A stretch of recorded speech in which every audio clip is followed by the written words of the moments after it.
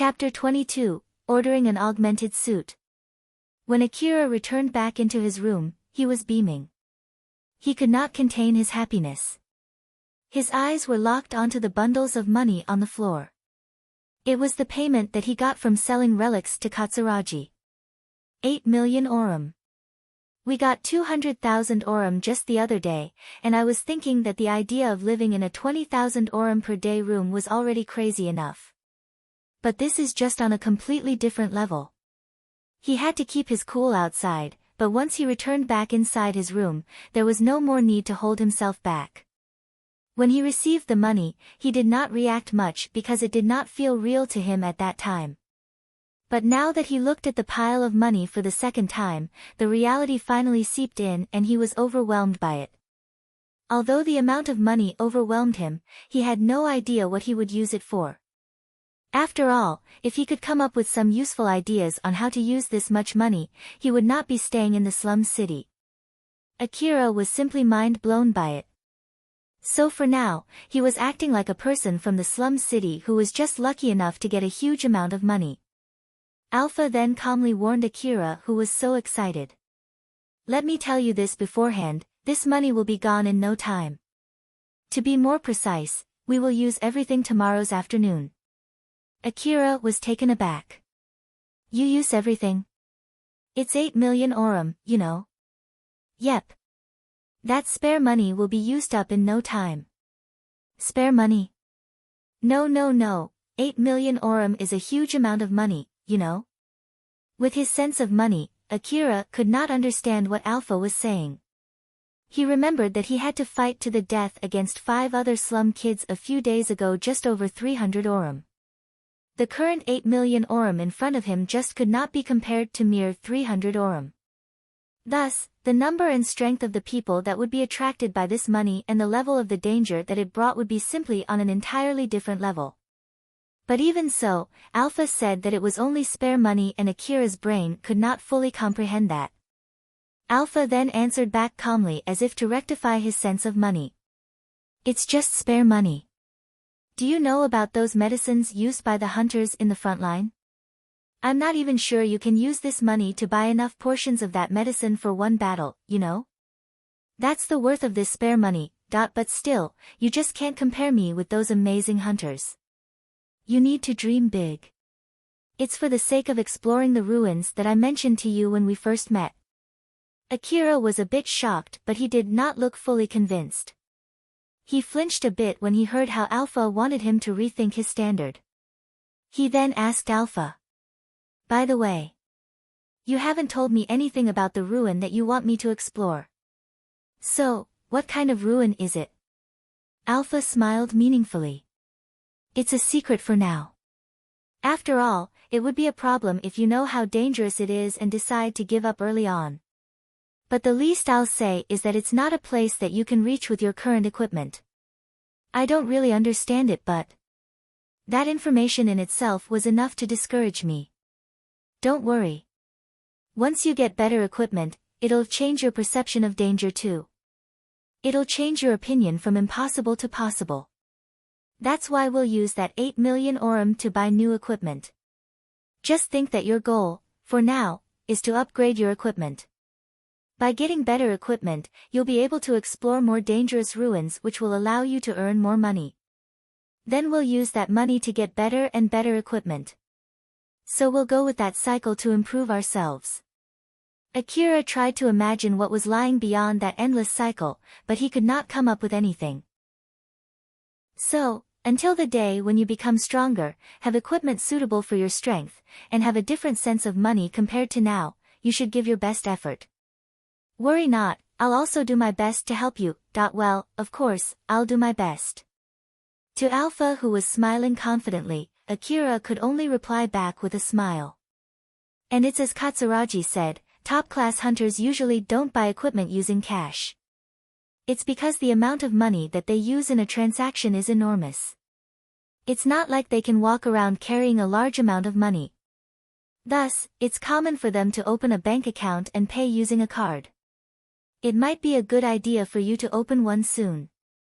Akira then looked back at the bundles of money on the floor. He could only smile bitterly as he realized that his sense of money had really undergone some subtle changes compared to just a few seconds ago. Yep, I knew it, you're messing with my sense of money. Ha, I guess I can no longer live in the slum city. That's a good development. Do your best. Akira smiled bitterly to Alpha, who was smiling for a different reason. He then shook it off and said, "So now, we're going to buy equipment with this money, right? We're going to buy equipment that will increase the effectiveness of my support. I guess you should be able to at least buy the lowest level equipment with 8 million orum." Akira was very surprised as he asked Alpha. 8 million orum, only enough to buy the lowest level, huh? What in the world are we going to buy with this money? Augmented suit. Augmented suit. It's that thing that allows me to carry heavy stuff, right? Yep. But it's a different story for you. Since you have my support, it'll allow you to do a lot more things other than just carrying heavy stuff. So you can look forward to it. Alpha smiled confidently as she said that. Akira went to Shizuka's shop the next day. When he entered the shop, he saw Shizuka behind the counter resting her chin on her hand looking bored. But the moment she noticed Akira, she immediately stood properly and smiled at him. "Welcome.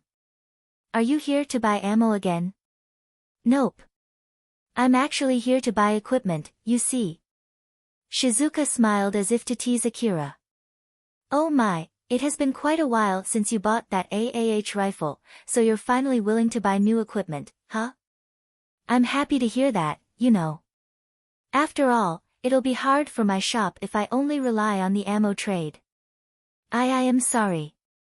Akira apologized while being flustered. Looking at that, Shizuka giggled and apologized. "I was only joking. I'm sorry. So then, what do you want to ask me?" "Actually, you see." Akira then let out a sigh and explained the real reason why he was there, to buy an augmented suit. After hearing his explanation, Shizuka whistled. "Augmented suit, huh? Well, it's not like I'm not selling those here, but to be honest, my shop focuses more on guns and ammo. I didn't put any augmented suits on display, so it's not like you can browse for the real thing here. And even if you place your order, it'll take some time before you can get it since I order it from outside. Although I still can do a basic setting for augmented suits, I think it's better if you buy one from a specialized shop, you know? Is that so? But I don't know any specialized shop for augmented suits though. And even if I know one, I'm not even sure they'll let me in. Not to mention that I know next to nothing about augmented suits, so I'm afraid the shopkeeper would swindle me to buying something bad. Sarah-san also said to consult with you if I have any questions about equipment, so I'll be really thankful if you can help me here." Shizuka smiled happily. "I can't refuse if you put it that way. Okay then, if you're okay with my intuition, I'll give you a hand. So then, how much money are you planning to spend on this augmented suit?" Akira was so happy that Shizuka decided to help him, so he answered back casually while smiling. "It's 8 million orum and it's in cash." Shizuka was a bit surprised when she heard Akira's answer. She then looked at Akira as if she was interrogating him. "This much money, where did you get that from? Is it from selling relics? You can't get 8 million orum unless you gathered a lot of relics or obtained some high-quality ones, right? Either way, you would have had to go to dangerous areas to get those relics. Although you just got almost killed not too long ago, did you really go somewhere that dangerous already?" Shizuka was able to immediately pinpoint where to get such relics using her intuition and her ability to analyze. So Akira panicked as he answered back.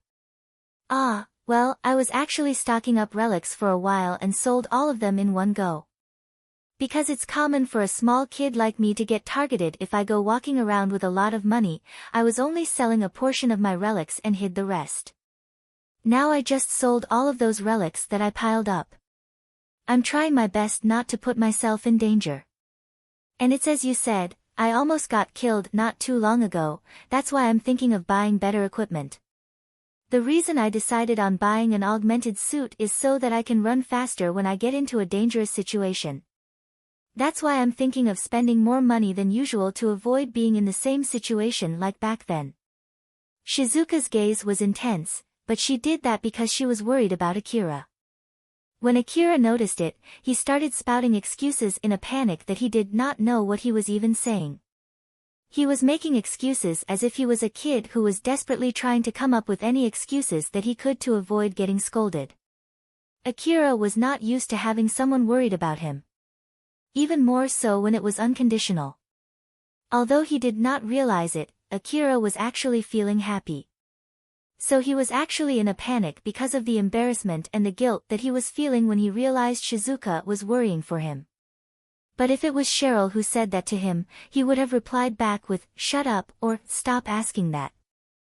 There was a crucial difference between them that Akira himself did not realize. Although Akira answered back in such a fashion to dodge her question, there was no deceit in his answer. In order not to do anything too dangerous, it was necessary for him to do something with a little bit of risk. There were no lies in those words too. It was not like he did that because he wanted to, he had to do that if he wanted to survive. After all, for surviving in the slum city as a hunter he had to take some risk. That was what Shizuka's intuition was telling her as she stared at Akira. She then warned Akira with a tone as if she was seriously giving a warning to a small kid. "Just don't do anything too dangerous unnecessarily, okay?" "Okay." Seeing Akira sincerely nodding, she replied with a smile and a nod too. She then returned back to her shopkeeper routine. "All right then. Shall we hear what kind of augmented suit you want? And since telling me is free, you can say whatever your preferences are." As Shizuka was listening to what kind of augmented suit Akira wanted, she looked a bit surprised. After all, there was one thing that she did not expect to come from someone who was buying an augmented suit for the first time. Akira wanted to get an augmented suit that could operate for a long time. It might still have a limit on how long it could be used, but rather than a suit that would give him enough strength to send vehicles flying with his fist, Akira preferred a suit that he could use to increase his overall strength. He was not looking for a thick strong augmented suit that would give him protection equal to a tank or a mechanized soldier. Putting on such an augmented suit would take about an hour and help from someone else too. Rather than that, Akira wanted a suit that he could put on and take off easily, something that would not need too much work to put on. Up to this point, Shizuka had no questions at all. The thing that Shizuka found strange was because Akira wanted an augmented suit that had multiple control devices in it. So then Shizuka asked Akira for more details. "Well, it's true that there are many types of augmented suits. There are mechanized augmented suits with no control device or with a control device. There are also augmented suits that affect the whole body, and of course, there are also those that only affect limited parts of the body. I also heard that most of the augmented suits have its control device embedded into an information terminal or similar devices. But a whole body control device, huh? Akira, where did you hear that from?" Akira looked troubled when Shizuka asked him that. He actually heard about that from Alpha, but there was no way he could say that to Shizuka. "Well, it's not like I know anything about the details. I only heard that it's a good type of augmented suit." "I'm sorry, did I do something against the norms of picking my first augmented suit, or did I say anything strange?" As Shizuka observed Akira's behavior, she inferred that it was not like Akira actually knew any details. He just came up with that after hearing it from someone.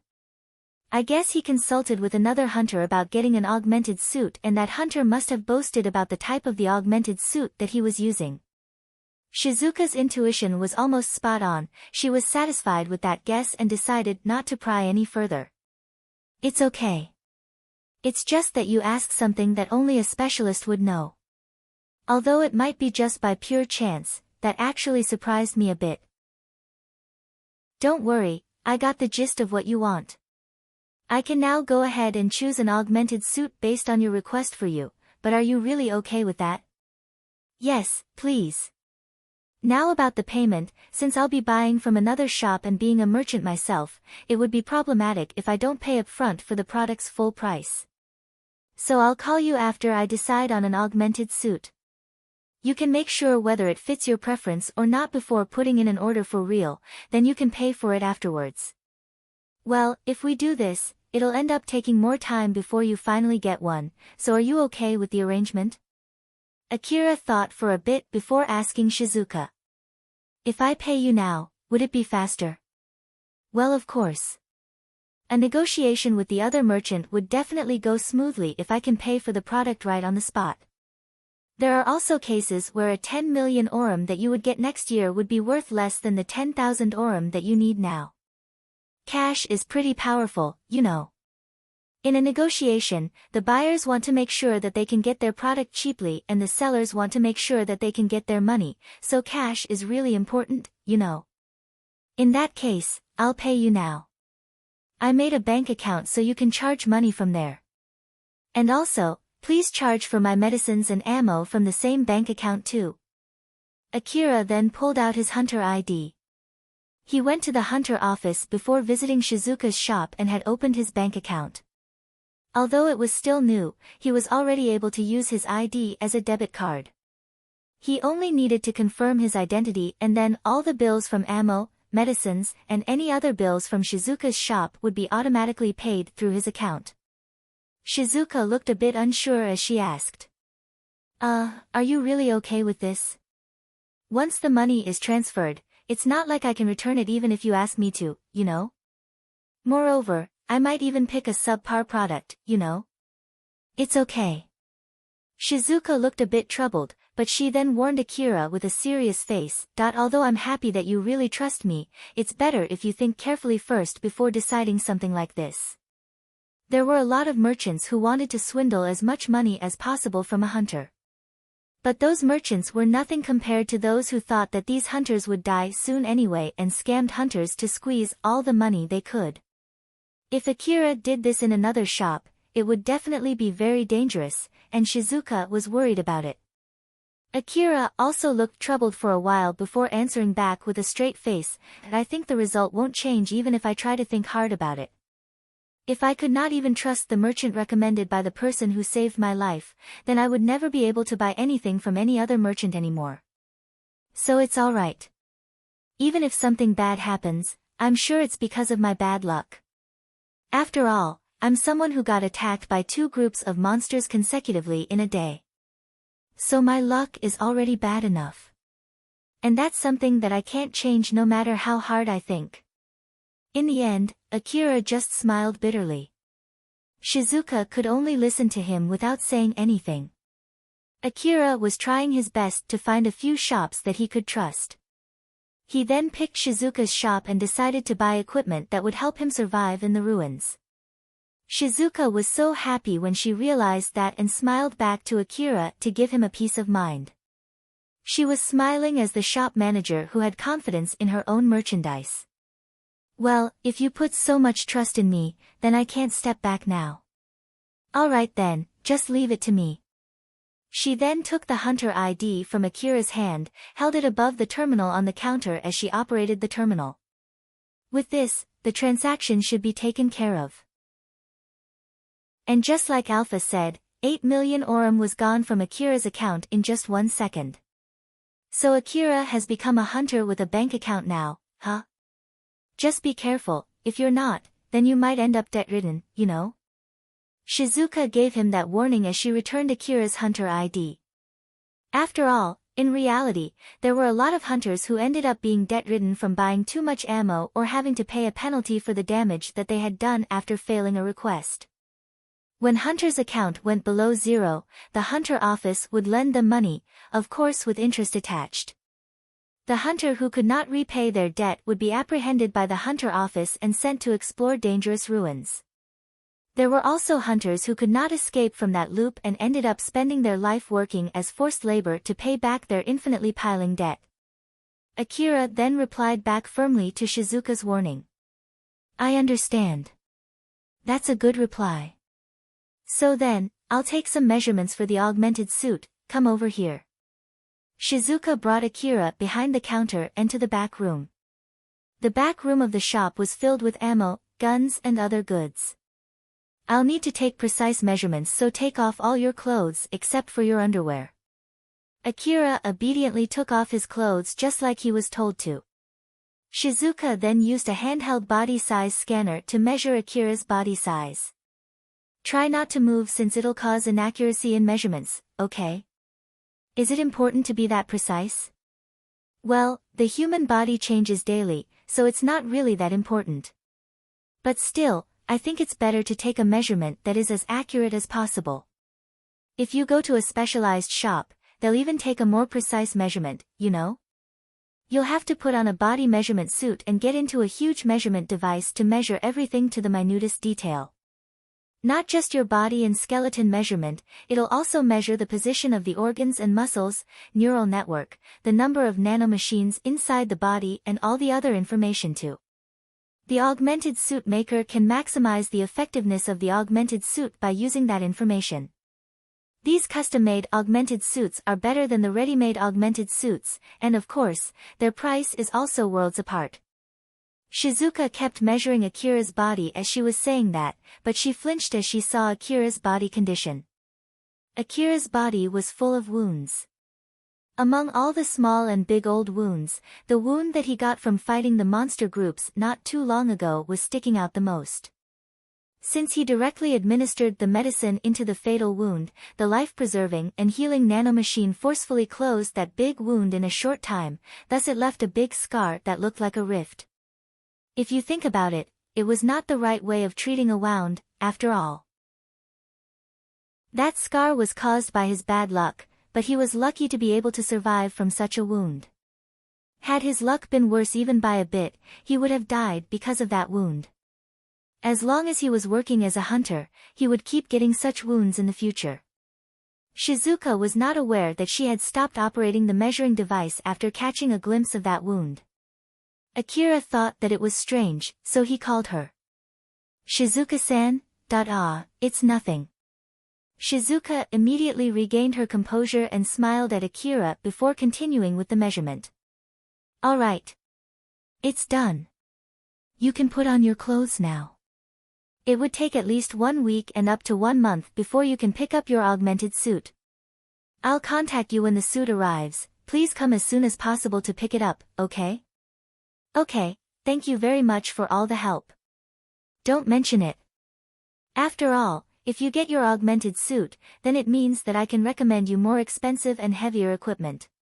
So I'm looking forward to you to frequent my shop more often. Akira returned to the counter together with Shizuka and said a proper goodbye to her before leaving the shop. Shizuka waved at Akira as she sent him off. Once Akira exited the shop, she smiled excitedly. Now then, since he put that much faith in me, I guess I'll have to give my everything for this job. Shizuka immediately headed out to do her job in a good mood. When Akira arrived in his room, he asked Alpha what he should do next. Aren't we going for shooting training today? Let's spend our time inside the room until you get your augmented suit. After all, I feel like you can do much studying or information collection within these few days. So this is a good time for doing that. If we go to a cheaper room, I guess we have enough money to spend for a month. Akira looked like he did not want to do that. Are we going to take a cheaper room? In that case, we can at least go to the ruins one more time. Of course, if he rented a cheaper room, then he would get fewer amenities. It was out of the question to rent a room without a bath, that was why Akira suggested going hunting for relics one more time, but Alpha casually rejected that idea. Rejected? I did tell you that I underestimated your luck, remember? So you're not going to step out of the room until you get your augmented suit, you get that? Even you want to be able to read and write as soon as possible, right? Well, that's true, but... Although Akira had been studying under Alpha's effective guidance and had already understood numbers and letters better than before, he still needed Alpha's help on a daily basis. Let's immediately start now. If you get a good result, I'll give you a reward by taking off a piece of my clothes. That will make you work hard, right? After all, you're a healthy young boy. Stop fooling around and let's start. Akira had a bad feeling about it as he tried to change the subject, but Alpha just would not let it go. In that case, let's do it backwards. I'll put on a piece of cloth if you get a good result. So I'll start naked. If you don't want me to remain naked, you should do your best in studying. Right after she said that, Alpha's clothes vanished and she was stark naked. Alpha showed off her glossy wonderful skin in front of Akira without hiding anything. Her appearance could only be described as flawless. Since that appearance was produced by a very complex calculation, it could be changed at will. Alpha's body was simply so beautiful that it did not feel real at all, and she had adjusted her body to suit Akira's preference. In the present condition where she was not out in the wasteland, her body was way more charming than usual. Stop doing such a stupid thing and put on your clothes already. Looking at Akira, who was so flustered, Alpha smiled as if she was having the time of her life while still being naked. Yep, it seems that it's working. Let's start then. After that, Akira really started studying under that condition, and as she promised, Alpha did put on a piece of cloth every time Akira got a good score. But she always chose to put on seducing dresses with bold and exposing design. It was so captivating and charming that it disturbed Akira's concentration. In the end, it took a week before Akira could make Alpha put on a proper dress. Chapter 23, A Boy Who Is Like a Landmine. Akira spent his days studying inside his room. It had been 2 weeks since he placed the order for the augmented suit. As Alpha declared in the beginning, he moved to a room without a bath. He tried his best to hold back his desire to take a bath by showering. Also, he did not even step a foot outside the city. He basically spent his days focusing only on studying. But even so, Akira was actually in a good mood. It was because he was looking forward to getting his first 8 million Orum augmented suit. His mood got even better when Shizuka contacted him to inform about the expected time of arrival of his order. Ever since her call, he could not contain his excitement. Alpha's methods were also really useful in teaching Akira. First of all, she started by expanding Akira's views so that he would notice things that he did not notice before. In order to build up an effective learning environment, she used a flying electronic blackboard and a white notebook which was filled with images and letters for teaching. Akira had bought these learning materials some time back. Her teaching methods were nothing short of perfect. Not to mention that her method of teaching for every subject was very polished. Her explanation was very easy to understand and highly effective. She was teaching Akira one-on-one, so she could focus all her attention on him. That small and cheap room turned into an optimal learning environment that normally could not be created without a lot of money. Thanks to that, Akira's growth was amazing. Then one day, Alpha, who was pointing at the writings on the electronic blackboard, suddenly pointed to Akira's information terminal. "Akira, there's a call from Cheryl." Akira extended his hand to reach for his information terminal. But after he picked up his information terminal, he could not see any call notification from Cheryl.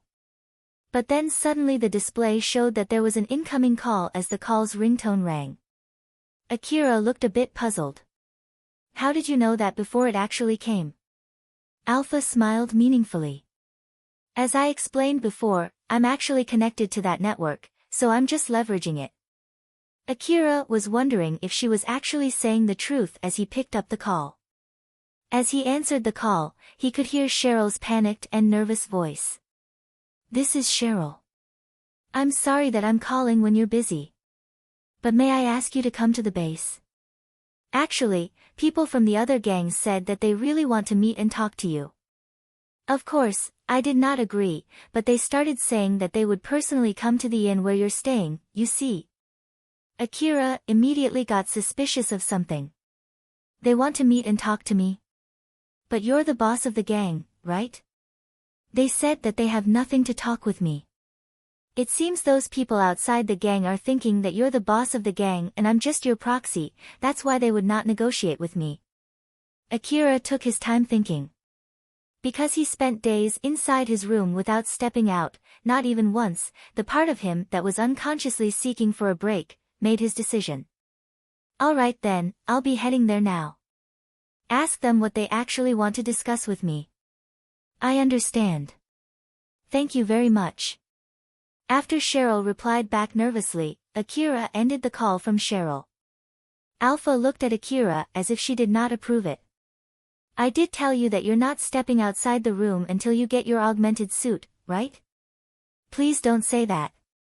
At least let me step outside once in a while. It's not like I'm going to the wasteland, after all. So it's okay, right? I also did tell Cheryl that I'm coming there. Alpha smiled as if she was giving permission to a small kid. Geez, it can't be helped then. Be sure to prepare everything before going out, okay? Okay. Akira prepared his equipment just like he used to when he was about to go to the wasteland before setting off to Cheryl's base. After Cheryl ended up her call with Akira, she let out a sigh while still staring at her information terminal. Although it seems that he thinks it's a pain in the ass, he did say that he'll come. Thank goodness. She then turned to the people in question and looked at them with a stern look. It was a man named Wataba and his companions who sought to see Akira. It seems that Akira would come here. And he told me to ask what you want to discuss with him. So I'm asking you this again, what business do you have with him? Wataba answered back in a tone as if he was mocking Cheryl. I'll talk when that Akira boy is here. Are you not listening? I was told to ask you what you want to discuss with him, you know? Cheryl glared at Wataba.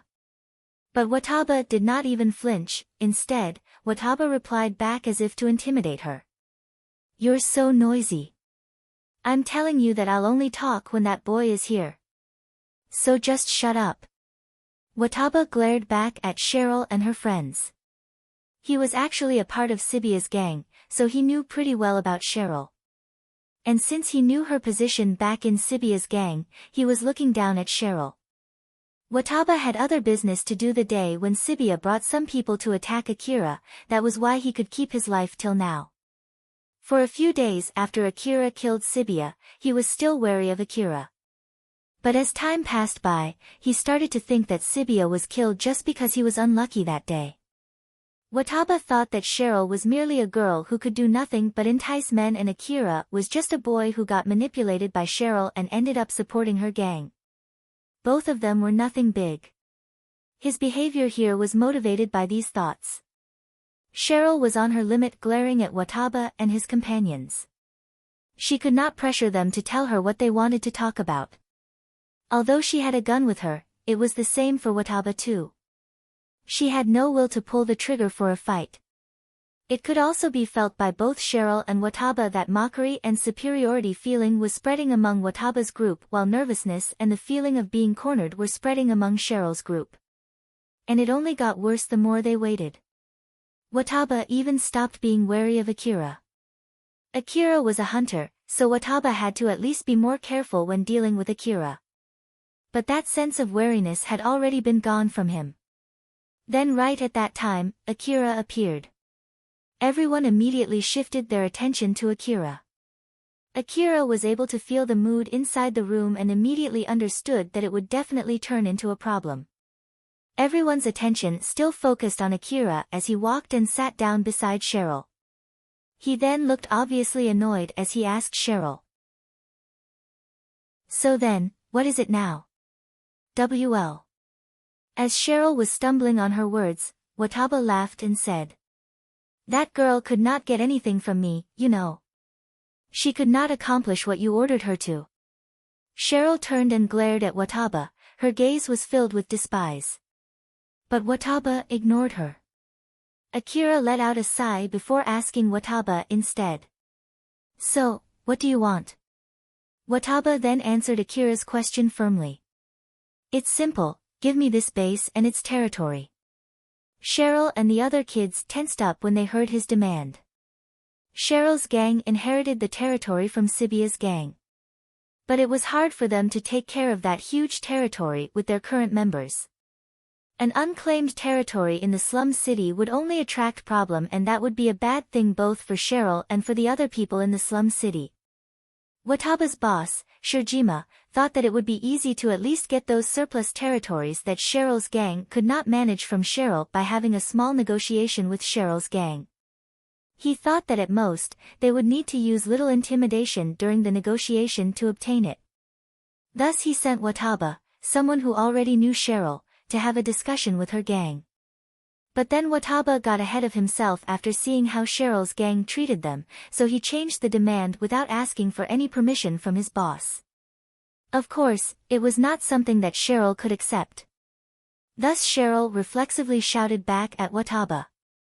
"Are you kidding me? There's no way we can accept that. I'm not asking you, so just shut up." Wataba shouted back to intimidate her. Cheryl winced and shrunk back when she heard him. Wataba looked annoyed as he was staring at Cheryl with a mocking expression. He then turned back to Akira and asked him in a fashion as if he knew what Akira would say. "So, what do you say? Of course, you're going to give them to me, right?" "No," Cheryl also made it clear just now. "So don't ask me." Akira answered back casually and firmly, something that Wataba did not expect. Wataba was dumbfounded from Akira's reply, but it was immediately replaced by irritation. So pushed by that irritation, he asked Akira. "I've heard about you before, this gang is yours, right?" "This gang and this base are Cheryl's. Cheryl is the boss here. It's not me, so don't ask me. Go ahead and ask her instead. If you had asked her, I wouldn't have had to come here like this, you know. Cheryl, don't just call me for every single thing. So that's everything, right? Just go back home now, I'm leaving this place after this too." The way Akira behaved fueled Wataba's irritation to anger. "You boy! Aren't you getting ahead of yourself? I'm part of Shijima-san's gang, which is on a different level compared to this shitty weak gang filled with small kids. We also have a lot of members and a huge territory. So don't think this will end well if you refuse. Hell if I care." Wataba was shouting in anger when he said that. But Akira seemed like he did not give a damn and replied as if it was someone else's problem. As things did not go as he expected, and seeing how Akira mocked him, Wataba's mood considerably worsened. His face warped matching his mood. But even so, it did not affect Akira at all, which only made him more irritated and angry. But his face immediately turned back to relaxed expression mixed with mockery. Then Wataba smiled invincibly. "Hey kid, do you really think that we know nothing about you?" Akira finally reacted to that as he looked a bit surprised. "What exactly do you know about me?" Wataba's expression relaxed after Akira finally reacted as he expected. "As I said, my gang has a lot of members. So it's an easy thing for us to find where you're staying, you know?" Akira called Alpha through telepathy. "Alpha." Alpha got what Akira meant from that short signal. "This position is not good. So you need to move." Akira then stood and walked to the location that Alpha pointed to, and he stood leaning against the wall. After that, he replied back to Wataba as if he was mocking him. "You found out the inn where I'm staying, huh? So then what? Are you going to gather people and attack the place next? Are you stupid? Are you seriously thinking that I'm the only hunter staying in that place? You'll make an enemy out of the security people contracted by that inn, you know? Are you even sane? If you want to kill yourself, do that without causing a problem to other people, will you?" Seeing how Akira did not show even a trace of fear after knowing that they found out where he was staying, Wataba became obstinate and shouted back. That's not all. We also investigated the shop that you frequent too. Are you really okay if anything happens to that shop and the owner of that shop?" Akira let out a sigh while intentionally hiding the dark feeling that was welling inside his heart. He carefully reached for the gun behind him, trying not to get noticed as he warned Wataba and his companions. "I'll at least let you know this out of kindness. That weapon merchant called Katsuragi might look like a normal weapon merchant from the outside, but he's strong enough to even sell his goods to the front line. If you underestimate and try to attack him, you'll only end up killing yourself, you know?" After hearing that, Wataba smiled wryly. It was enough for Akira to make his decision on what to do next. "Alpha, I'm counting on you." "Akira, you might want to rethink Abu Dash. Alpha understood what Akira wanted to do and tried to stop him first. But before she could say anything, Wataba laughed confidently and said, "Not that one. I'm talking about the girl Dash." Suddenly a gunshot echoed through the room. As the anti-monster bullet tore through Wataba's chest, it sent his body flying straight to the wall behind him. Wataba's face was frozen in surprise as it fell forward and made a bump sound as he hit the ground. He was killed instantly. The blood and flesh that was sent flying when he was shot dyed the wall red, and the blood flowing out from his dead body formed a pool on the floor.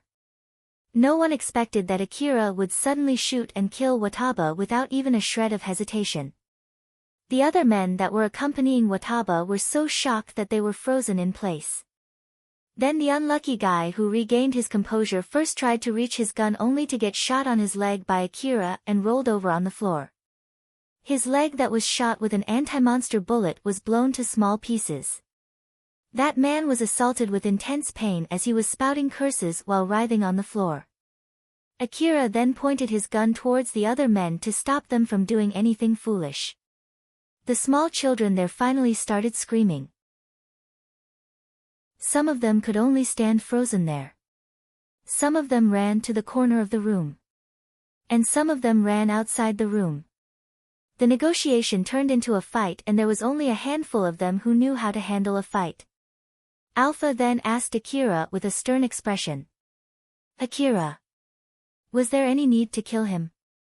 Akira answered back firmly and swiftly, "Yes." Alpha let out a sigh of exasperation and a little bit of irritation before smiling like usual. "I see, it can't be helped then. It's not over yet, so don't drop your guard." "Yeah, I know." Although Alpha did not care how many people Akira killed, she wanted Akira to at least avoid any meaningless killing. Despite the fact that Akira did not like problems, he was actually making a problem for himself here. He thought that it was all because of his bad luck, but the truth was that he kept doing things that attracted bad luck.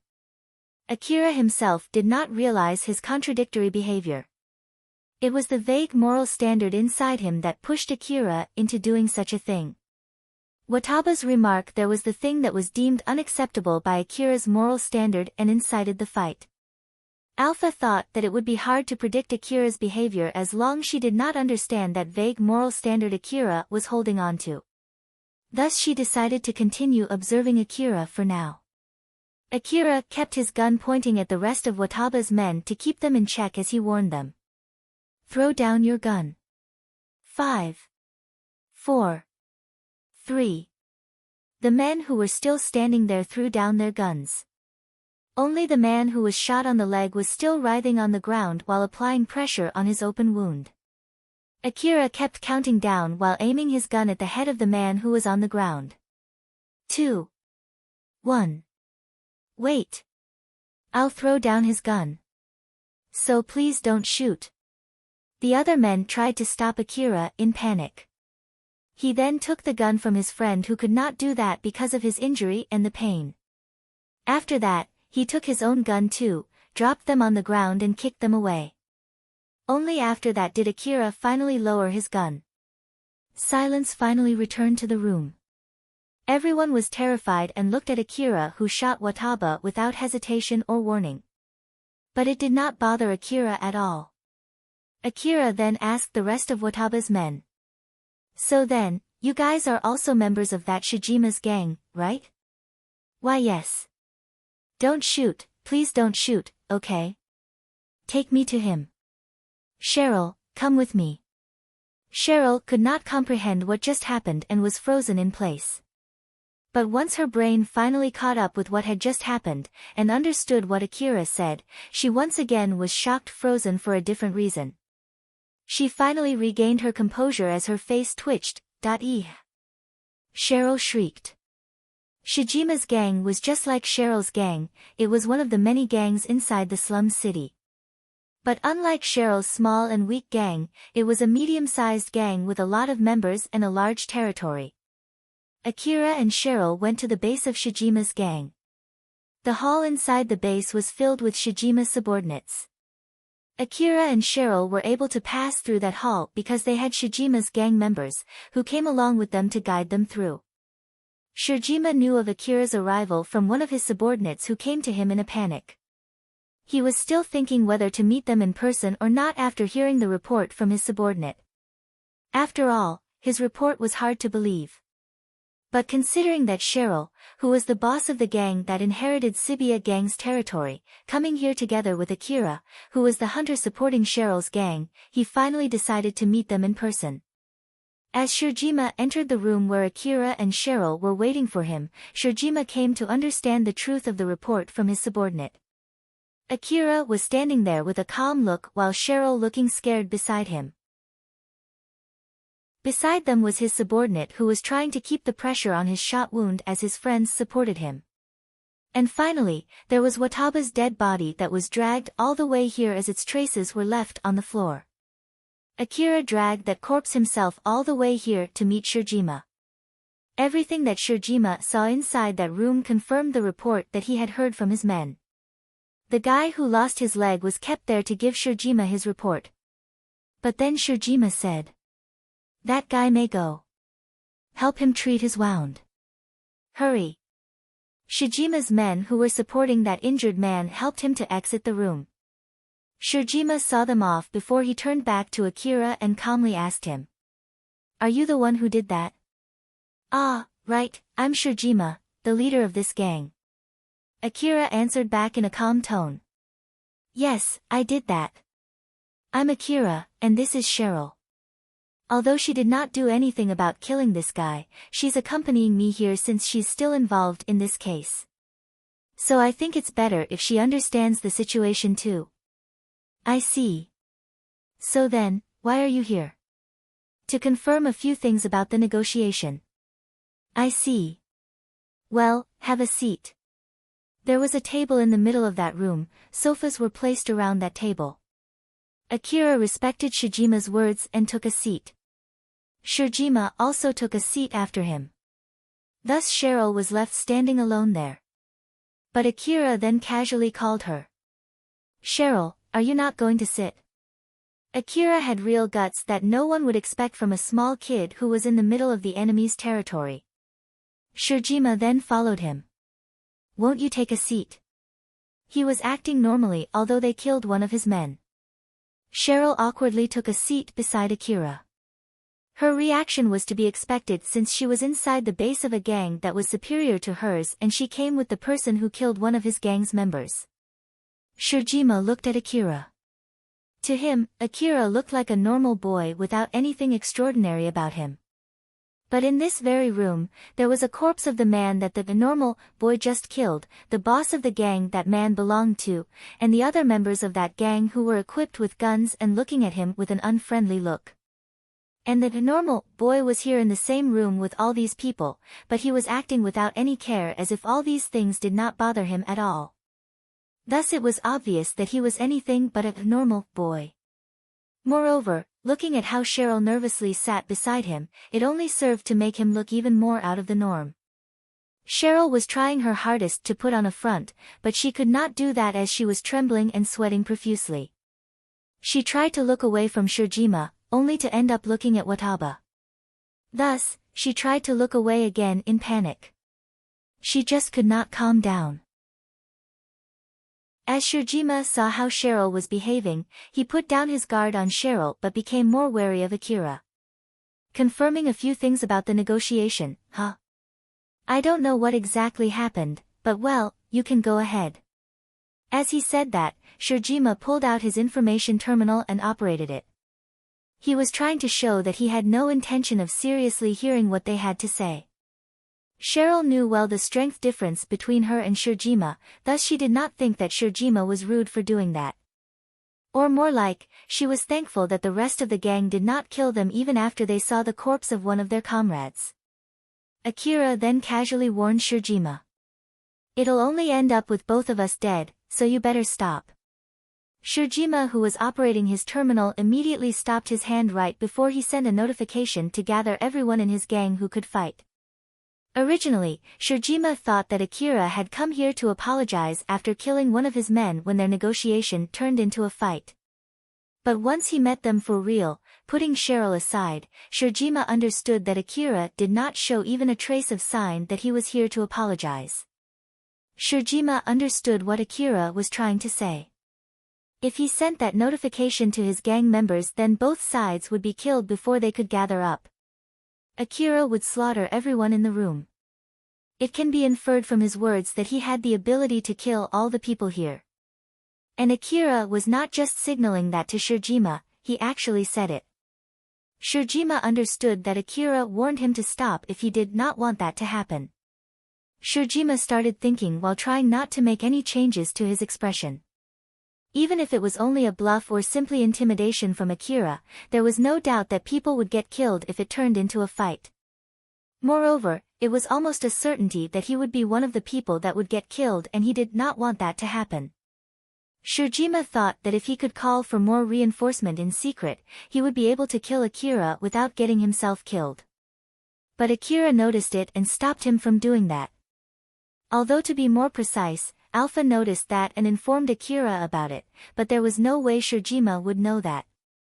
But even so, Shirjima's behavior did not change much. It reminded him again how mysterious this Akira was as he became more vigilant of him. It seems that this boy was able to kill Shibuya not because of Shibuya's bad luck alone, huh? After all, this boy looks like just a normal weak boy. I bet Shibuya was fooled by his appearance, became careless, and then got killed instead. This boy is just like a landmine.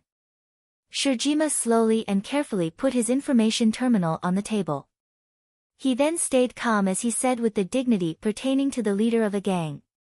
"You're pretty confident in yourself, huh?" Akira answered back with a firm and strong voice. "Here's better compared to the wasteland or the ruins. After all, those monsters won't run when their friends get killed." "I see, only hunters would come up with this answer." Cheryl could not understand what was going on, she could only silently listen to their conversation. But she could feel the strange mood welling around her, so she tried to recall what Shirjima and Akira had said. It did not take much time for Cheryl to understand what just happened. They almost started shooting at each other just a few seconds ago. As she realized that Shirjima decided to just back off from that situation, her face immediately turned pale. Akira then continued. "What I want to confirm is something simple. No matter what my reason was, I killed one of your men and injured another one. That's true. So then, what will you do from now on? Are you going to wrap this up like some stupid guy in your gang did a foolish thing and got himself killed? Or are we going for a full-scale war until one of us is completely destroyed? In case if we're going with that, how many people should die until you're willing to end the war? I'm here to confirm that. I'll give you an example. In Shibuya's case, fortunately, it only took 6 men for the rest of his gang to stop hunting for me. Right, Cheryl?" Cheryl was taken aback when Akira suddenly asked her in the middle of their cruel conversation. But Cheryl immediately answered back in panic. Ah, right. No one in my gang would think of killing Akira. I can guarantee that." But then Shirjima looked disgusted as he said. "Just because that shit is dead, no one would ever think of taking revenge on you. Or more like, there are a lot of us who are happy to know that he is dead, including me." Shirjima then returned to his usual calm demeanor. "Well, let's not be hasty here. Of course, there are cases where putting out the conclusion from the start would make further conversation smoother, but there are also cases where properly listening to the backstory can change your view on the problem. If we're going to talk about this in caution, it's important to know what happened. So let's hear it. Why did you kill him?" "It's because he threatened me. Is that all? If I have to give you more reason, it was because he threatened me and made me want to kill him. We're not close enough to let his intimidation to pass as a joke, so he should have been more careful with his words. And even if he did try to explain that in all sincerity, there was no guarantee that it would be conveyed correctly. The listener has the right on how to interpret what he or she hears. I'm a cowardly person, you see. If someone said that he or she will kill me, I won't be able to sleep at night unless I kill that person first. After all All the people who said that to me really did try to do that, thus I always killed them before they could kill me. Akira locked his gaze on Shirjima. Shirjima took his words as, I'm being careful with my words here, so don't you dare threaten me, and he did not think that Akira was bluffing when he said that. To be more precise, it was because he demanded Cheryl to give up her base and her territory. By any chance, was he sent to declare war on US and get killed? That shit, did he really say that? Shirjima turned to Cheryl asking for a confirmation, to which Cheryl was flustered but firmly nodded. Why yes, he did say that. Although it looked like she said that as if to only match up with Akira's story, it did not seem like she was lying. That was what Shirjima thought as he let out a sigh and rested his head on his hand. It was to be expected that Wataba's words might be interpreted as a declaration of war to her gang. Shirjima understood that well. Considering the fact that it did not seem like Akira had any misgivings in fighting and killing, Shirjima started to think of a way to talk it out peacefully. Well, it seems that we're also at fault here. To be honest, I only wanted to talk about the territory, you see. A territory that is not managed properly will only attract danger. You do know that too, right? I just wanted to avoid such a thing. Considering what happened to that Wataba due to his foolishness, I want to talk this out peacefully, you see.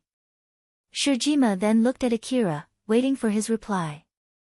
Me too. I want to avoid any needless killing. Akira then looked at Cheryl after saying that. Shirjima followed that gaze and looked at Cheryl too. Cheryl, who was only an outsider in their conversation up until that point, panicked since she just became a part of their conversation. Thus she could only answer back while being flustered. Ah. And me? Oh, of course I wish we can solve this problem peacefully too. Shirjima looked back at Akira and said. Now then, since all three of us agreed to solve this problem peacefully, let's talk about what to do next. No matter what the reason was, you killed one of my men and injured another, so I hope you also put this into consideration. But it's not like I can shoot some of your people too, since it'll only cause another problem. So how about we solve this with money? Shirjima took some time thinking for a bit before saying, let's see. How about 1 million orum? We'll forget about this incident and even befriend your gang so something like this won't happen again in the future. I don't think this is a bad deal since we have to take care of a few things because you killed one of my men.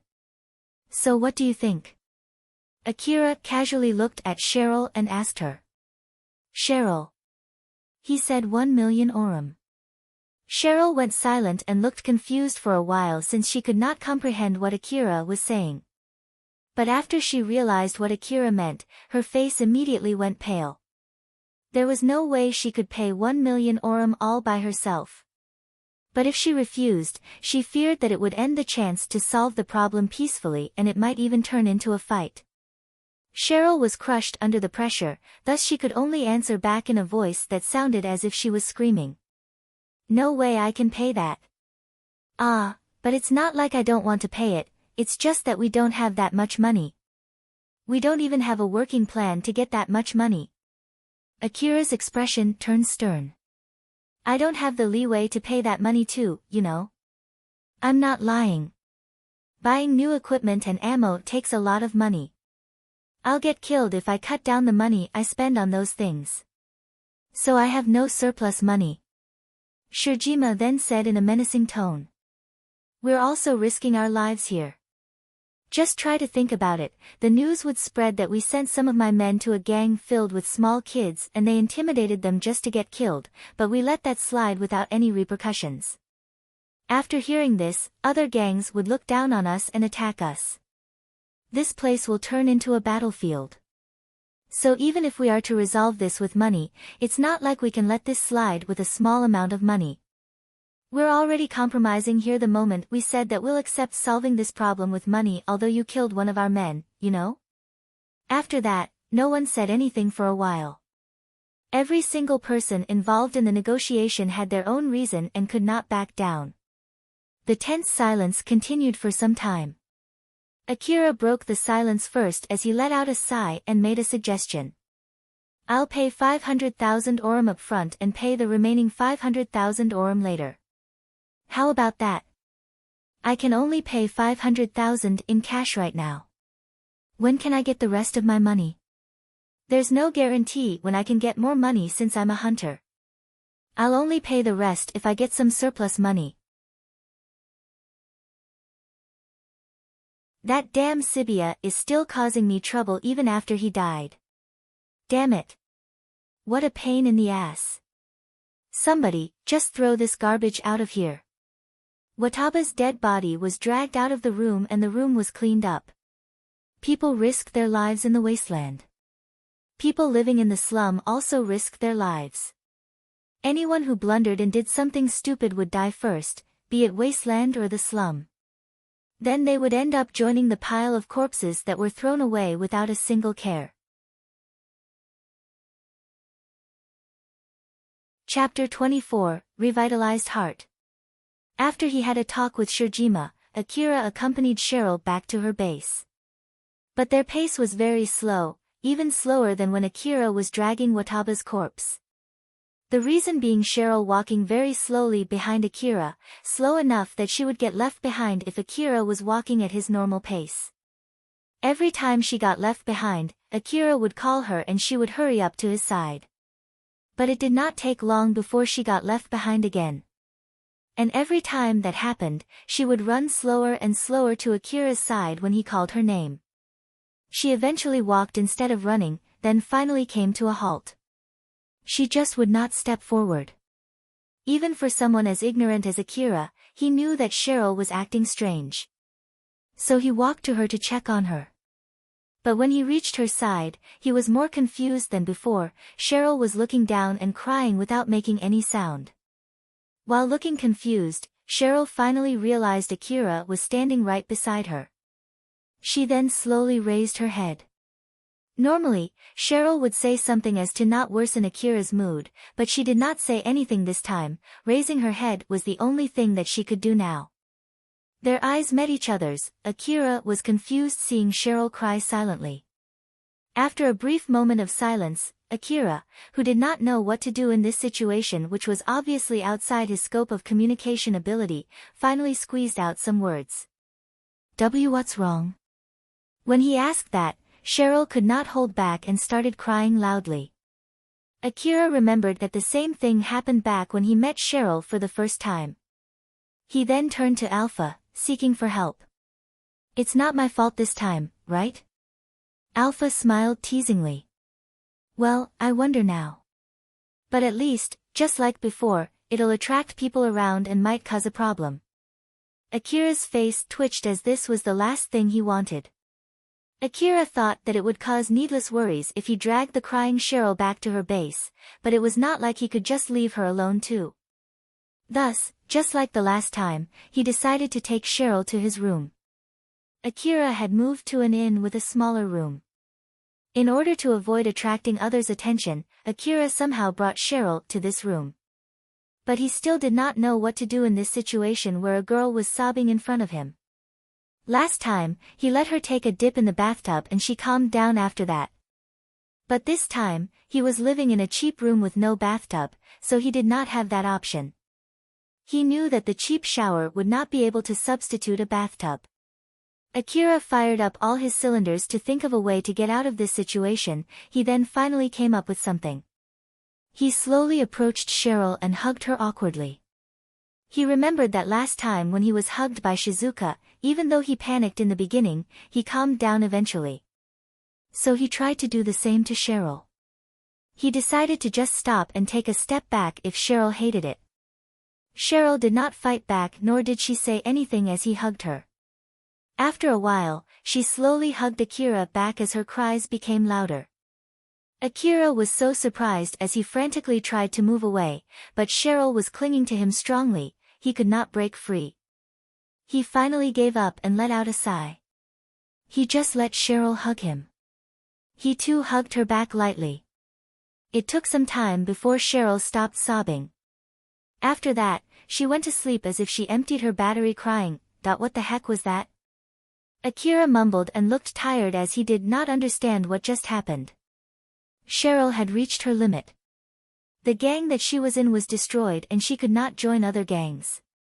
After losing everything that protected and supported her life, she had no other choice but to temporarily live in the back alley of the slum city. It was emotionally taxing for her. It was because of her emotional state that she could not think clearly. As such, despite the fact that Akira was someone that she attacked, she thought that there might be a sliver of hope that Akira did not remember her. Thus, she tried to talk to him hoping that it would be able to help her get out of her current situation. But that sliver of hope was crushed. Before she could even say anything, Akira noticed her and threatened her. She was trembling and could not say anything from the fear of getting killed. It further crushed her already tired heart and her spirit was broken to pieces. After that, something unexpected happened to her. Akira agreed to support her, but in exchange, she had to start a new gang in place of Sibia's gang and she had to be the boss of that gang. But that did not mean that she finally got into a safe situation. Some people came to her base to threaten her, but she was somehow able to drive them off with a bluff. But that experience of passing those dangerous bridges, again and again, wrung her heart even more. Not to mention that operating her own gang was not that easy, it was filled with problems and Akira would not visit the gang regularly. And when he did visit the gang, someone from her gang attacked him. The merchant that Akira introduced to her intimidated her and Akira threatened to kill her if she did anything stupid. Akira might be helping her, but it was not like he was her ally. Cheryl was made to understand that multiple times. And finally, the latest incident. The negotiation where both sides were more than ready to have a shootout was enough to completely push Cheryl's tired psyche to its limit. It was more than what she was able to handle. Finally, she was left with no other choice but to think about what to do next right after she went through all of that, thus her steps back to her base were very slow and heavy.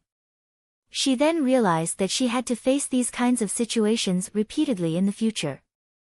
The moment she realized this, it gave the last prod to her heart that had reached its limit and it broke down completely. Cheryl was crying unconsciously.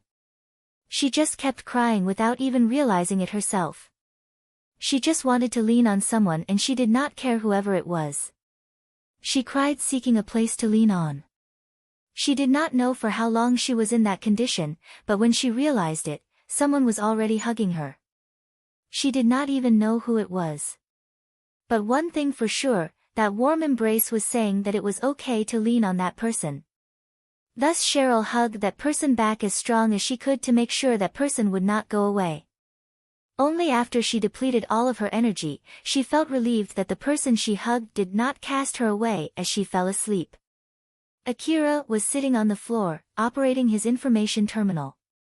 Cheryl was still hugging him. Since it looked like she would not let him go anytime soon, he was doing something else while waiting for her to wake up. Thus Akira decided to surf the net in the meantime. It was also a form of training for gathering information using the information terminal. The internet of the Eastern District was filled with a huge amount of information.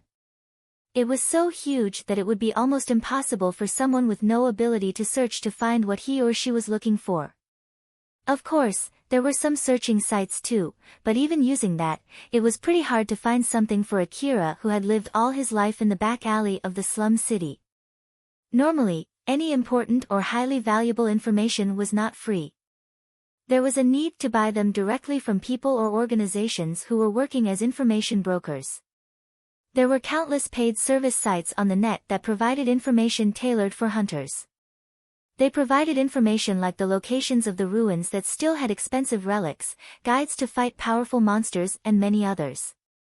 Then finally, there were countless sites that provided all kinds of information for free due to certain reasons. It was an important skill for a hunter who wanted to survive and rise to success in the Eastern District to be able to extract important and worthwhile information that could be relied on from these sites. But Akira's current searching skill was not even enough to get him accurate searching results for the next day's weather or a restaurant near him. He might be able to find them instantly if he asked Alpha, but now he was trying his best for the sake of his training. He had a lot of experiences where he got baited to chase some unimportant information that got into his eyes or some other things that led him to waste time on the net. As Akira spent his free time learning trivial knowledge, Cheryl finally woke up. Cheryl was still in a daze as she was staring at Akira from a close range while still hugging him. "Can you let me go now that you've woken up?" Akira thought that Cheryl should have calmed down by now as he said that and tried to break off from Cheryl's hug. But when he did that, Cheryl desperately clung on him and looked like she would almost start crying again. Cheryl then begged to Akira, who looked troubled, "Please help me." Cheryl looked so weak and her eyes started to get teary as she asked Akira for help because she had no other place to turn to. "I beg you, please help me." As Akira stayed silent because he did not know what to do, Cheryl took it as a no, so she begged him again as she started to cry. The short nap gave Cheryl, who was in an unstable emotional state, enough energy to cry again. Although Akira was used to seeing irritation, mockery and hostility, he was not used to having someone looking at him with teary eyes while begging him for something. Due to that, Akira could not handle the pressure from those eyes as he reflexively answered Cheryl. Sure, I'll help you." Cheryl froze for a bit before smiling as she felt relieved. She seemed so happy as she closed her eyes. She loosened her hand that was gripping Akira's hand so hard until that time as if she would die if she had let it go. Cheryl then leaned back to Akira and clung on him as she fell asleep with a happy face. "What the heck?" Akira let out a sigh while looking puzzled. Akira then picked Cheryl up and laid her on the bed before starting the routine maintenance of his gun. As he was doing maintenance of his AAH assault rifle like usual, he once again realized that it was his lifeline, thus he took great care in performing the maintenance. Since the AAH assault rifle was durable and sturdy, it could handle violent treatment and could last long in a bad environment, it was pretty popular for a gun. It was fully justified when they said that it was a gun beloved by hunters for the last 100 years. Akira was also indebted to his gun in so many instances in the past. It was thanks to this gun that he was able to stay alive up until this point. Although he was just a complete beginner not too long ago, Akira was able to proficiently do gun maintenance on an AAH rifle. Rather than buying other guns, it might be a good idea to buy one more of this rifle as a spare. That's right. I can also carry 2 guns with both of my hands.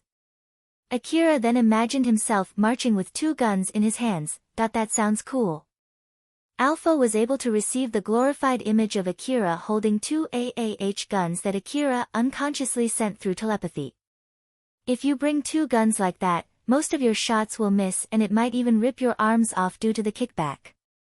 Akira realized that Alpha read the image in his mind as he embarrassedly answered back. So it's a no, huh? Well, you don't have the strength to handle 2 guns, after all. So if you handle an AAH rifle with a single arm, it would not serve any other purpose other than shooting a warning shot. Once you get an augmented suit, you'll be able to handle the kickback from the guns even in a bad posture. So if you want to carry 2 guns simultaneously, you should at least wait until you get your augmented suit. Hearing that makes me impatient to wait for the augmented suit. But until we get that, it's not like there'll be more incidents, right? Can you stop triggering flags like that? Okay. Akira returned back to his usual mood and continued doing the maintenance. In the middle of doing that, he glanced at Cheryl. Alpha, so what was that exactly? Alpha lightly shook her head. I don't really understand either.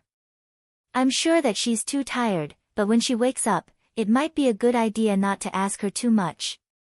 Alpha did not explain Cheryl's psychological condition to Akira since she thought that it might be better this way. Akira, how about you take a rest for today too? I think this problem is solved for now, but another problem might come up again tomorrow, so you better take a good rest. You're right.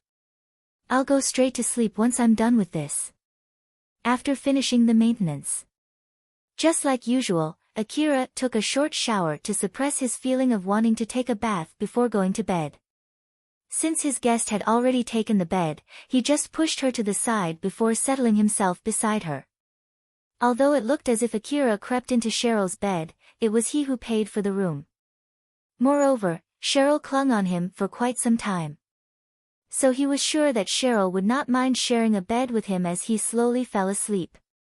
On the next day, Cheryl woke up before Akira.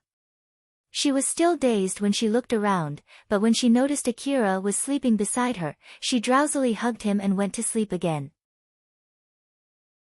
But Akira immediately woke up when Cheryl suddenly hugged him. He then tried to wake Cheryl, who fell asleep again. "Don't go back to sleep, wake up and let me go." After saying that, Akira was afraid that something like yesterday would happen again. But Cheryl obediently let him go.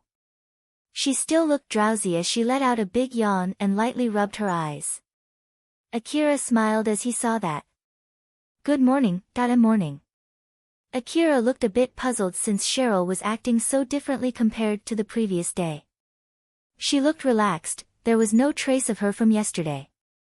As she was smiling brightly, she looked way more beautiful than usual, which was also scary at the same time. After that, they ate breakfast together. And just like usual, it was only warmed up frozen food. So in short, it was not very delicious and tasted bland. But they were having breakfast in a different mood than usual. Akira was overwhelmed by how much Cheryl changed as he kept eating his breakfast. As for Cheryl, she looked like she was in a good mood. In contrast to the breakfast that they were having, their moods were so much different. Cheryl then stopped in the middle of the breakfast and bowed to Akira. "Akira, I'm really sorry to have troubled you yesterday." It's okay, don't worry about it." After blurting that out without thinking, Akira remembered what happened the previous day. Although it was Cheryl who started the problem, it was mostly him who blew up the trouble. Although he did not feel guilty about it, he still understood it. Thus Akira was worried if it was Cheryl's way of saying that she hated him in a roundabout way. But she was actually being honest when she said that she was thankful. And since Akira was a bit bothered by the bad thing that happened yesterday because of him, he answered back in such a way as he was trying not to offend her. "Well, a lot of things happened yesterday, but if anything comes up again, you can just tell me." If Cheryl thought that she had unnecessarily involved him in regarding yesterday's incident, it would at least be shown in her behavior. So, by saying this he tried to ease her thoughts, but Cheryl answered back with something that Akira did not expect. "In that case, can I hug you again?" As Cheryl replied back with a happy smile. Akira was a bit taken aback as he asked Cheryl, "But why?" "I feel safe when I do that. Like, I can feel very relaxed." "No. It's not like it'll cause you any trouble, right? And it's not like you'll lose anything too." "No, I'll lose something." That's it, I'll lose my mobility. Moreover, we're in the middle of breakfast now, it's hard to eat if you cling on to me, right? In that case, I'll feed you, at least let me eat my own food, will you?" Cheryl then leaned towards Akira, who pulled himself back a bit. She kept smiling as she insistently asked Akira. "In that case, it'll be okay if I do it after we finish breakfast, right? Managing the gang is really hard. So I'm really tired right now. Not to mention the incident that happened yesterday. Just treat this as a sanity check for me. If you let me do so, I'm sure I'll bother you less in the future. So it's okay, right?" Akira understood that if he agreed with her without giving it a serious thought, then Cheryl would come up with all sort of reasons so that she can keep on clinging on to him. But if he rejected her strongly, there was a chance that something like yesterday would happen again.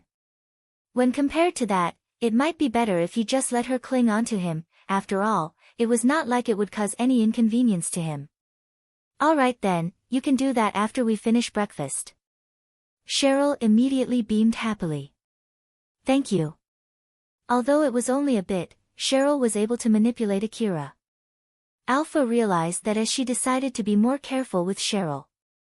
After they finished their breakfast, just like promised, Cheryl clung onto Akira. "I really want you to be more careful not to cause any problems before you get your augmented suit. The last incident was pretty dangerous, you know?" Akira smiled bitterly as he made some excuses. "I'm sorry. I didn't think it would become that bad, you see. Akira was saying sorry because of his inability to see that coming. He was not apologizing for making the condition worse. Akira did not realize that. Alpha, who noticed these facts, was reminded of how hard it was to control Akira. She then gave Akira a warning with a serious face. From now on, you're absolutely not allowed to go outside your room until you get your augmented suit. Yeah, I heard you loud and clear. I'll obediently stay inside my room. The children in Cheryl's gang did not sleep last night.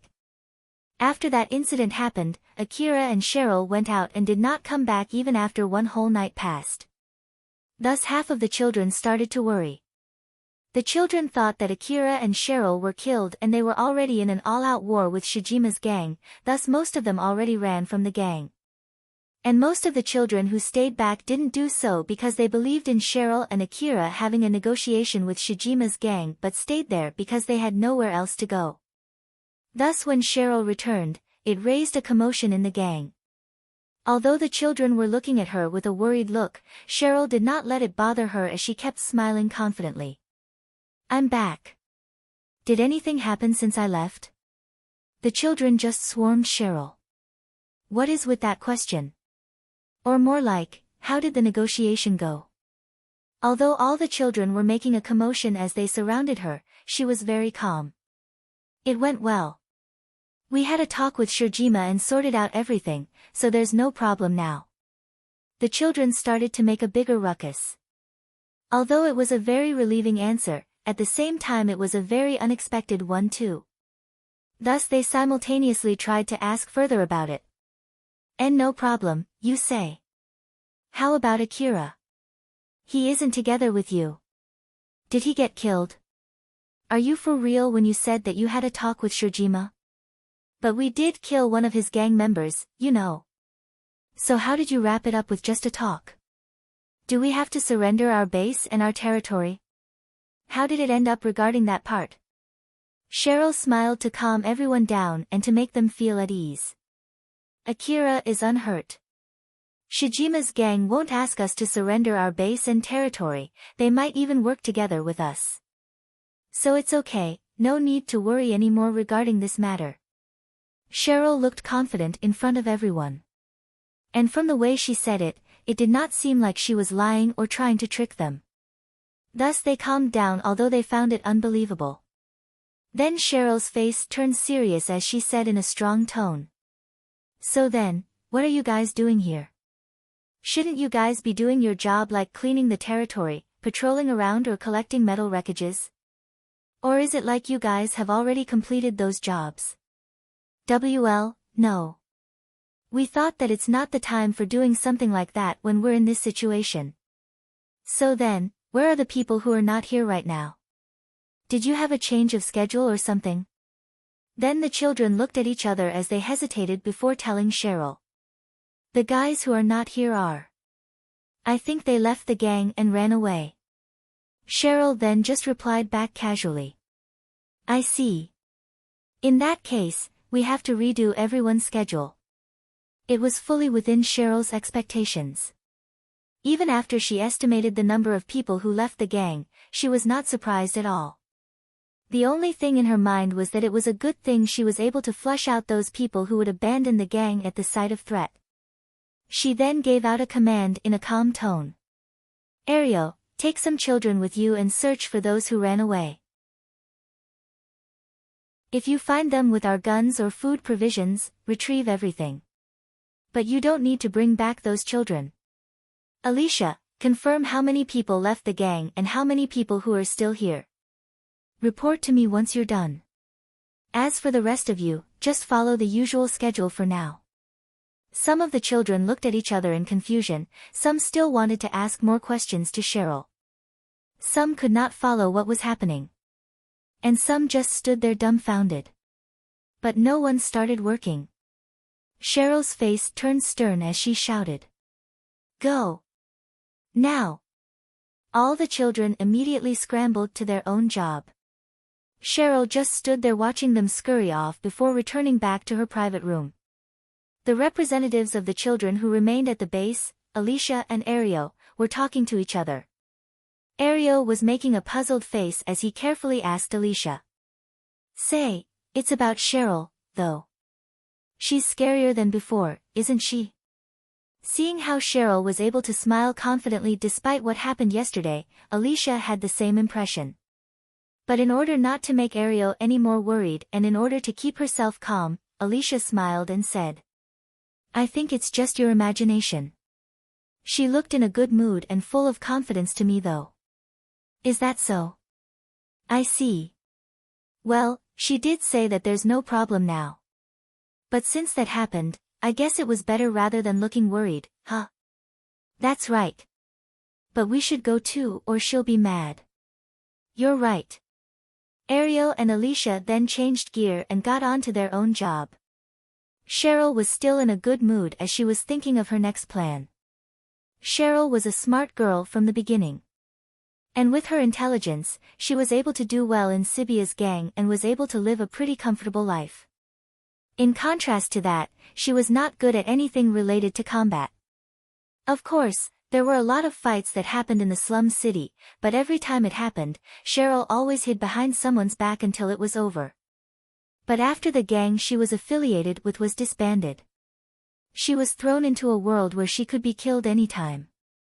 It was a world where one needed to get used to little by little, but she was thrown there suddenly without any preparation. It was a world that was way too harsh for her. The endless days of nervousness, terror and the pressure that came from such a world were very emotionally taxing on her. Her heart was somehow able to hold on, but it left her heart with countless cracks. Then finally, the last push crushed her heart into small bits. As her heart was ground to dust and scattered into the wind, she was looking for a place to lean on.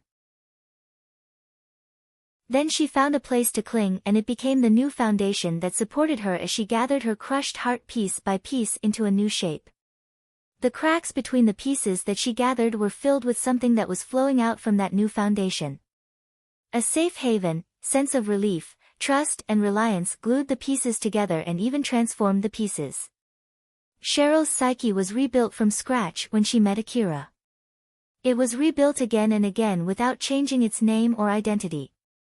The Cheryl up until now was not able to give her maximum performance due to her fear. But now that she had perceived a sense of safety and regained her confidence and sense of freedom, all of a sudden the idle gears inside her fit perfectly into the bigger picture. Cheryl then looked back to her old self where she was careless and full of flaws. There were a lot of points that needed improvement. She reflected back as she decided to do better in the future. She had so many things that she wanted to try inside her head. She was reassessing, reevaluating and improving all of those ideas that she had. As she was thinking about the future of her gang, she knew that it had to grow bigger and do better both for her own sake and for Akira's as well. It had become something very important to her to make the world where she and Akira could live happily. As Cheryl imagined the future that she wished for, she let out a captivating smile.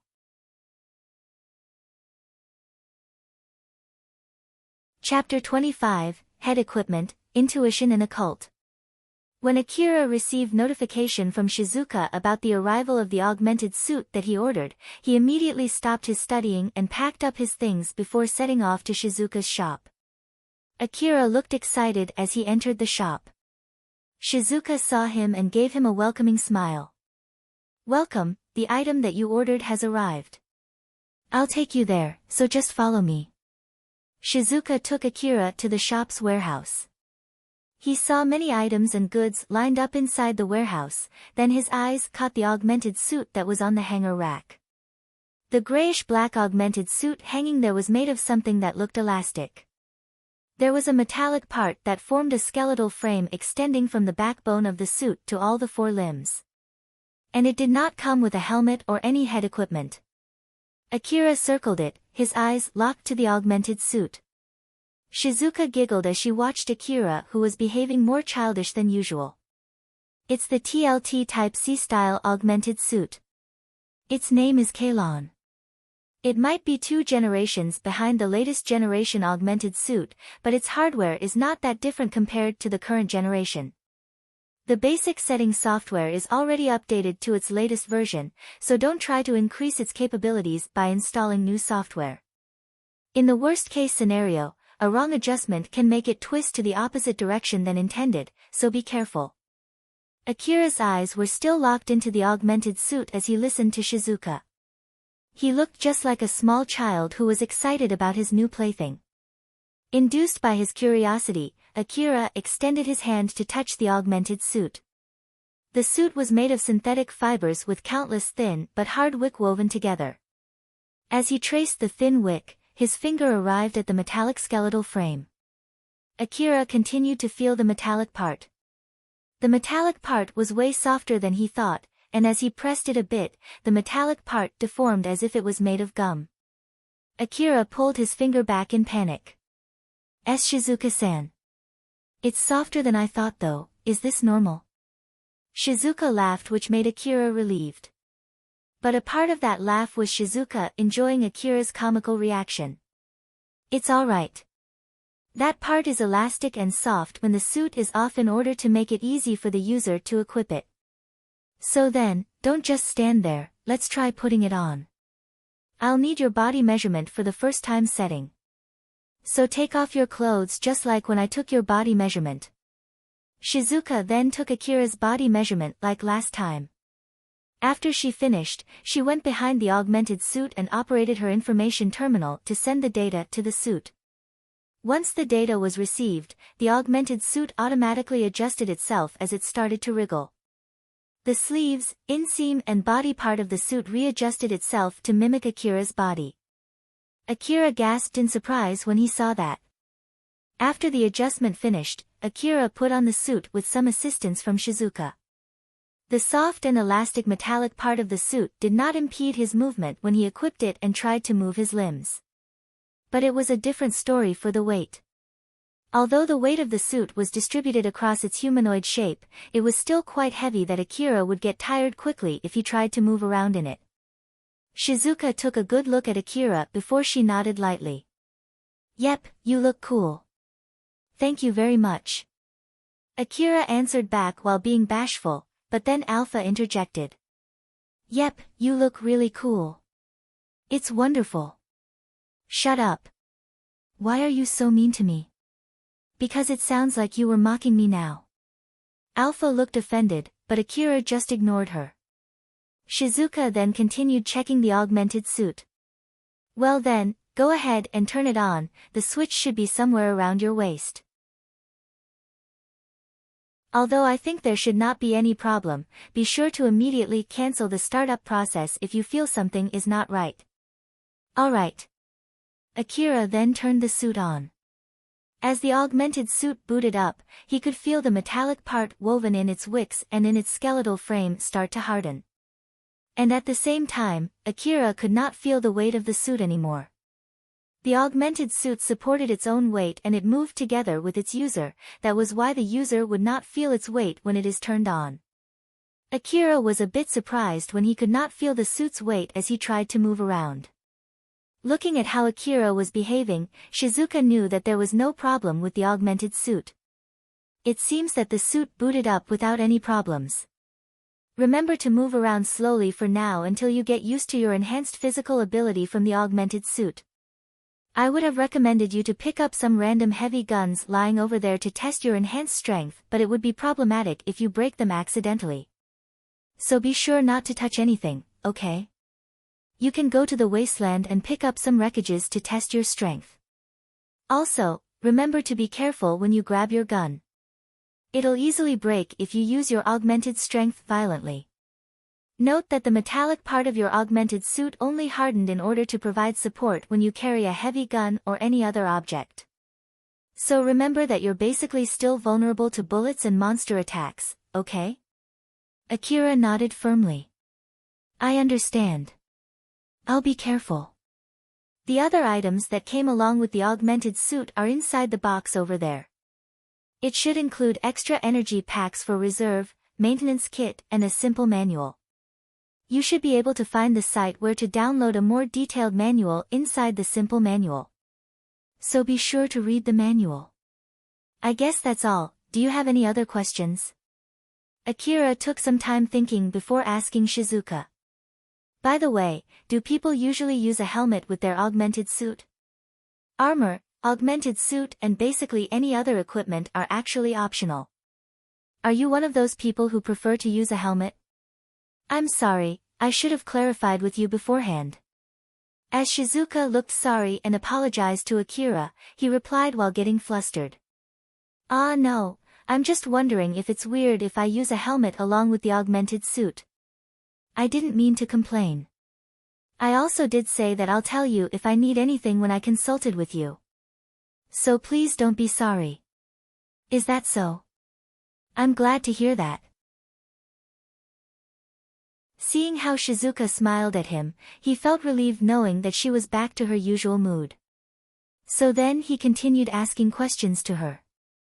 Shizuka-san, you did ask me if I'm the type of person who uses a helmet, right?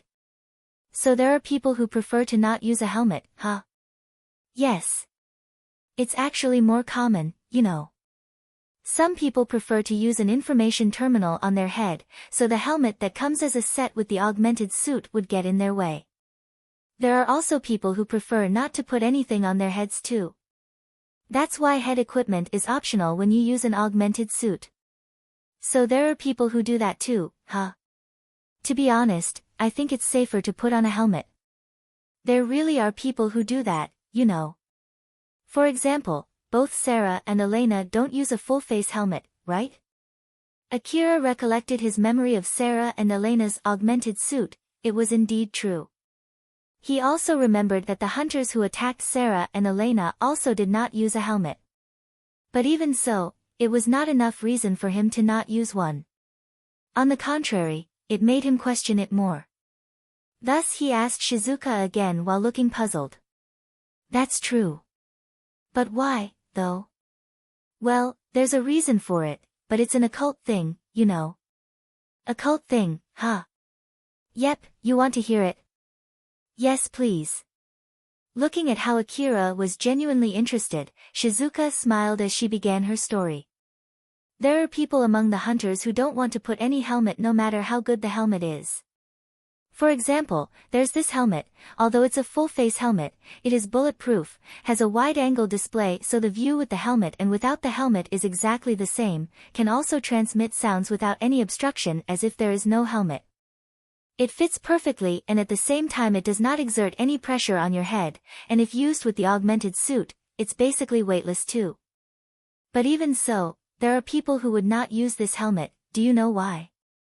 Of course, it's not because of money. Akira stood silent for a brief moment trying to think of a reason, but he could not come up with anything. He then gave up and surrendered, that I have no idea. For some reason, putting that helmet will reduce their intuition, or so they say. Intuition, huh? Akira looked puzzled after hearing an unexpected reason as the answer. Shizuka smiled as if she was enjoying his reaction, which was exactly like she expected. Yep, intuition. It seems that those people would ditch powerful helmets or any other defensive equipment in order to keep their intuition sharp, you know. Since in my opinion, I'm also someone with good intuition, so it's not like I can't understand their reason. I don't think I understand it. Well, it's true that it's very subjective. There are people who doubt it, but eventually, since it's about their own feelings, there are a lot of people who trust their own gut and do whatever they want. I don't think there's any problem as long as they decide that based on their own preference. But it causes some problems in certain situations, for example, when arming people who work in a private military company. There's a story where someone who was responsible for arming his squad did not believe in such a cult and forced everyone in his squad to equip their helmet. You know what happened then? What happened? Although they used a high-quality helmet in order to convince his squad, their fatality rate increased, you know. Shizuka said that in a mysterious tone as she was watching Akira's reaction, she then smiled with satisfaction. It's not like there's any real proof and it's quite doubtful when you say you don't want to use a helmet because it impedes your intuition. But a tangible proof like fatality rate did come up. That's why it's called an occult thing. So, is it better if I don't use a helmet? Shizuka answered back in a way that calmed Akira, who looked unsure of what to do. I'm sorry, but I don't have a definitive answer to that. After all, there are also people who really like their full-face helmet. There are also people out there who took this story seriously, didn't put their helmet on, and got killed because of that. If you want to put on a helmet, then I think you should. If you don't want to, then you shouldn't. That's all I can tell you. Not to mention that I heard good hunters feel awkward when they're using equipment that they don't usually use. So like I said, it's fully a subjective topic, you should decide that for yourself. Akira looked a bit conflicted before he made a decision and smiled bitterly. I understand. For now, since I don't have any money left to buy a helmet, I'll just assume myself to be one of those people who don't prefer a helmet. Shizuka smiled and said. That might be better than staying undecided. You can anyway buy an optional set later, just tell me when you change your mind. Yes. Shizuka then changed the subject. Remember that just because you got yourself an augmented suit, doesn't mean that you can do anything dangerous, okay? Contact me if anything bad happens. Just come to me if you find anything faulty, but remember, it'll take at least 1 month to get it fixed. And also, be sure to turn off the suit or put it under daily life mode until you exit the shop, else you might damage something unknowingly. Akira then turned off the augmented suit, thus its weight suddenly returned. He thought it would be impossible to go back to the inn under this condition, thus he turned it back on and set it to daily life mode. The weight of the suit reduced considerably. Although there's a slight weight, it would not impede his movements. Akira and Shizuka then went back to the shop and they started conversing professionally like a customer and a shopkeeper. I tried my best in picking an augmented suit that would satisfy you. I'm sure you'll come up with a lot of things once you actually use it, but I hope you're satisfied with it for now. If you find anything that you want to complain about, there's no need to hold back. I'll help you if it's something within my boundaries. I think it'll be alright, but I'll come again for consultation if anything crops up. Shizuka smiled as it seemed that Akira was satisfied. She then added. There's one thing that I forgot to tell you. Don't forget that you'll need to buy energy packs and other things for your augmented suit beside the usual medicine, so keep that in mind. It'll be meaningless if you only buy a new energy pack once you run out of energy. Since you already bought one, you need to maintain it so you can use it anytime. Yes, I'll be careful. Thank you very much for everything. As Akira politely bowed, Shizuka smiled and offered Akira some of her goods while making a joke. Don't mention it. And now that you have an augmented suit, you should be able to wield guns that you couldn't before, right? I'll be looking forward to when you order more guns. I want to meet your expectations, but I'll have to earn enough money before that. So please wait patiently. Akira casually replied back with a smile. He then bowed his head and went back home. Shizuka saw Akira off as she mumbled. But that aside. He bought an AAH rifle not too long ago and he already bought an augmented suit now, huh? That's really fast. Not to mention that he was lucky enough to get rescued by Elena and Sarah when he was in a pinch. He might become a great hunter in the future. Just maybe though. Shizuka looked worried for a bit before recovering immediately. The faster a person is running on the road to success, the more focused he would be, the narrower his vision, and finally, the bigger the damage he would suffer when he meets bad luck. Shizuka immediately changed the things in her mind before she unconsciously said what she thought and jinxed it. Akira, who already returned to his room, smiled seeing the augmented suit that was hung on the hanger rack. Now that I already have my augmented suit, I can start looking for relics again. There was a need for him to pay the rest of 500,000 orum to Shirjima and he almost ran out of money too. He only had enough money to stay in this bathless room for a few more days. Akira wanted to earn more money and move to a room with a bath as soon as possible, but Alpha just rejected that idea. We won't go to the ruins anytime soon, you know. But you said that I can go to the wasteland again once I get my augmented suit, right? Of course you can go to the wasteland, but not to the ruins. It's dangerous and I've decided to keep you safe, you know. I'll do my best to find a solution against your bad luck. From the way Alpha said it, it felt like she was exaggerating his situation. Akira winced a bit as he wondered if his bad luck was not something that he could fight back unless he had an equal amount of resolve. I see. If you say so, it can't be helped then.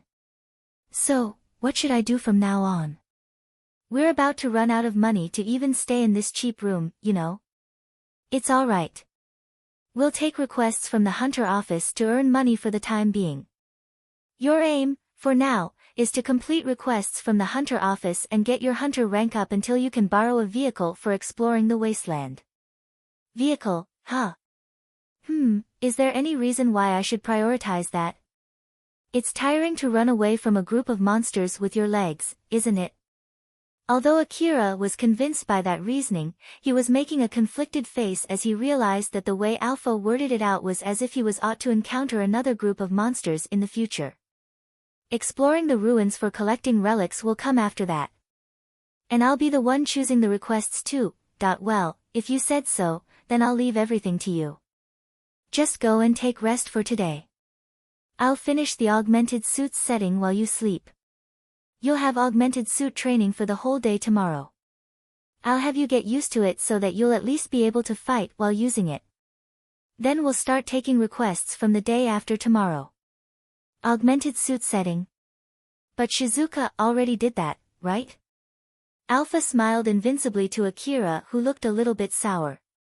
She only configured the most basic part. I'm going to configure the setting tailored for you to maximize my support capabilities. I only need you to connect your information terminal and I'll do the rest myself, so don't worry.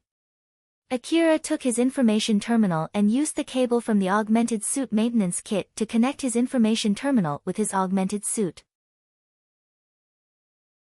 Once it was connected, the information terminal showed an array of symbols, numbers, images, and characters that he did not recognize, but he remembered that something similar had happened when Alpha configured his information terminal too.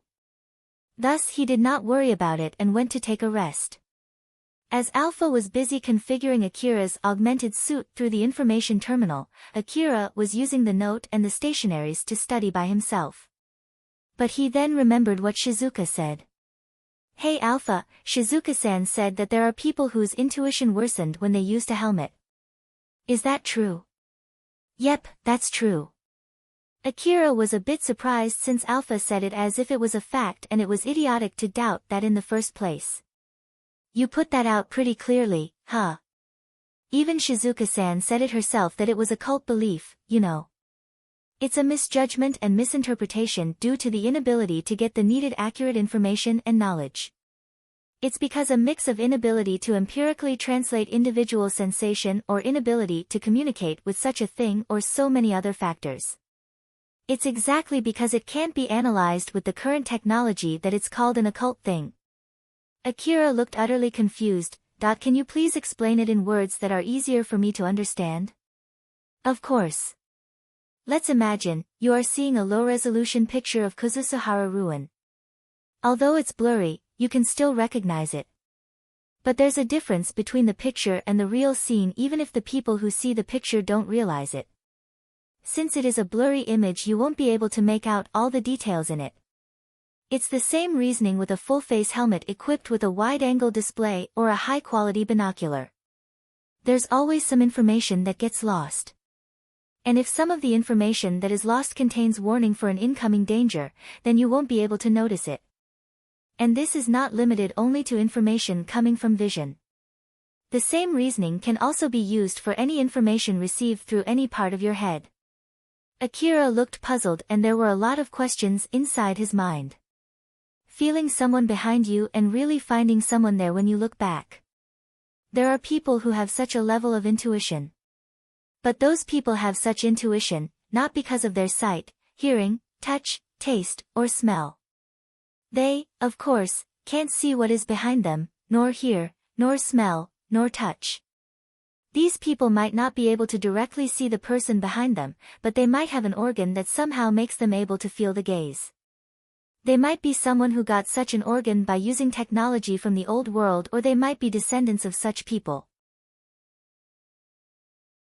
There's also the possibility that they got their hands on a relic that allows them to do that, and they've been using it without realizing, as if they suddenly got a superpower. So using a helmet might impede that organ or relic. Akira looked confused. He seemed like he could not understand everything that Alpha just said. Although you're talking with me through telepathy, this is something that only happens between me and you. Like I said before, this is possible because of some peculiarities in your brain. But this is not only limited to our case.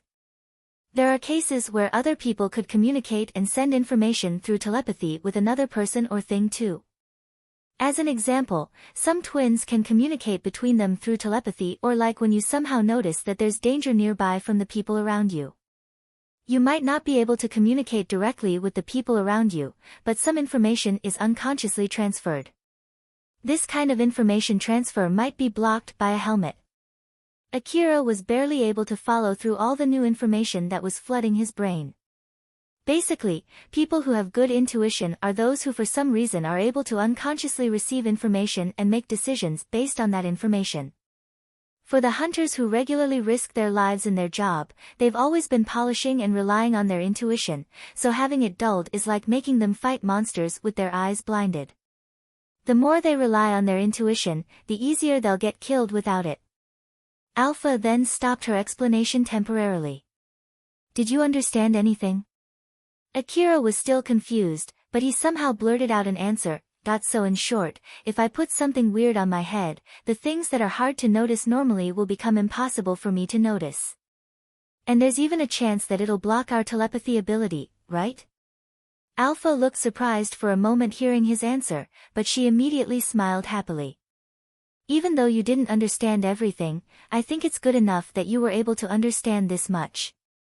That's why, no matter how good the equipment is, you're not allowed to use it if it impedes my support. But how will I know if it'll impede your support? I'll know it right away and I'll warn you, so don't worry. I see, I understand. Akira was relieved since he knew that Alpha would warn him when he might try to equip anything strange that would hamper Alpha's support unknowingly.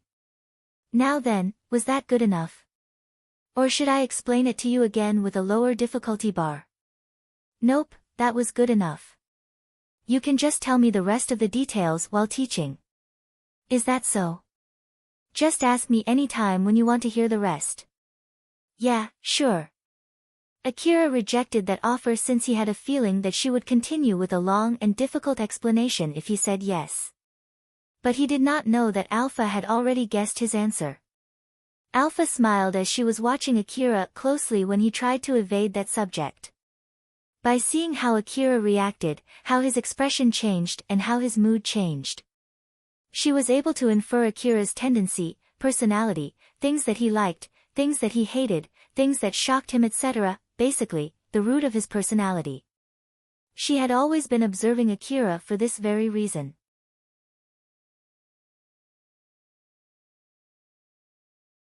Chapter 26, The True Worth of an Augmented Suit. Akira started going to the wasteland again, but it was for the purpose of training using his augmented suit. He put on his augmented suit in the wasteland not too far from the city while carrying his anti-monster AAH rifle with him. In short, he was fully equipped to fight monsters in the wasteland. On the other hand, Alpha was donned in a white one-piece, not something that one would typically wear in the middle of the wasteland. The glossiness of the dress further accentuated that it was made of high-quality fabric, and as the light shone on it, it made a drop shadow effect that traced her body line. Although Akira wanted Alpha to change to something that better suited the wasteland, he decided to hold himself from saying anything.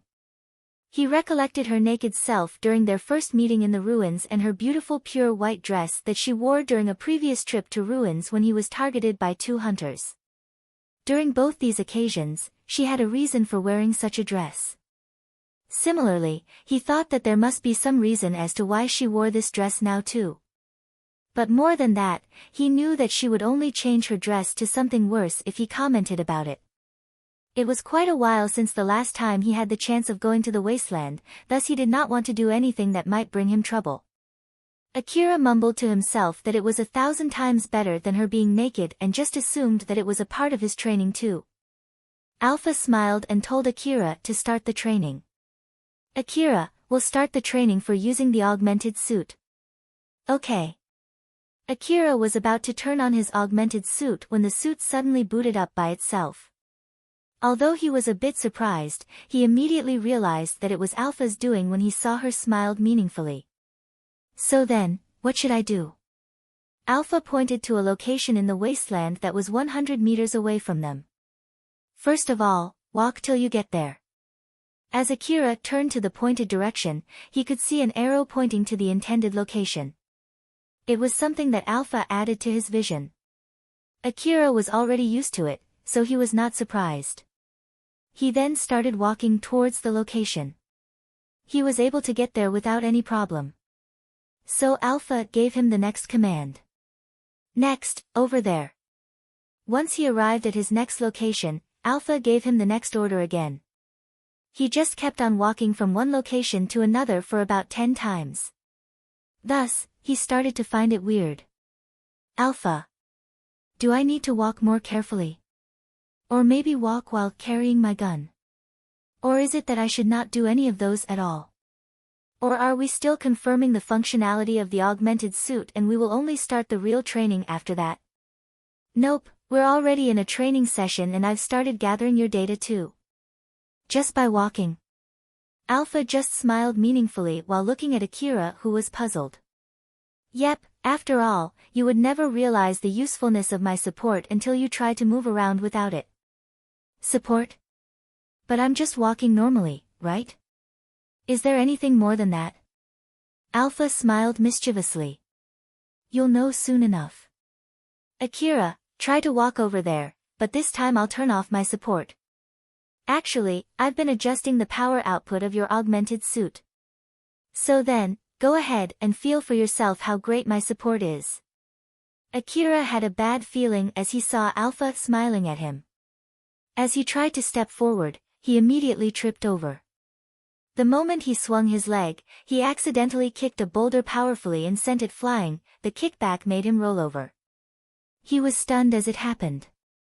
He tried to stand up by thrusting his right hand on the ground, but his right hand went deep into the ground right till his wrist. He then tried to pull out his right hand by pressing the ground with his left hand, but he pulled so hard that he was thrown back and almost fell on his back, so he tried to readjust his position in panic. But instead, it completely disrupted his balance as he fell down again. And when he tried to get back up on his feet, he pushed too hard and tripped again. After that, he tried to be careful and moved slowly, so he was somehow able to get back on his feet.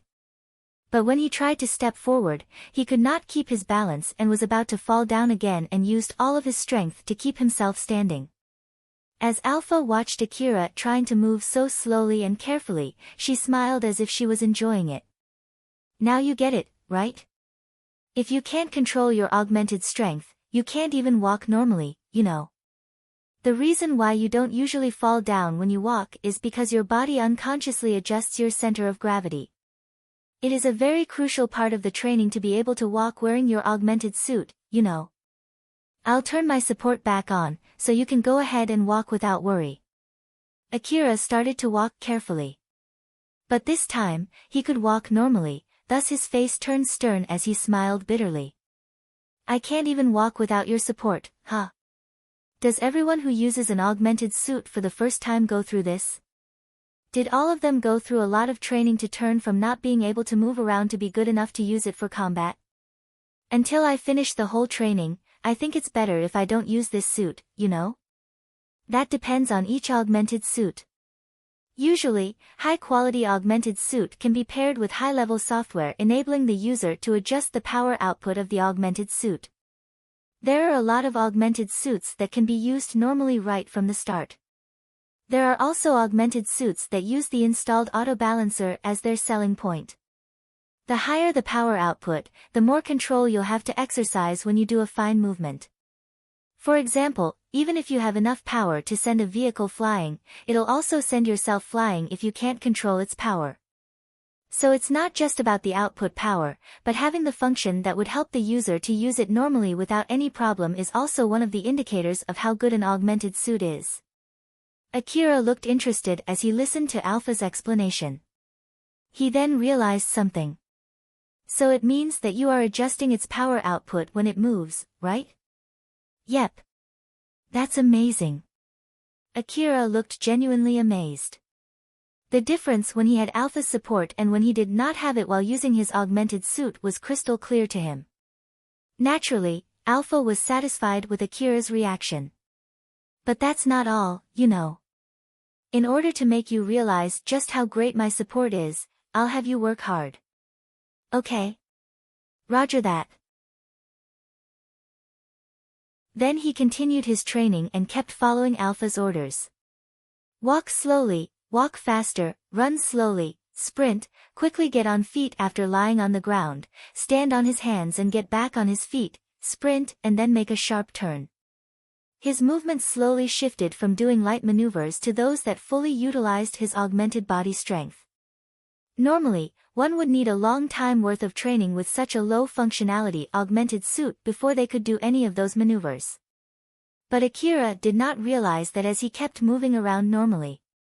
He could not even grasp the fact that he was able to do that only because of Alpha's superior support. After finishing his morning training, Akira went to have a light meal. He was eating Hunter's ration that he packed in his rucksack. It was cheap and nutritious, although it had no taste, it was enough to at least fill his empty stomach. As he was chewing on the hard-to-chew tasteless fried dango-like thing, he unconsciously complained about its taste. And when he realized that he was complaining about how bad it was, he just laughed bitterly. Although I've always been thankful to even have something to eat until today, now I'm complaining about the taste, huh? It seems that I've become too used to living in luxury. Although he was criticizing himself, he was also glad that his life had turned better than before. Alpha, what to do for the afternoon? Are we going to continue with the training? We'll have shooting training in the afternoon and then melee training after that.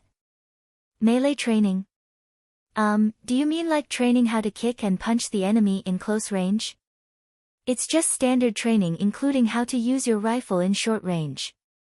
First of all, I'll have to teach you martial arts and train you to use it against humans. You'll also have a mock fight against me.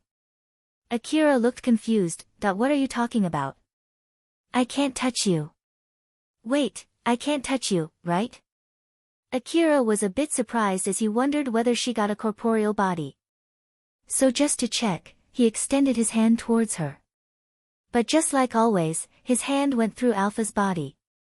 As he confirmed that she did not have a corporeal body, he was puzzled as to how they were going to do the training and it was shown in his face. Looking at that, Alpha just smiled. You'll understand when we do that. So just look forward to it, okay? Although Akira wanted to know badly, it did not seem like Alpha would tell him now. Thus he continued eating his ration while making a questioning look. After he finished his food, Akira started his shooting training as scheduled. He could feel a weird sensation coming from the thick gloves that he was using to grip his rifle. Since he was still in the process of getting used to it, he started by aiming at small rocks rather than images of monsters. He carefully took an aim at a small boulder 100 meters away from him and pulled the trigger. The bullet flew out of his rifle, hit the small boulder precisely and sent it flying. Akira smiled as he knew that he did well. He then moved to the next target, aimed carefully and pulled the trigger. This time also it was a bullseye, and the next one too, and the next one too.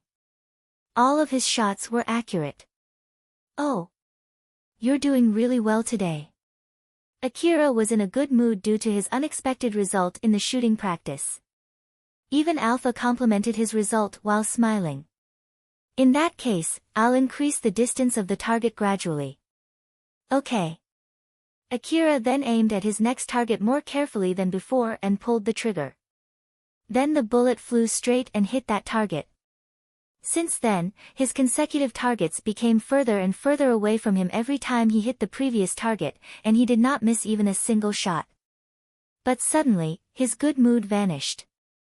Akira realized that his targets had become so far from him that it would normally be impossible to hit them accurately. But even so, weirdly enough, all of his shots still accurately hit those targets. He assumed that it might be because the augmented suit absorbed the kickback from his rifle, so his accuracy had increased.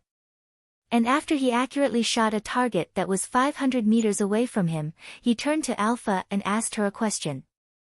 Alpha, you're doing something here, aren't you? Alpha just smiled, which confirmed Akira's guess. I'm giving you my complete support, as I thought. Although he already guessed that it was not because his shooting skill suddenly went up, it was still frustrating when he heard it. He could only smile bitterly after realizing the fact. After you moved your aim around the target, I controlled the augmented suit to make some fine adjustments. And when you pulled the trigger, I also adjusted your stance and center of gravity. I also make a small adjustment to your augmented suit to completely absorb the kickback too. So you can even do that too, huh? That's amazing. Doesn't that mean that I don't even need to do shooting training at all? Nope. The better you can aim, the less adjustment that I need to do to make an accurate shot.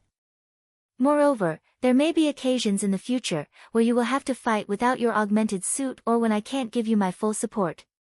That's why you still need to train. Well, that's true, alright then. Since I can adjust your stance to the most effective one to shoot now, so your training will even be stricter than before. After all, with the augmented suit, you can shoot while being in a variety of positions.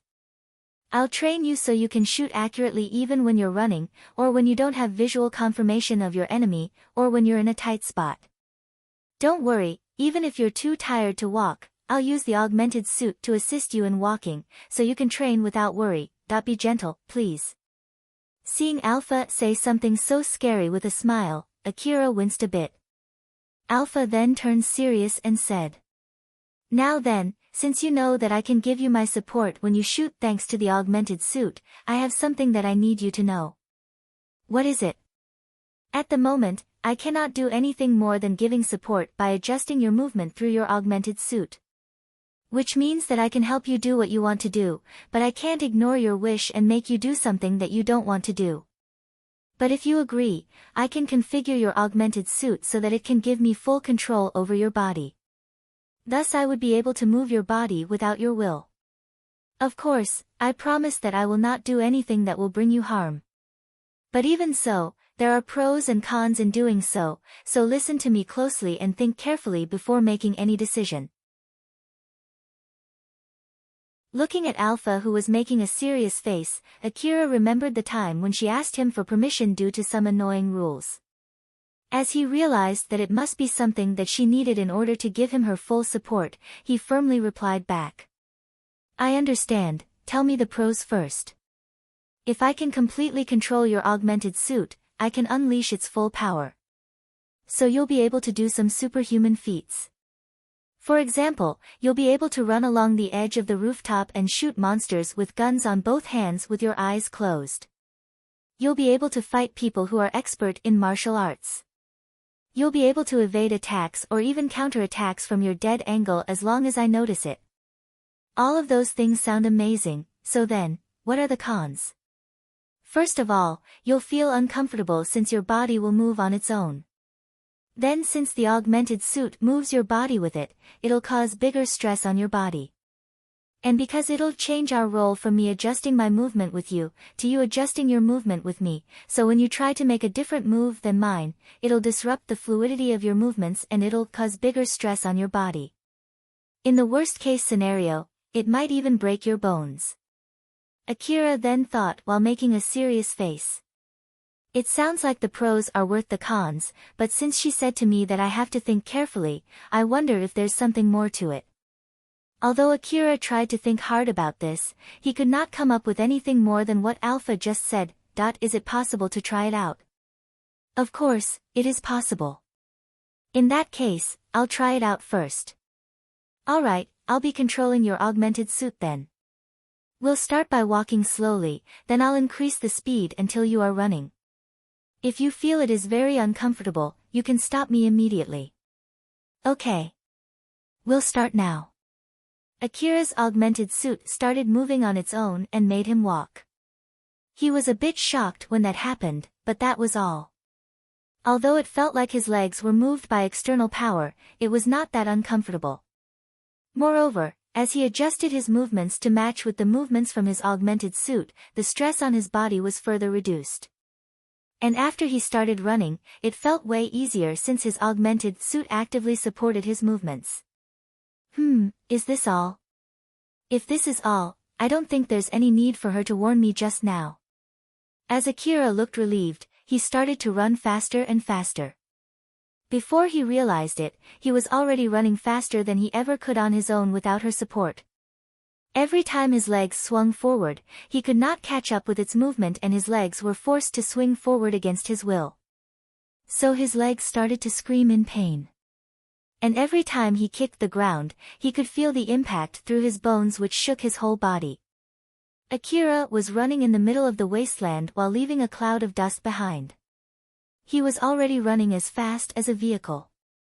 His face twitched in shock, fear and pain that was assaulting him. As he returned to his senses, he immediately asked Alpha to stop. Stop. Please stop. His running speed then slowed down to compensate for the burden that it had caused. And when it was slow enough, Akira was back in control of his augmented suit. When he finally stopped running, Akira was on his knees and breathing roughly. If you are able to run a bit faster than this, you would be able to outrun a group of monsters if they come chasing you. It might be hard for you, but it's a good solution for such a situation. So what do you think? Akira understood well as to why Alpha told him to think it through, that I'll only give my permission when it's necessary. And also, do tell me next time when you want to control my body. Roger that. I will seek your permission every time. Permission, huh? It's about that, right? Those annoying rules about permission. That's right, I need your permission when I want to take any action that is beyond your wish. But don't worry, I won't do anything bad. That aside, we'll do melee training next, we'll start once you can move around again, so just take a rest for now, alright. Akira just laid flat on the ground. The stress subjected to his body when it moved without his will by the augmented suit was too much to handle. He always thought that things would be easier since he had his augmented suit now, but that line of thinking was destroyed by the pain that was assaulting him. But even so, there was no doubt that he had acquired a new power and Alpha's support had also gotten more effective. And it was obvious that he got stronger, that was what he told himself as he was enduring his pain. He was just lying there in the middle of the wasteland for a while, and when his pain had mostly subsided, he was back on his feet. Are you finished resting? Yeah, it's not like I can safely sleep in the middle of the wasteland. I'll take a good sleep when I get back to my room. Akira knew that he would not grow stronger if he stayed lying down. He needed to become stronger in order to rise up as a hunter. He wanted the power to reach for what he wished. Thus, he got back on his feet. I see. In that case, let's move on to melee training. Alpha smiled as she saw that Akira was really motivated to move forward. The melee training started, but they did not go straight to martial arts training. This dress is no good, I guess. So let me change it. Alpha removed her dress, became buck naked and then changed to a fighting suit. Her fighting suit was comprised of something that looked like a high-cut bodysuit and a low-rise pant. It looked as if it was made of a thin fabric that emphasized her body shape. It even had a hole that seemed to have no other use but to show some skin. It was as if that dress was contradicting its functionality during a fight. Alpha just stood smiling in front of Akira. Although she was wearing a dress that was much more inviting than being naked, Akira, who was looking at her, seemed to be genuinely questioning that suit. What is with that suit? It's one of the fighting suits from the old world, you know. Did they really use that suit? Yep. You can find one if you look for it in the ruins. Akira's misunderstanding about the old world deepened. He thought that even though it was a high-quality suit that was produced using the advanced technology of the old world, since Alpha had no corporeal body, it could not show its full functionality. He asked Alpha another question. Should you really wear that suit? If you have any request, I can change it to anything you want. But please pick something that can show my movements clearly. With your current ability, this won't be good training unless you can see my moves clearly. So anything that reduces the prediction of my movements is rejected. There were people who could predict their opponent's next move from a small shift in their limbs. Thus there were people who used clothes to hide their movements. If they really went down that line of thinking, then the best dress that allowed such a prediction would be the birthday suit. Akira realized that and he changed the topic. Alright, let's start. Now then, what should I do? Even if I attack you, my attack would just go through you, right? For now, just try to attack me any way you want. Although Akira was still not sure about it, he just stepped forward to attack Alpha like he was told to. She blocked his fist with her right hand, and strangely enough, when his fist should have just passed through her, he could feel his fist bumping on something. It was stopped. No, wait, what is this? Akira was surprised at that unexpected turn of events. Alpha saw that and smiled as she started explaining. Every time you hit me, I'll harden your augmented suit on the part where it makes contact with me. It would give you a little feedback as if you really hit something. With this, you can at least get the feel, right? Now then, let's start for real now, come at me. Alpha then smiled as if to invite Akira and made a come on taunt with her fingers. Akira then changed his stance and launched an attack at her. It was obvious that he was a complete amateur in close combat. Most of his attacks did not even hit Alpha. So even if she had a corporeal body here, she would end up with only some light bruises. Alpha kept guiding him on how to execute his moves. From how to clench his fist, how to kick, where to attack, how to position himself, what was the correct fighting stance, how to step in, things he needed to be careful, how to adjust his body's weight, how to prepare himself to evade, and how to block. She kept firing instructions to Akira through telepathy. The more accurate Akira's movement was, the easier he moved due to the support from his augmented suit. And whenever he made a wrong move, the augmented suit would push him in the right direction. Thanks to that, Akira could learn by remembering the feeling and the sensation when he made the correct moves. The hitting feeling during the fight coming from his augmented suit also recreated the sensation from Alpha's attack. When he got punched on his abdomen, he would be pushed back. And when he got his legs swept, he would lose his balance and fall down.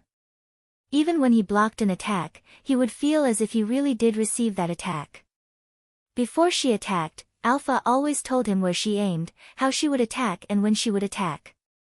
But even so, Akira had a hard time blocking her attacks. Even if he tried to dodge, he would only get hit if he did not evade correctly. And if he tried to block, he would lose balance and get hit unless he blocked correctly. He almost had no chance to counterattack. Every time Akira got hit on his head, it would be considered as a killing blow and they would restart the fight. If he got attacked on his head by someone using an augmented suit, there was no doubt that his head would be blown away. Depending on the situation, it might even blow his head to pieces. There was no way of predicting how good his block would work against that kind of attack. So Akira was taught to prioritize evading when faced with such an attack. As Akira was lying on the ground on his back, Alpha just smiled, raised her leg and stomped his head wanting to crush it. Akira tried to look at Alpha's face that was hidden behind her breasts as he was still lying on the ground. With a little adjustment, he could see her looking down at him while still smiling. He could sense that her smile now was a bit scary than her usual smile. There, you died again. Get on your feet. Or do you want me to make you get up? It's okay, I can get up on my own. Akira dragged his own body up. There were images of his corpses with crushed heads scattered on the ground all around him. It was the same as to when he had his shooting training, although they were just images, it was enough to make him wince. There you go, another image of your corpse. Let's work hard so that the real Akira won't be added among these images, okay? Yeah, I know. Akira could again sense something scary hidden within her beautiful smile as he continued his training. In the middle of his training, Akira realized that something felt strange. Alpha, can I ask you something? Yes? How should I put this out? I've been feeling something weird, did you do something to me? Something weird? I'm just operating the augmented suit so I can efficiently teach you how to move, do you mean that? No, not that one. It's like, I always find my body already moving when I want to do something. Do you mean that your body moved first even before you intentionally tried to move your body and it was not the augmented suit that made you do that? Yeah, something like that. Maybe it's just your imagination. My guess is that your augmented suit received the information of what you were going to do from its sensors, so it moved to match your movement. And what you noticed was that move. I think the reason for your strange sensation is because of the time gap between that movement and your sensation. It's not like I did anything there, you know. Is that so? But remember that sensation well. If you try to match your body to that movement, it should greatly reduce the burden on your body. Moreover, the augmented suit is set using the movement of someone well-trained as the basis, thus if you follow that movement, you might be able to fight well even without my support. I understand, so in short, that sensation was a good thing, right? I think so. It's not something for you to worry about. Now then, let's continue the training. Both Akira and Alpha took their fighting stance and this time Akira proceeded by following that movement he felt without any worry. They kept training until sunset. After he finished his training, Akira was so tired that he could not even walk on his own, thus it was thanks to his augmented suit that he was able to return to his room. So in short, it was just like Alpha said, he was able to return back by making him walk using his augmented suit. With his new augmented suit, Akira's training had become more efficient and harsher than ever before.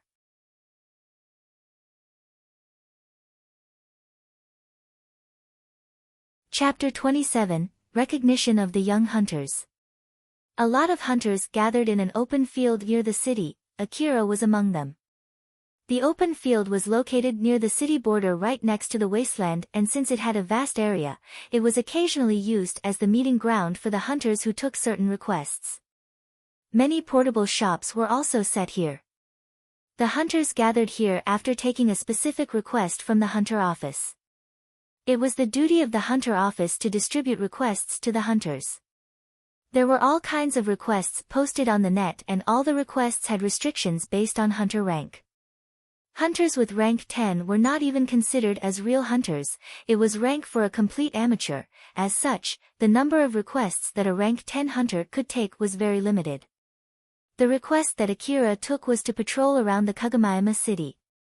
Hunters would join together with other hunters to patrol the area in a vehicle that the hunter office provided. Their main job was to thin out the monsters around the city. For this request, the pay was guaranteed even if they did not encounter any monster at all. Moreover, they would get more money if they did encounter monsters and eradicated them. So for those who were lacking skills, they could still get paid just by riding the patrol vehicle.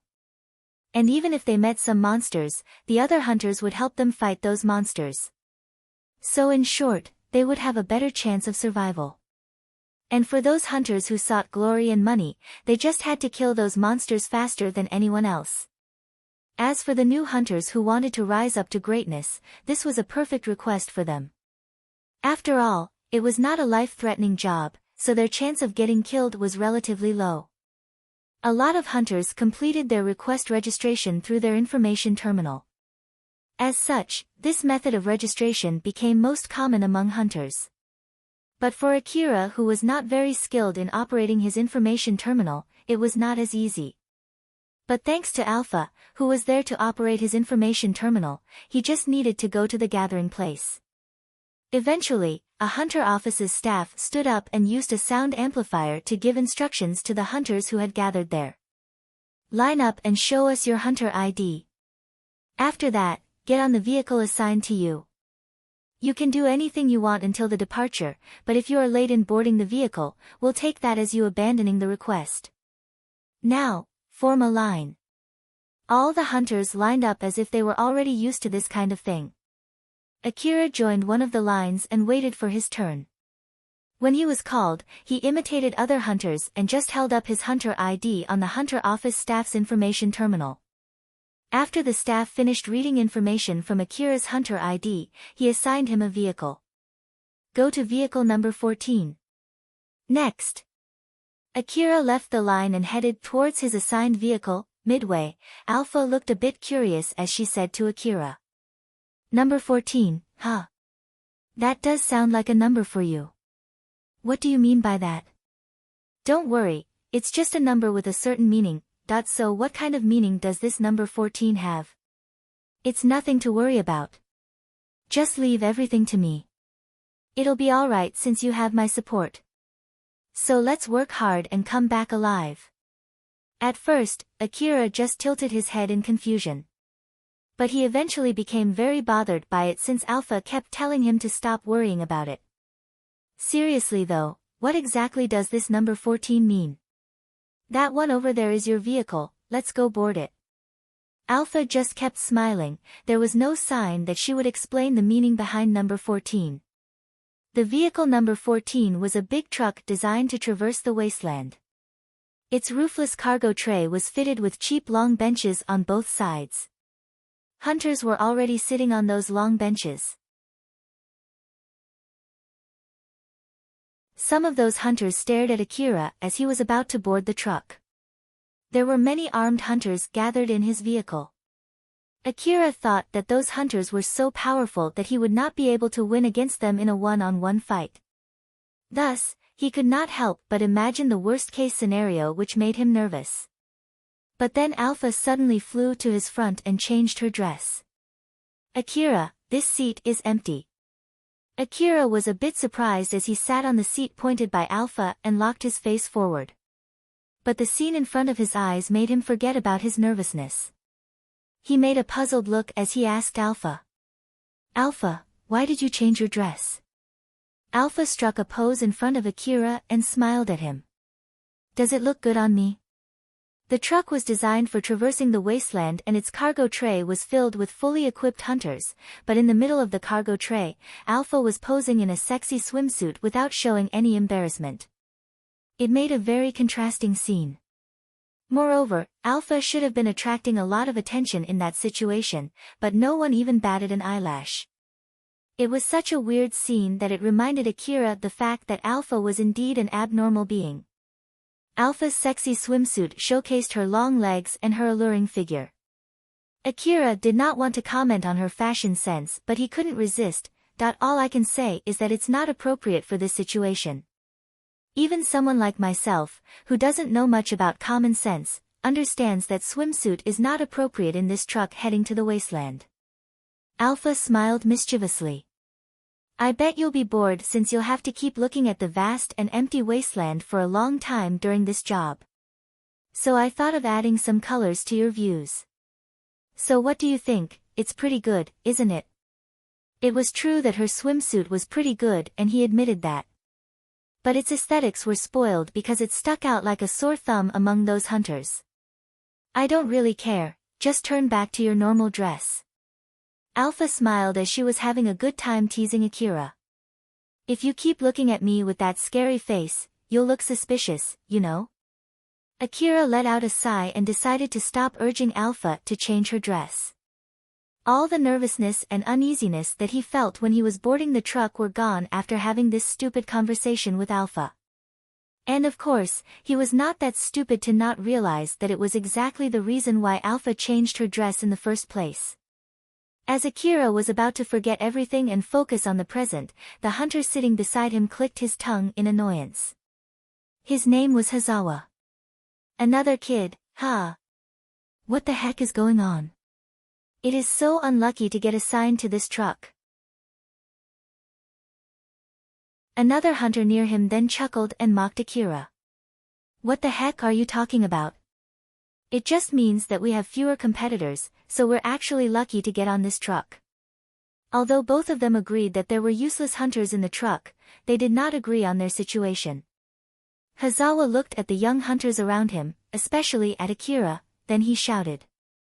I wanted to do a risk-free job, you know. I heard that new monsters have started appearing in Kuzusuhara ruins and changed the distribution of the monsters there. That's why I wanted to do a safe job until things returned back to normal. Is that too much to ask? But even so, to think that I would get assigned to this truck filled with kids, this is just too unlucky. Akira looked around to see other hunters in the truck. He noticed that there were many around his age in this truck. Hunters mostly did their job in the wasteland. Caution and cowardice would not help hunters in earning a lot of money. On the other hand, it would keep them away from doing anything that would endanger them. The other experienced hunters only smiled at Hazawa's behavior. It was obvious that they understood Hazawa's line of thinking. But there was one young hunter, named Katsuya, who could not let that slide. He shouted back at Hazawa in anger. Are you kidding me? My hunter rank is 19. And I'm not using cheap equipment like yours. Both of our skills and equipment are on different levels, you know. Katsuya was pretty confident with his own skill, and in reality, he was indeed pretty skilled. But since he was a young hunter, he was frequently looked down upon. Thus Hazawa's remark now rubbed him the wrong way. Hazawa looked at Katsuya and the other hunters and mocked. Humph. You're just one of those Drankum brats, right? I know you guys were carried through your ranks by the veteran hunters, like hell I can trust that hunter rank of yours. Drankum was the biggest operational hunter gang in the slum. It was a relatively big gang with hunters as its members. A lot of people used the gang to attain success. The hunter office often gave preferential treatment for such big and influential gangs. Whenever the hunter office gives out a big request which would consume both time and a lot of human resources, it would allow such gangs to decide on the team's composition, handling the lack of human resource and even distribution of rewards. After all, it was easier to govern the rowdy hunters when they were affiliated with a gang. Because of this reason, the hunter office was actively recommending hunters to join a gang, which indirectly led to the formation of such big-scale hunter gangs. The hunter office also managed these hunter gangs. One of the indicators that the hunter office used to evaluate these gangs was the average hunter rank of its gang members. Thus it was rather common among the hunter gangs to let the new hunters tag along with some veteran hunters to raise their rank faster, which in turn, would increase the gang's average hunter rank. The hunter office had some toleration for such conduct. After all, it was also a method to raise the next generation of hunters. It was fine as long as the hunters that got carried still finished their increasingly difficult requests equivalent to their ranks in the future. As such, there were few hunter gangs which only raised up their average rank in order to get the preferential treatment from the hunter office.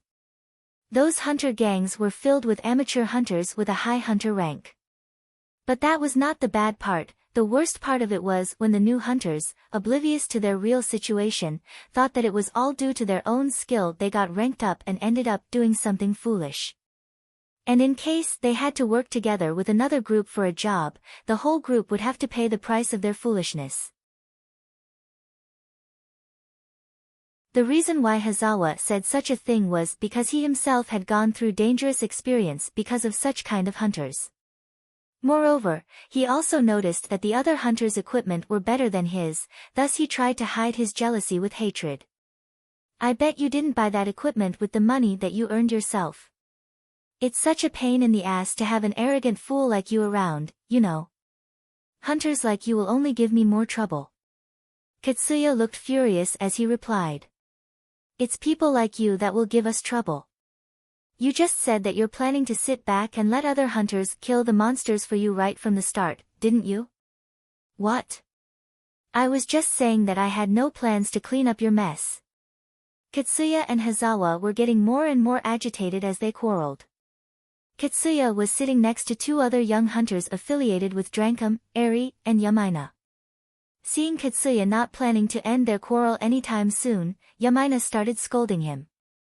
She sounded like she had been taking care of him since they were kids. Katsuya, stop it. It would be a problem if they say that you were making a ruckus here. Eri also tried to stop Katsuya by joining the fray. Katsuya, no need to listen to a small fry like him. Katsuya turned to Yamaina and Eri with an annoyed look. But Hazawa got furious when he was called a small fry and glared at Eri. She just ignored it and continued. If we're only amateurs, then the other hunters here are also the same.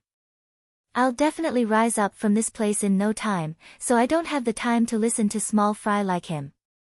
The whole place suddenly went silent. The moment Eri said that everyone in the truck was also amateurs, everyone looked at Katsuya and his friends with hostility. Unfortunately, Akira also got hostile stares as the other hunters mistook him as one of Katsuya's friends. A hunter by the name Shikarabe broke the silence with a big sigh and put pressure on everyone with his low voice. You three, stop there. Shikarabe's equipment was on a different level compared to the other hunters in the truck. He gave out an aura of an experienced hunter too. He was also a member of Drankum and he was here to look over the other children from his gang. In short, he was a babysitter. Shikarabe looked around him with an annoyance. It was enough to take control of the whole situation that was about to get elevated into a riot. I'll be looking over these brats, so they won't give you any trouble. The other hunters could only agree since Shikarabe was stronger than them. Looking at the others' reaction, Katsuya and Eri made a smug face. At the same time, the staff from the hunter office shouted from the driving seat. It's time. We're going now. Anyone who makes ruckus will be kicked out from the truck and considered as abandoning their job. And also, you from the Drankum. Be sure to keep your brats in check. We're leaving now. The other hunters were relieved when they heard that. Akira looked relieved when the ruckus died down, but he then complained. Why would something like this happen before we even get dispatched? Alpha smiled and said. Maybe it's because of your bad luck. Although Akira was somehow convinced by that reasoning, he quickly tried to refute it, but there's a strong hunter with us in this truck. So it should have nothing to do with my bad luck. The hunters in the truck had calmed down as the truck was on its way to the wasteland. The truck traversed the wasteland by surveying its surroundings using the big sensor installed on it. The rewards awarded to the hunters in a patrol request was based on the numbers of monsters they defeated during their patrol. As for the monsters, basically it was first come first served. The hunter office identified hunters who killed the monsters based on the information gathered by the devices installed in the truck. In the cases where the monsters were killed during a salvo or when it was unclear who killed a monster, the reward would be divided between the hunters who were involved in the salvo or even divided among everyone in the truck. It was also mentioned in one of the clauses in the job request so that the hunters would not complain during the distribution of the rewards. As for the corpse of the monsters, they were all sellable goods and the hunter office had rights over them. It was for preventing the hunters from dragging those corpses back home and delaying the patrol. Although there were cases where another group was sent to collect them, most of the time they were just left behind because it was ineffective. The truck continued patrolling the wasteland. Although they encountered monsters, most were spotted from far away or were just all alone in the middle of the wasteland, thus the hunters were able to take them out from afar. The hunters in the truck were assigned their patrol direction according to their seat. The Drankum hunters were assigned to watch the right side. As for Akira, he was assigned to watch the left side and he had no luck in spotting any monsters till now. Hazawa, who was sitting next to Akira, mistook him as one of the Drankum's member, thus he tried to get Akira to move away from his side with spite. You're one of them, right? So why are you here? Akira answered back calmly. I have no connection with them. Hazawa looked surprised. Is that so? But you're also just a brat. Even a small kid like me needs money too. There are not many requests that a small kid with low hunter rank can take. I only got in this truck together with them by pure chance. If that's the case, then what's with your augmented suit? Isn't that something that you borrowed from Drankum? The reason why Hazawa was suspicious of Akira was because even the cheapest augmented suit was expensive and it was not something that a newbie hunter would be able to afford, more so for a small kid. Hearing Hazawa's question, Akira's expression turned serious. I bought it with the money that I saved. It was pretty cheap since it is 2 generations behind. But even so, I had to sacrifice most of my accommodation money to buy it. Thus I ended up staying in a room without a bath and hadn't been taking bath these past few days. I'm planning to move to a room with a bath with the money that I get from this job. Hazawa was able to feel Akira's resolve and motivation and he was taken aback by it. Hazawa could also see Akira's determination within his eyes. I see. Sorry that I lumped you with those people. Well, I too want to be able to take a bath every day. I can understand your feelings there. Although it was weird to be able to buy an augmented suit only by cutting accommodation money, that line of thinking did not even pass Hazawa's mind as he was taken aback by Akira's reaction. Katsuya and his friends were shooting at the monsters while exchanging light jokes. They were so relaxed. Whether it was because of their real skill or from their lack of awareness of danger due to their lack of experience was unknown, but it was enough to grate the ears of the other hunters who were still annoyed by their behavior before they were dispatched. Katsuya was aiming at a monster from afar. He took an aim carefully and pulled the trigger. But since the truck was rocking and distance from the monster, his shot missed the target. Missed again, huh? This is hard. Yamaina looked exasperated as she smiled and told off Katsuya. Katsuya, as I said, it's too far for you. You should bait it to come closer before trying to shoot. Eri extended her hand and urged him for the rifle. Next is my turn. Wait for a bit. I'll definitely hit my next target. Even though it was first come first served, only Katsuya was shooting at the monsters. This was because the range of his rifle was superior among the other hunters. In short, it showed the difference between the equipment that the Drankum hunters were using compared to the other hunters in the truck. No matter how many shots Katsuya released, the monster kept running towards the truck as none of his shots hit it. When the other hunters readied their gun to take aim, one of the young Drankum hunters would finally hit their target because of their superior effective range and kill the monster. But thinking about the number of bullets they wasted, it was uncertain whether they would make any profit at all. Katsuya lowered his gun while looking disappointed since he could not kill all the monsters by himself. Eri extended her hand towards him again. Katsuya, it's my turn, did I know? As Katsuya reluctantly handed his rifle to Eri, Yamaina just smiled bitterly. The young hunters of Drankum monopolized the prey because of their better rifle.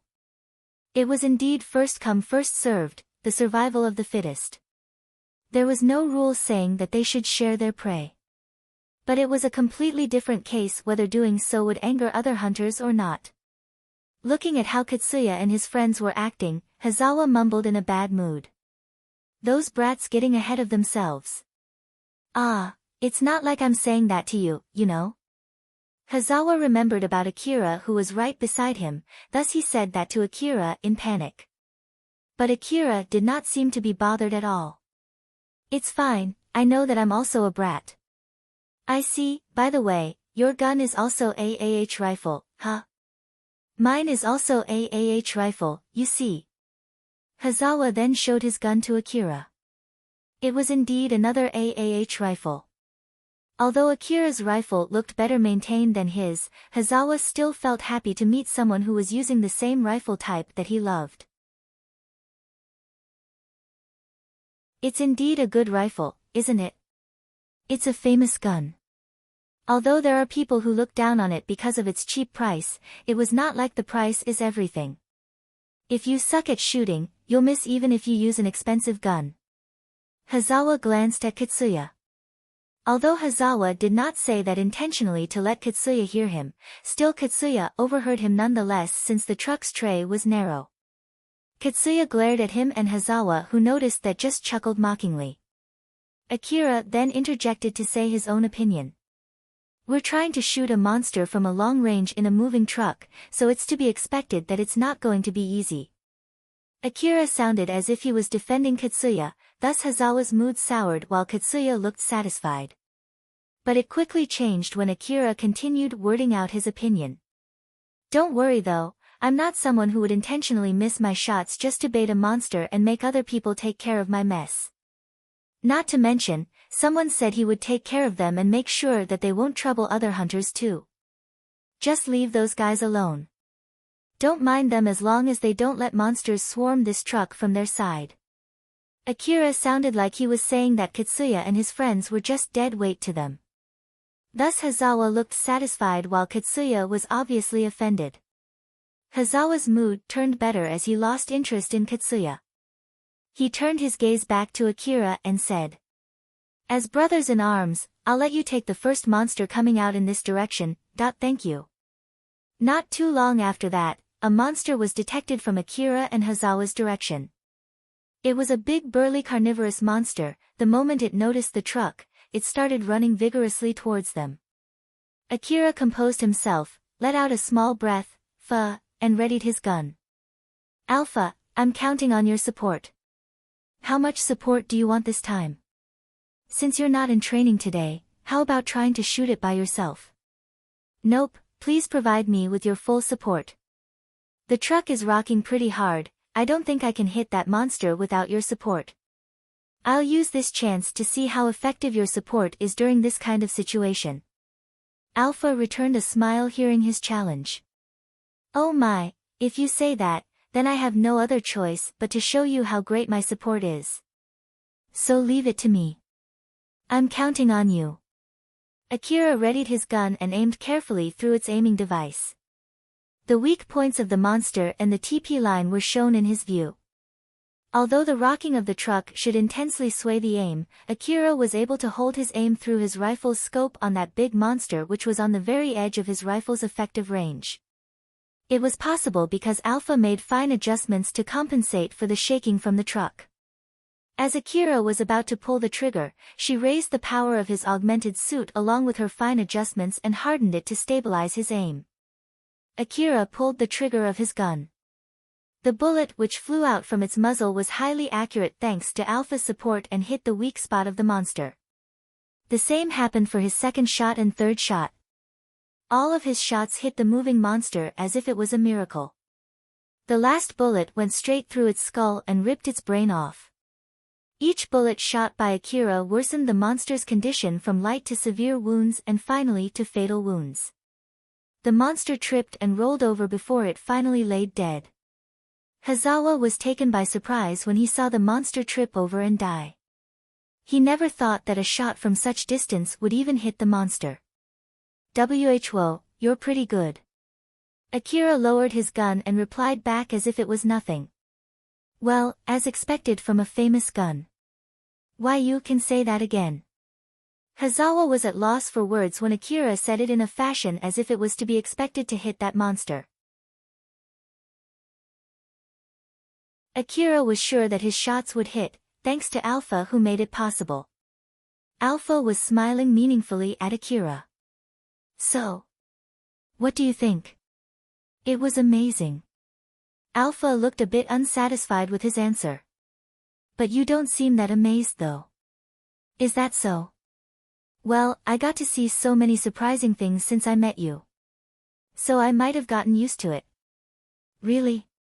In that case, I'll definitely surprise you in the near future. After saying that, Alpha smiled teasingly. As for Akira, he tried to keep his cool while reacting to Alpha so as to not make himself look suspicious. Hazawa was not the only hunter who was surprised by Akira's skill. From the point of view of people who could not see Alpha, Akira looked like a powerful hunter doing such a miraculous feat like it was nothing. After the truck finished patrolling the area assigned to it, it started its return trip to the city. On their way back home, the hunters in the truck already lowered their guard and started relaxing. Most of them started talking to each other and the truck became a bit noisy. Katsuya didn't take his eyes off Akira. Akira noticed that but he ignored it. Akira. He's looking at you. It's not like he's going to challenge me to a fight. So just leave him be. You're right, he might be just looking at you since it's rare to find small kids in this kind of job.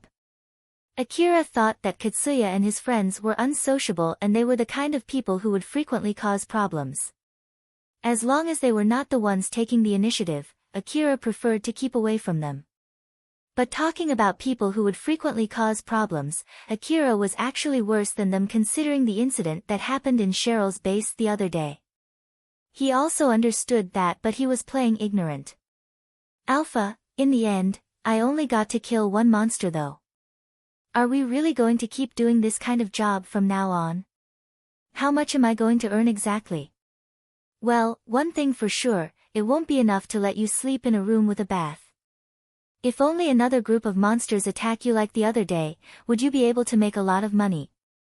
Give me a break, I don't want to face that kind of situation for a second time. Akira's face twitched as he remembered that he barely survived that fight. But in contrast, Alpha just kept smiling like usual.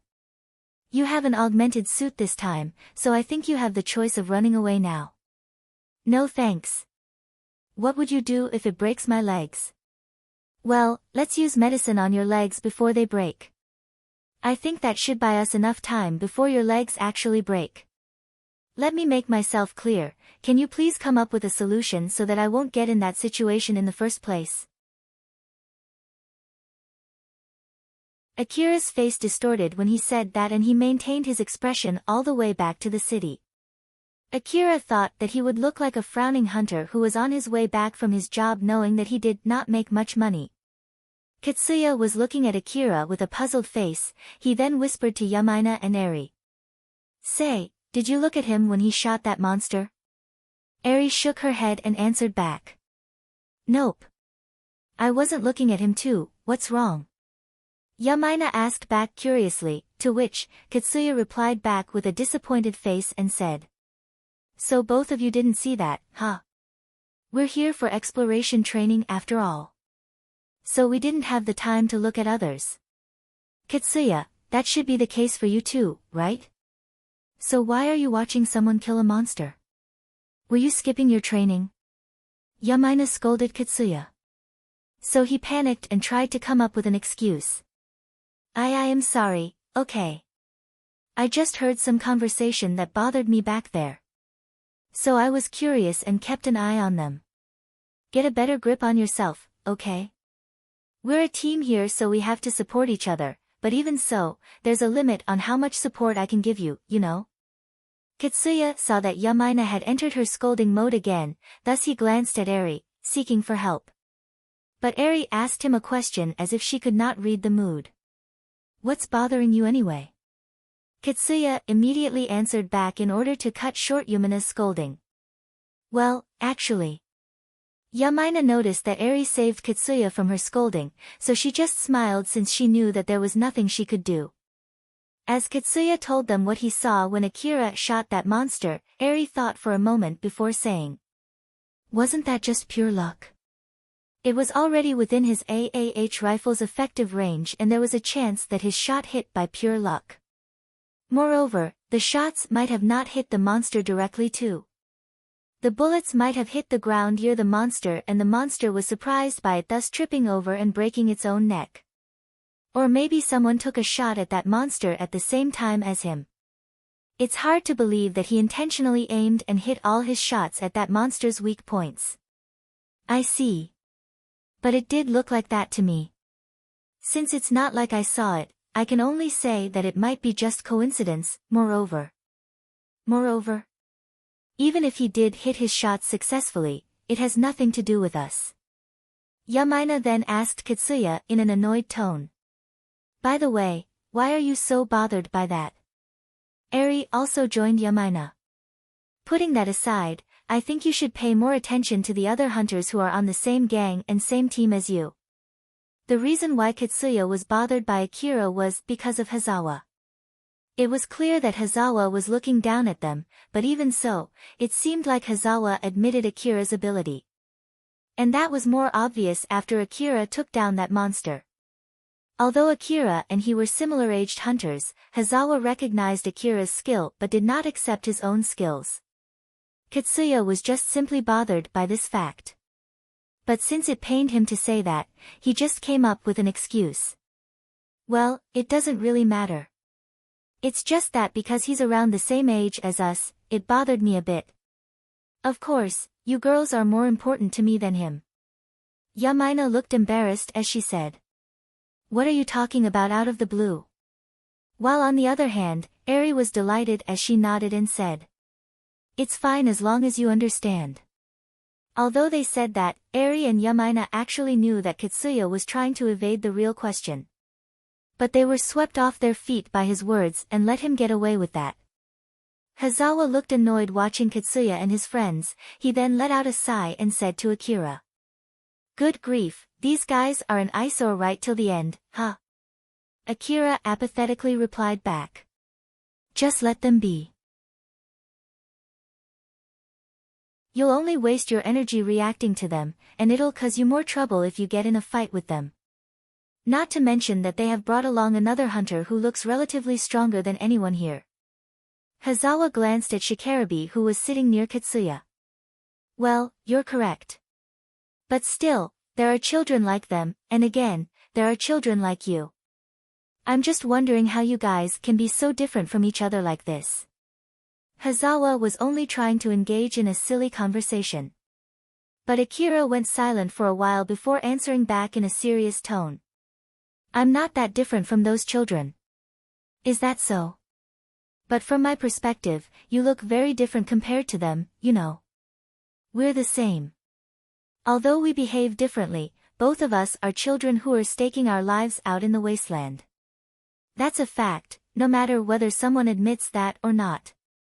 Our luck and skills to explore the ruins, to fight against the monsters and to get out from a mess are not that different. The more dangerous a request we take, the more rewards we can get. But since we're out in the wasteland, we're bound to meet different kinds of people. We were not lucky enough to avoid problematic people this time, but we're sure lucky enough to get back home, that's all there is to it. After saying that, Akira went silent as if he was trying to hide his emotion. Most of the things that he just said were actually directed at himself. The biggest advantage of joining a hunter gang was being able to get support from the other hunters. But if he had to compare that point, Akira with Alpha's support was obviously in a better position. But even so, looking at the other hunters who were similar to him in age, it was true that Akira felt a bit jealous, especially Katsuya and his friends who were having silly talks and joking around enjoying their trip to the wasteland. Hazawa kept staring at Akira without saying anything. He was in deep thought. He got a close look at Akira when he used the AAH rifle to easily kill that monster. Although Hazawa looked calm on the outside, he was actually very shaken deep within. Hazawa knew that he could not do the same feat although he was holding the same rifle. He had no confidence he could hit a target from such a distance. If he was in that situation, he could only spray some bullets hoping to weaken that monster before firing a killing shot. It was impossible for him to defeat the monster with the least amount of bullets like what Akira did. He understood this fact very well. Hazawa's gaze shifted to Akira's gun. It was the same AAH rifle like his. But Akira's gun looked like it was properly maintained. In contrast to that, he could not even remember the time he had done full maintenance for his own rifle. As expected of a favorite gun, AAH rifle could maintain its performance even when it was not properly maintained. But it was to be expected that the performance of a gun would slowly worsen if it was not properly maintained. When Hazawa looked at his gun, it looked like a shabby gun to him now. Hazawa then just smiled bitterly. I could return back home safely from the wasteland although I'm using this gun, huh? It seems that I'm pretty lucky. Although he took this relatively safe patrol job because he was afraid of dying, he did not properly maintain his own gun and went out to the dangerous wasteland. Even though this job did not seem worth the money at first glance, it looked even more unworthy of the money to him now. Hazawa did a lot more dangerous hunter jobs in the past. He explored a lot of ruins, brought back a lot of relics, fought all kinds of monsters and survived all of those. At the same time, he also saw a lot of people getting killed. Some of them were his fellow hunters who went to the ruins with him, some of them were bandits who tried to rob him, and some of them were his friends who suddenly stopped coming to their usual drinking place. All these deaths weakened Hazawa's resolve. Eventually, Hazawa decided to exchange his chance of success with his safety. If I keep doing cheap work like this because of fear, I guess it's given that I would end up being a hunter with no achievement, huh?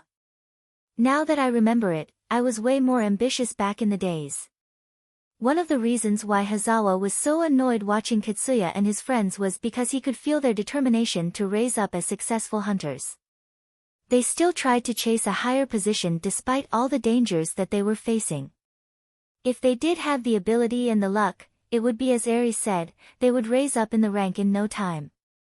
But putting that aside, it was true that Katsuya and his friends were aiming for a higher position, just like he did in the past. I guess this is it for today. I'll go back home after this and do proper maintenance on my gun. Then I'll redo everything again. I'll once again aim for becoming a hunter that I was dreaming about. After all, I'm a lucky person. I'm lucky that I was able to meet these brats today. It's as if saying that I should retry again. Hazawa made up his resolve in silence. In truth, Hazawa was actually a lucky person. After all, he was able to finish his job for the day and go back to his inn to do proper maintenance of his gun. He was actually luckier than he thought he was.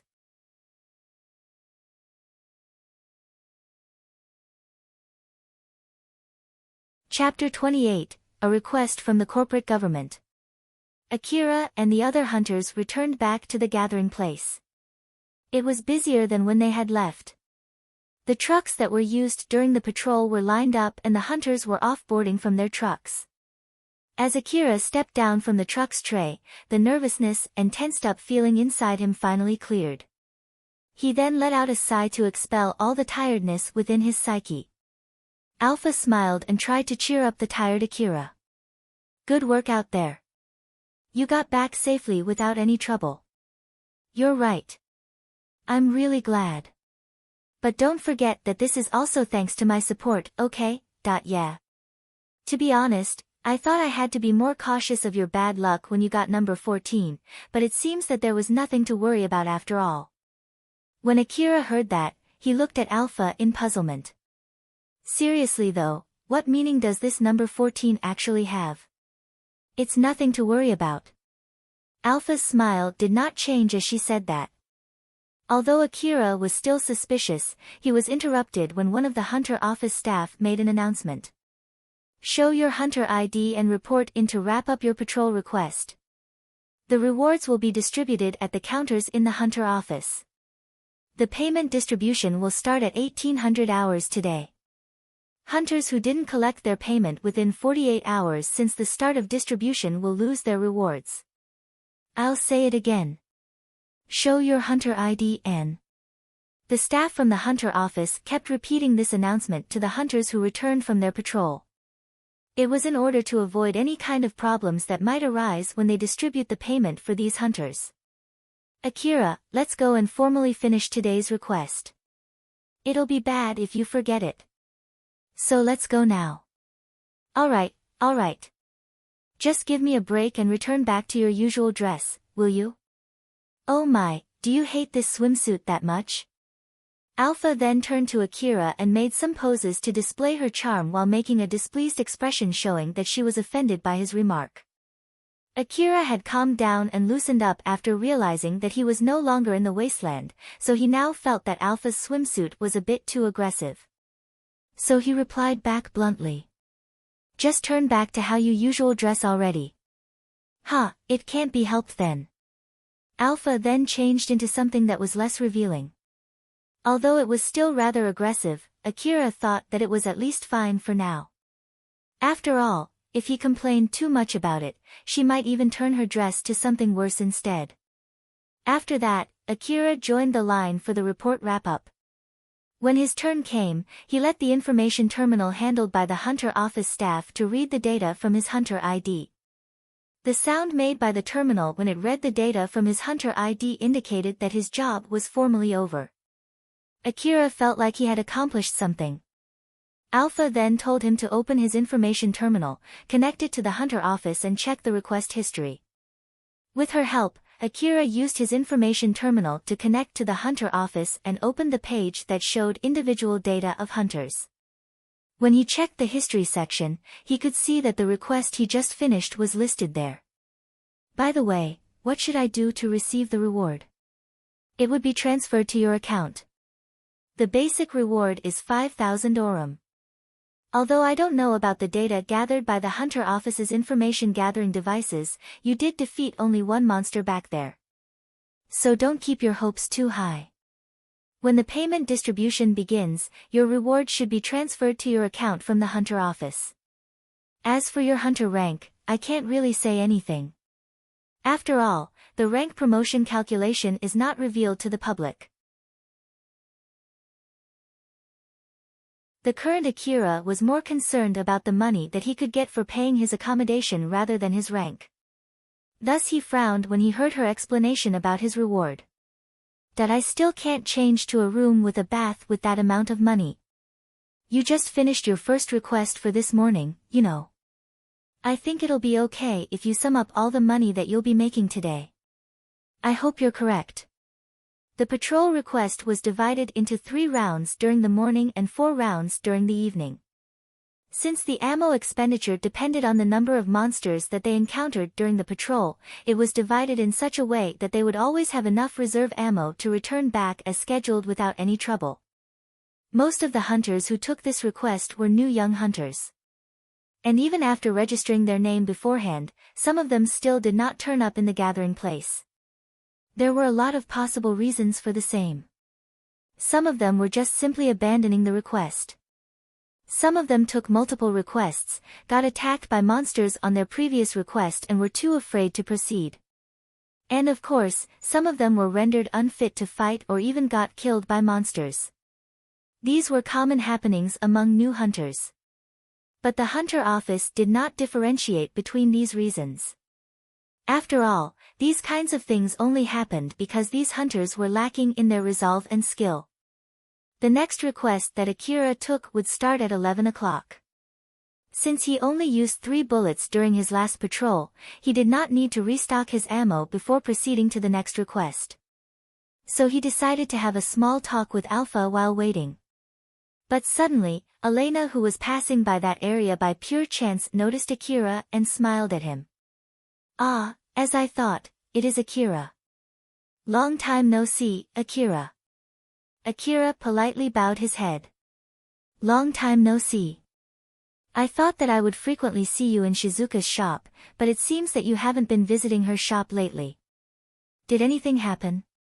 Ah, it's just that after I placed my order for an augmented suit, I temporarily stopped doing any hunter requests and was spending most of my time inside my room. My augmented suit arrived not too long ago and I started taking up hunter requests again today. I see, I'm glad that it wasn't because you were bedridden after getting injured from back then. Elena then looked at Akira's augmented suit. Is that the augmented suit you were talking about? Yep, it looks good on you. You look really cool in it. Thank you for the compliment. Akira was a bit bashful when he said that. Looking at his reaction, Elena felt it rather cute. But right after that, her face turned serious. When I look at him like this, he looks like just your normal everyday boy.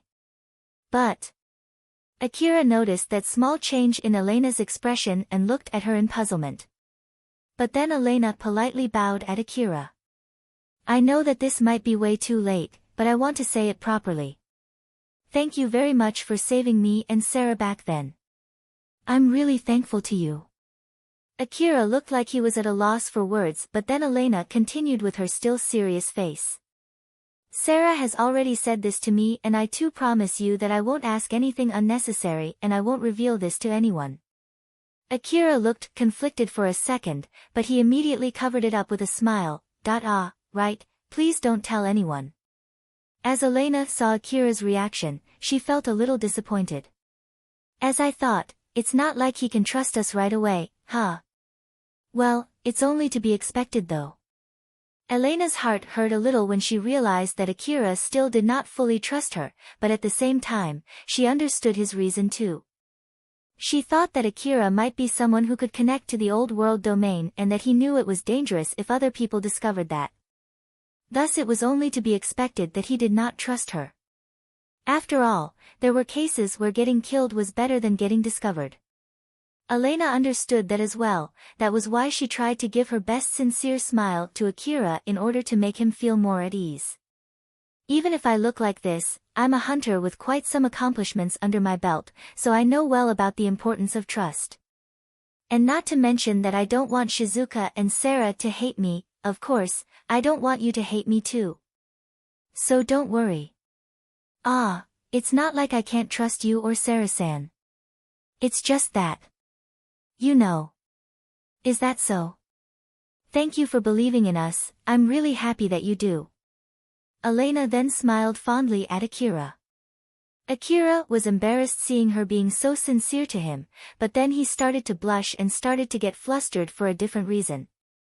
Elena was happy and it was shown in her face.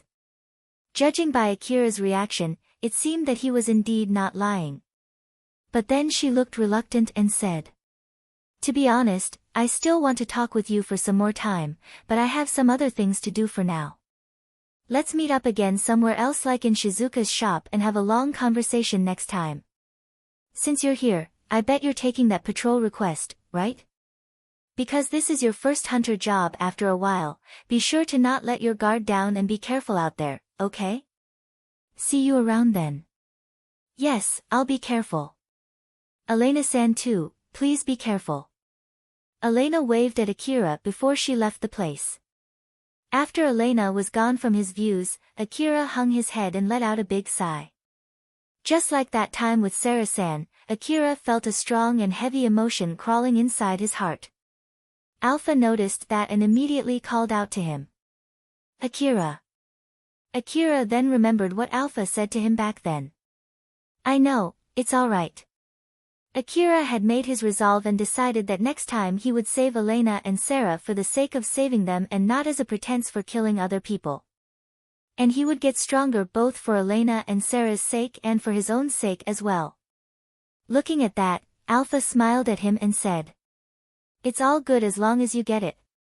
It's about the time for the next request, so let's move." "Okay." Akira raised his head and firmly stepped forward. As the time for his next job came closer, Akira got assigned to a truck just like before. While he was walking to his assigned truck, Alpha who was beside him frowned a bit. "This number again, huh? I wonder if this number has some kind of connections with you or something." Akira got assigned to the number 14 truck again. Looking at how Alpha frowned and said that as if it had some kind of meaning behind it, Akira also frowned.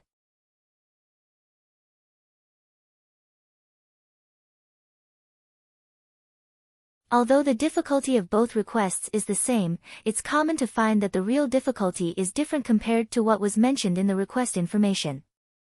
And this is more prominent in case of eradication requests such as the one we're taking. But I bet you know this very well already, right? After all, you experienced it yourself where you got attacked by two groups of monsters on the same day. Yeah, you're right, I'll be more careful. Akira smiled bitterly and readjusted his psyche which he let loose just a moment ago. He understood well about his unluckiness since there were cases where he had to face it in the past. After he returned, he completed the job wrap-up and accepted the request for his next patrol. Akira then sat in the gathering place to eat his hunter's ration. His next truck was also number 14. I wonder if they assign hunters to the same truck always.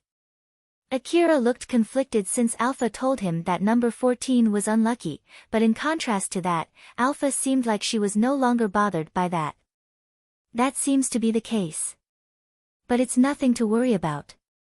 So then, we still have some time before the next patrol starts. What's your plan for now? If you ask me so. I still have quite a lot of reserve ammo so I don't think there's any need to refresh my reserve. And I've also finished my meal too. I have no idea what to do next. In that case, how about heading to the truck and taking a nap? You might be feeling the rush after finishing the last patrol, because of that there's a chance you're not feeling the fatigue now. So just to be safe, it's better if you take rest. Even a short nap will really make you feel better. Is that so? Alright then, let's do as you say. Akira then headed to the truck assigned to him. There was no one in the truck. He boarded the tray, sat on one of the seats, put his rucksack down near his leg and prepared to take a nap. Alpha smiled and said in a gentle voice, "I'll wake you up on time for the request, so don't worry about that. I'll be counting on you, so I shall go ahead take a nap now." Akira gave a light nod and closed his eyes. He immediately fell asleep. It was as Alpha said, he was building up fatigue that he himself did not realize. He was lulled to sleep as soon as he relaxed his body. For Akira, who had been living in the back alley of the slum city for years, it was unthinkable to be able to sleep in such a condition. Normally, he would have thought that sleeping in the middle of an open place filled with armed people roaming around would be the same as a suicide. But the fact that he could sleep here was because of his trust in Alpha. The gathering place for the patrol job was filled with hunters and merchants. Sarah and Elena were also among them. It seemed like they were waiting for someone, but they were also attracting glances from the people around them. The reason for that being the big opening in Sarah's suit near her chest. Sarah made a mistake when she replenished her nanomachine stock and completely filled her reservoir. Thus her suit could not fully cover her nanomachine reservoir, which is her chest, so she had no other choice but to let a big opening on her suit's fastener. In order to prevent the opening from getting any bigger, Sarah used a sturdy-looking fastener belt below her chest. But because of that, her attractive and alluring chest became even more prominent. Moreover, because she was not wearing her inner suit today, the gap in her suit revealed her bare skin valley of paradise. Elena smiled bitterly. "As I thought, it might be better if you put something on top or wear something under." Sarah just smiled and rejected that suggestion. "If I put a random thing on top of it, it might obstruct my movements.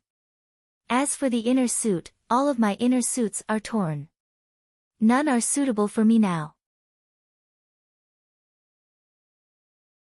Moreover, I have no reserve inner suit as well, and the clothes made of fabric that can handle the body movement of an augmented human are expensive. Well, it can't be helped, I'll just have to endure this for now.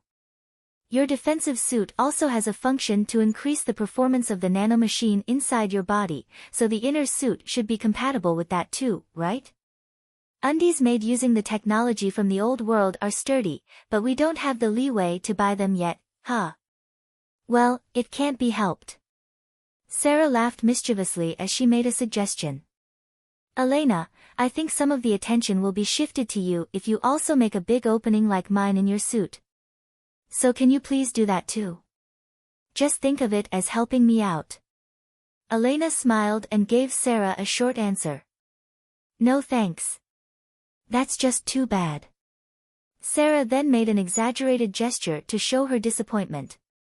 Right after that, a young boy came running and stopped in front of Elena and Sarah before giving them a big smile. He looked like he was very excited. It seemed like he was the person Elena and Sarah were waiting for. "Elena-san. Sarah-san. I'll be in your care today." That boy was Katsuya. Eri and Yamaina followed behind him. Yamaina looked exasperated as she smiled bitterly and said to Katsuya, "Katsuya, don't go ahead alone like that. You're too excited." Yamaina said the last part in a small voice that no one could hear as it was mixed with a little bit of jealousy and annoyance. But she immediately returned back to her usual self and politely bowed to Elena and Sarah. "Elena-san, Sarah-san, I'll be in your care today." As for Eri, her expression did not change much as she said, "I'll be in your care too." Katsuya idolized Elena and Sarah. Although there were a lot of other feelings mixed in, it was still a form of his admiration towards other hunters that he recognized to be above him. Of course, there were a lot of hunters in Drankum who were well above him, but because most of them were always looking down on a young hunter like him, so he did not really like them. In contrast to them, even after doing several jobs together with Elena and Sarah, there was not even an instance where they looked down at him or mocked him or insulted him or showed that they hated young hunters like him. There were even times when they were being considerate of his inferior skill, but that was to be expected. As a matter of fact, he was actually happy when Elena and Sarah were being considerate to him. Because of his past experience, Katsuya was excited when he knew that he was going to do a hunter request together with the strong, gentle, admirable, and on top of that, beautiful Elena and Sarah. For Eri and Yamaina, as fellow female hunters, Elena and Sarah were their idols who they aspired to be. That was why they understood that it could not be helped when Katsuya got excited, and so they held themselves back. Shikarabe followed behind Katsuya and the girls. He glanced at Katsuya showing this contempt for being so excited, but then he immediately returned back to his usual expression and turned to Elena and Sarah. Are we late? Nope, it's fine. I see. Well, I'll be leaving them to you. Just check on them from time to time. Drankum made a special appeal to Elena and Sarah to take request along with Katsuya and his friends. Although it included a lot of details, the bottom line was, they wanted Elena and Sarah to take care, train and protect Katsuya, Eri and Yamaina. So in short, Drankum wanted them to watch over the young hunters. Elena and Sarah understood this when they accepted the request. All the young hunters belonging to Drankum were stipulated to work under other veteran hunters until they piled up enough experience, abilities and achievements. This was required in order to increase the survivability of young inexperienced hunters in this line of work where their chance of survival was already low. It was also a method to attract more hunters into their gang. Katsuya was deemed quite talented, thus he was assigned to work under Shikarabe, who was regarded as a skilled hunter in the gang. This was also because it was Shikarabe who found the hidden talent in Katsuya. But even so, Shikarabe did not like Katsuya, thus he was pretty annoyed when he got to watch over Katsuya. This was also one of the reasons why Shikarabe made an individual request to Elena and Sarah to look over Katsuya and his companions. Seeing Shikarabe look relieved because he would not have to watch over Katsuya and his friends for some time, Elena felt sorry as she said to him. About that request though, I'm really sorry to say this so suddenly, but can you please cancel it? Katsuya was surprised since he was looking forward to doing this request. Yeah. What's wrong? Shikarabe was also shocked. He then asked Elena for the reason while looking a bit displeased. What do you mean by that? You're asking me to cancel the request right before it starts, you know. I hope you have a good explanation for this. Of course, a work request was sent to us from the Hunter office. I'm really sorry, but we'll be prioritizing that request. After hearing Elena's explanation, Katsuya was very upset and displeased. But that was not the case for Shikarabe. As a hunter from Drankum, he only showed a bit of displeasure to Elena, who was trying to refuse his request. He then continued to pressure her with a little intimidation. So you're canceling a request from Drankum just because of that, huh? Do you really think that we will allow you to do that? There will be consequences, you know. But Shikarabe's behavior instantly changed with Elena's reply. Even if that request comes from the corporate government, the corporate government? Shikarabe was surprised. This reason was enough to completely erase his displeasure towards Elena and Sarah. The corporate government was a huge association of multiple big companies that ruled over the Eastern District. The Hunter Association, which runs the various hunter offices, was nothing but one of the working partners of the corporate government. Thus for the hunters, any request made under the name of the corporate government was very important. If they refused a request without any good reason, in the worst-case scenario, it might even turn the whole Eastern District into their enemy. The request is to patrol around a dangerous region near Kagamayama City, but the request was made under the corporate government. Although, to be honest, work like this should be made by the city. I don't know the reason, but since the request was sent formally from the Hunter office, I don't think there was any mistake. I'm sorry, but it's not like I can refuse this request just because I'm planning to explore around with some of my acquaintances. As for the cancellation fees, the Hunter office will directly transfer it to Drankum. You're okay with this, right? Elena then smiled as if she was challenging Shikarabi after giving that explanation. Or maybe Drankum wants to take responsibility and negotiate with the corporate government. Of course, I'll rethink about your request if you are able to do that much. Shikarabi smiled bitterly and shook his head.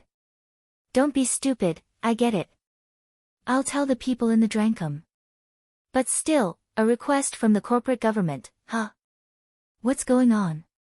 Your guess is as good as mine. So there, you have it, I have a lot of things to prepare. I'm sorry, but we'll be leaving. Tell the Drankum's side that I did meet you directly to cancel the request. When the Hunter office sent a request from the corporate government, they usually only sent that request to first-class hunters who usually worked near the front line. Although Elena and Sarah were recognized as pretty strong hunters in Kagamayama City, they were not that strong for the corporate government to take notice of them. Shikarabi, Sarah and Elena knew this fact well, that was why they had a lot of questions regarding this request. Sarah turned to Katsuya and the other kids. Well, so there you have it. I'm sorry for today, see you again next time. Ah, okay. It's unfortunate but it can't be helped. Although Katsuya was still not fully convinced, he had no other choice but to accept it. At the same time, his gaze was sucked into Sarah's cleavage, but he immediately looked away. Sarah just smiled seeing that. Soon, Elena and Sarah left the place. Shikarabi then used his information terminal to contact Drankum and discuss this. Katsuya let out a sigh. A request from the corporate government, huh? That is amazing, but it's too bad that Sarah-san and Elena-san had to cancel today's request because of that. I wonder when I'll get my next chance. As for Yamaina and Eri, they both also felt that it was indeed too bad. But after seeing how Katsuya reacted, they felt a bit conflicted and it was shown on their face. In order to change the mood, Yamaina made an awkward smile and said, I don't think there'll be next time, after all, you were staring at Sarah-san's chest just now. She might hate you for that, you know. Katsuya coughed and panicked. Did I stare too hard? Eri made a short remark that confirmed what Yamaina said. You did. Katsuya started making excuses in panic. Well, it's just that I was captivated. It can't be helped, you know. Any guy would agree with me after seeing that. So I'm sure Sarah-san would understand. Yamaina looked amused as she kept teasing Katsuya. I think Sarah-san won't understand since she's a girl. Eri also followed Yamaina but with a flat expression. Curiosity killed the cat, it might be better if you give up. Unlike Yamaina who was obviously teasing Katsuya, Eri just stated out a fact, hearing which, Katsuya panicked even more. That's not it. It's just that Sarah-san was wearing a pendant although she usually doesn't wear any, and that pendant was made of a bullet which is uncommon.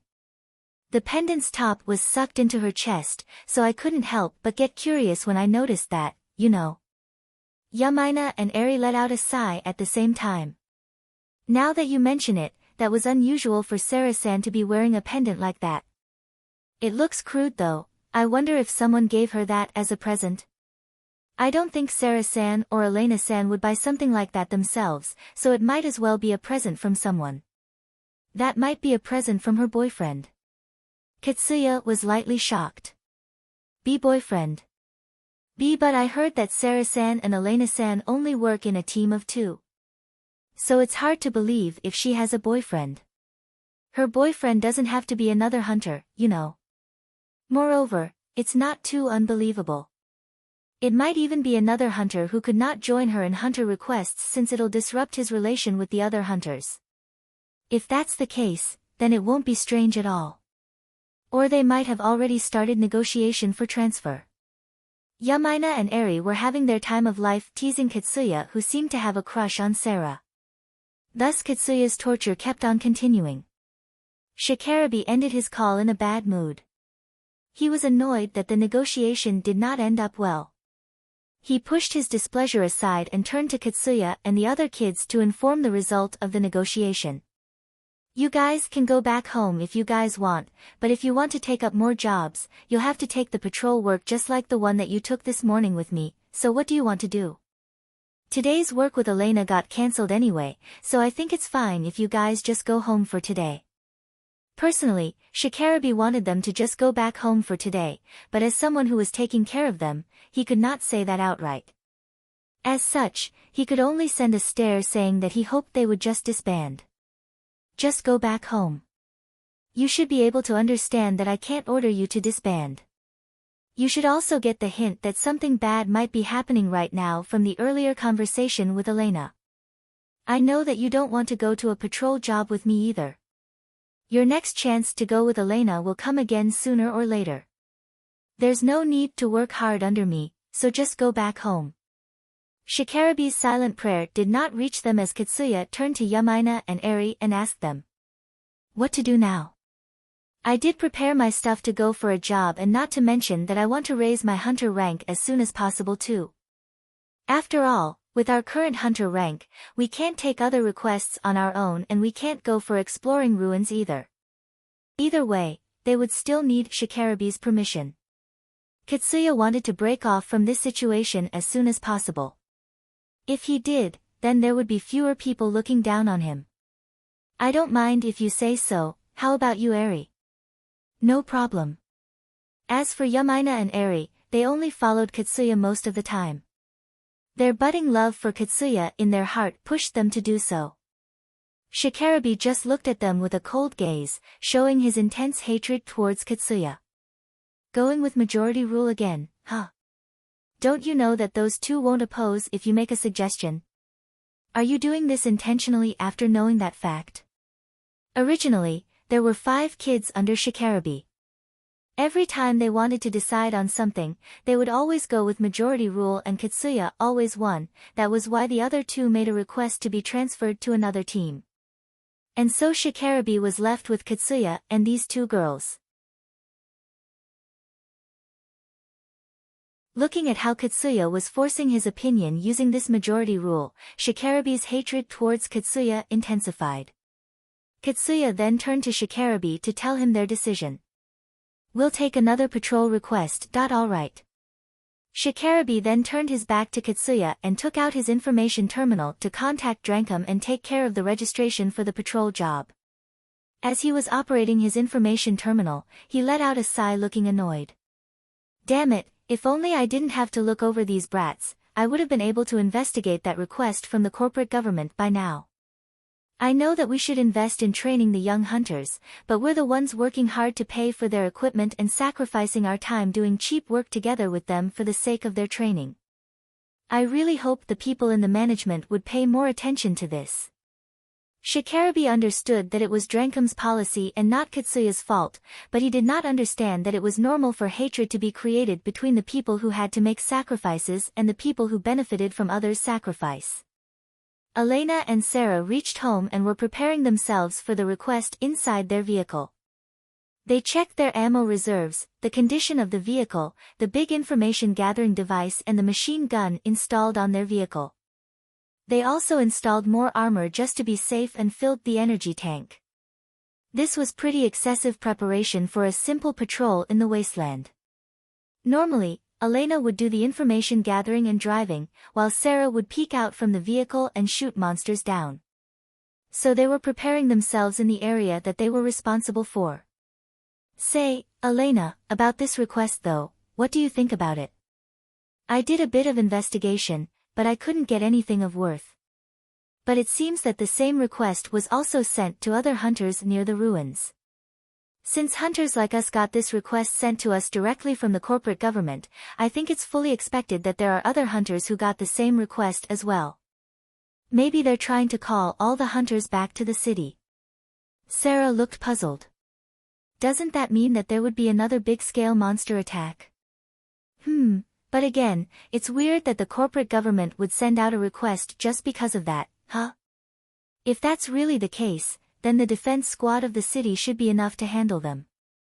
Not to mention that it would be a perfect chance to show their worth to the people who keep saying that the defense squad spends too much money. So I don't think they would go out of their way to call the hunters back to the city just to snatch the role from the defense squad. Elena looked conflicted as she agreed with Sarah. That's true. It's because of that, I just can't understand the reason behind this request. It would be great if it's just a form of insurance, but that might not be the case.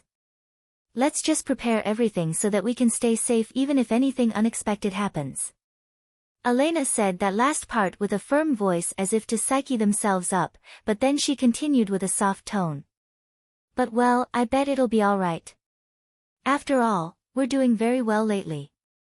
Thanks to that, we got quite a lot of money and we were able to upgrade our equipment. It is as if our time when we were on a slump were non-existent in the first place. Although I said it as if it were nothing, we were really facing a hard time back then. Sarah replied back in a small voice. It was really bad indeed. And what made us rise back up from that situation was Akira saving us. Not only did he save our lives, he even turned over our situation. I can't thank him enough for everything that he did for us. Elena agreed with her as she smiled and nodded. Speaking about Akira, I met him today by coincidence. I was finally able to say my thanks to him and I feel much better now. But don't worry, just like you, I also promised him about not asking anything unnecessary or telling anyone else about him.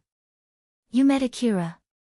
Although I thought that I would meet him in Shizuka's shop sooner or later, I didn't see him lately at all. Where did you meet him? It was in the gathering place where we met Katsuya. It seems that Akira was also taking the patrol request. He told me that he locked himself inside his room after placing his order for an augmented suit in Shizuka's shop. That makes sense though, after all, it would be unfortunate if he went out to the wasteland before getting his augmented suit and got injured. So Akira started to get better hunter equipment for himself, huh? We should work hard too. Yeah, let's give our best out there. Elena and Sarah giggled as they continued with their preparation. Although they could not understand the reason behind this request from the corporate government, they were confident that they would be able to do it just fine.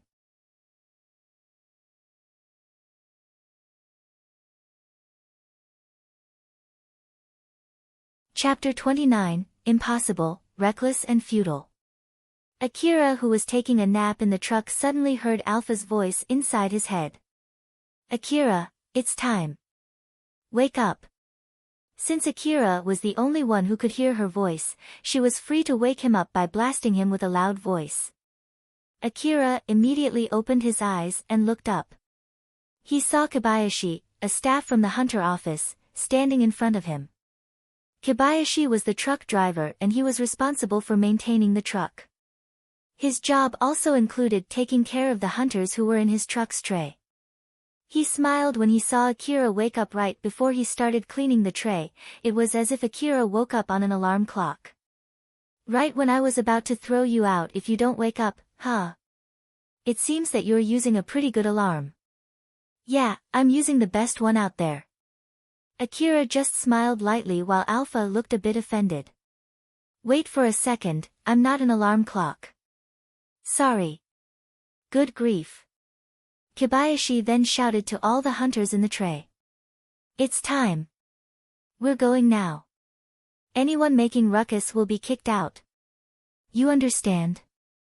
As Akira looked around at the other hunters who were in the same truck, he saw Katsuya and his friends too. Judging from Kobayashi's words, Akira thought that another problem had occurred when he was sleeping, thus he looked away from Katsuya as to avoid getting involved with him. Not too long after that, the truck started moving, and that marked Akira's third patrol job for the day. Although the patrol went well without any trouble, for the hunters who were aiming for rewards, it was a bad run. After all, they did not encounter any monsters at all. The truck that was outfitted for the patrol job was equipped with a wide-range detection device. The main aim for the patrol was only to cull the number of monsters around the city, thus it would only take a route with a low possibility to encounter a monster.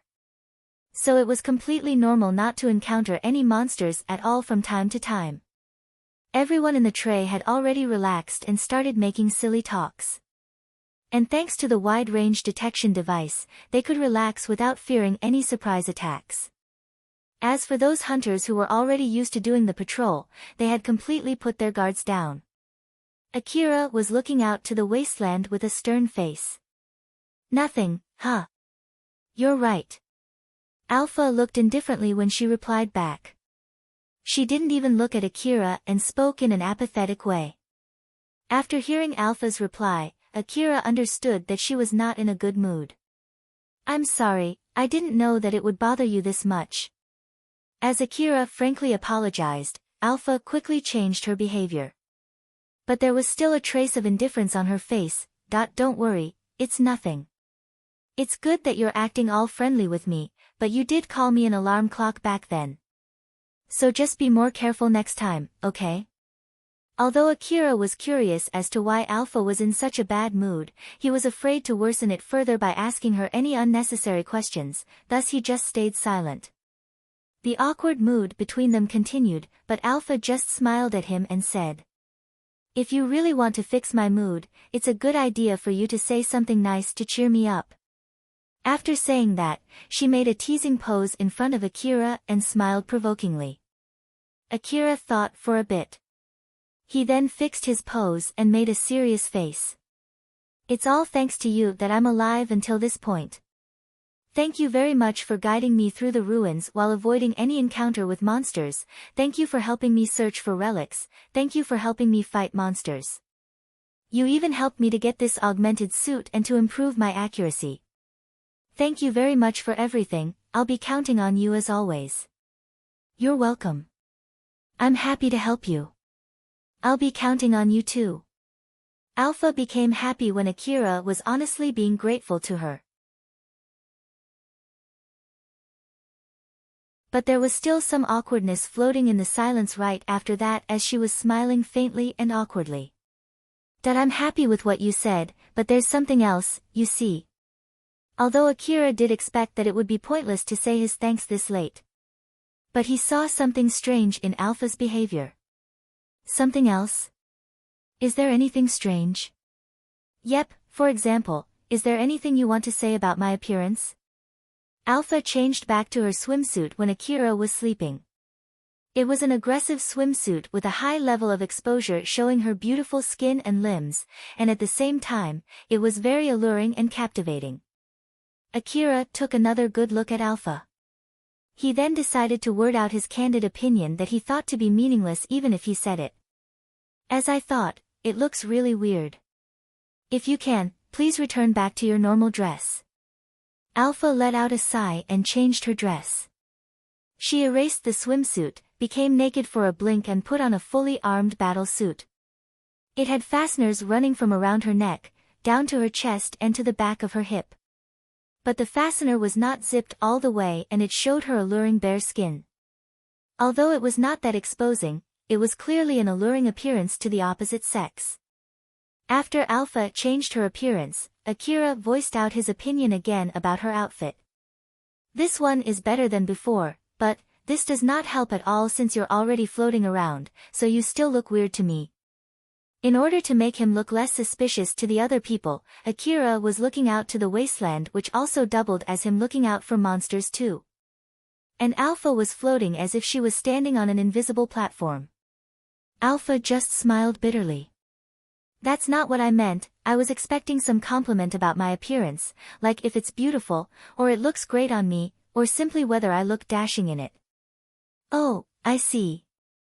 Akira looked surprised when he said that, but he then immediately turned back to his normal self. "I think you're very beautiful and all the dresses that you usually wear are wonderful and charming. It is just that your last dress was very inappropriate for the current situation, but it was still very charming and wonderful to me." "Really? But your reaction was pretty weak, you know.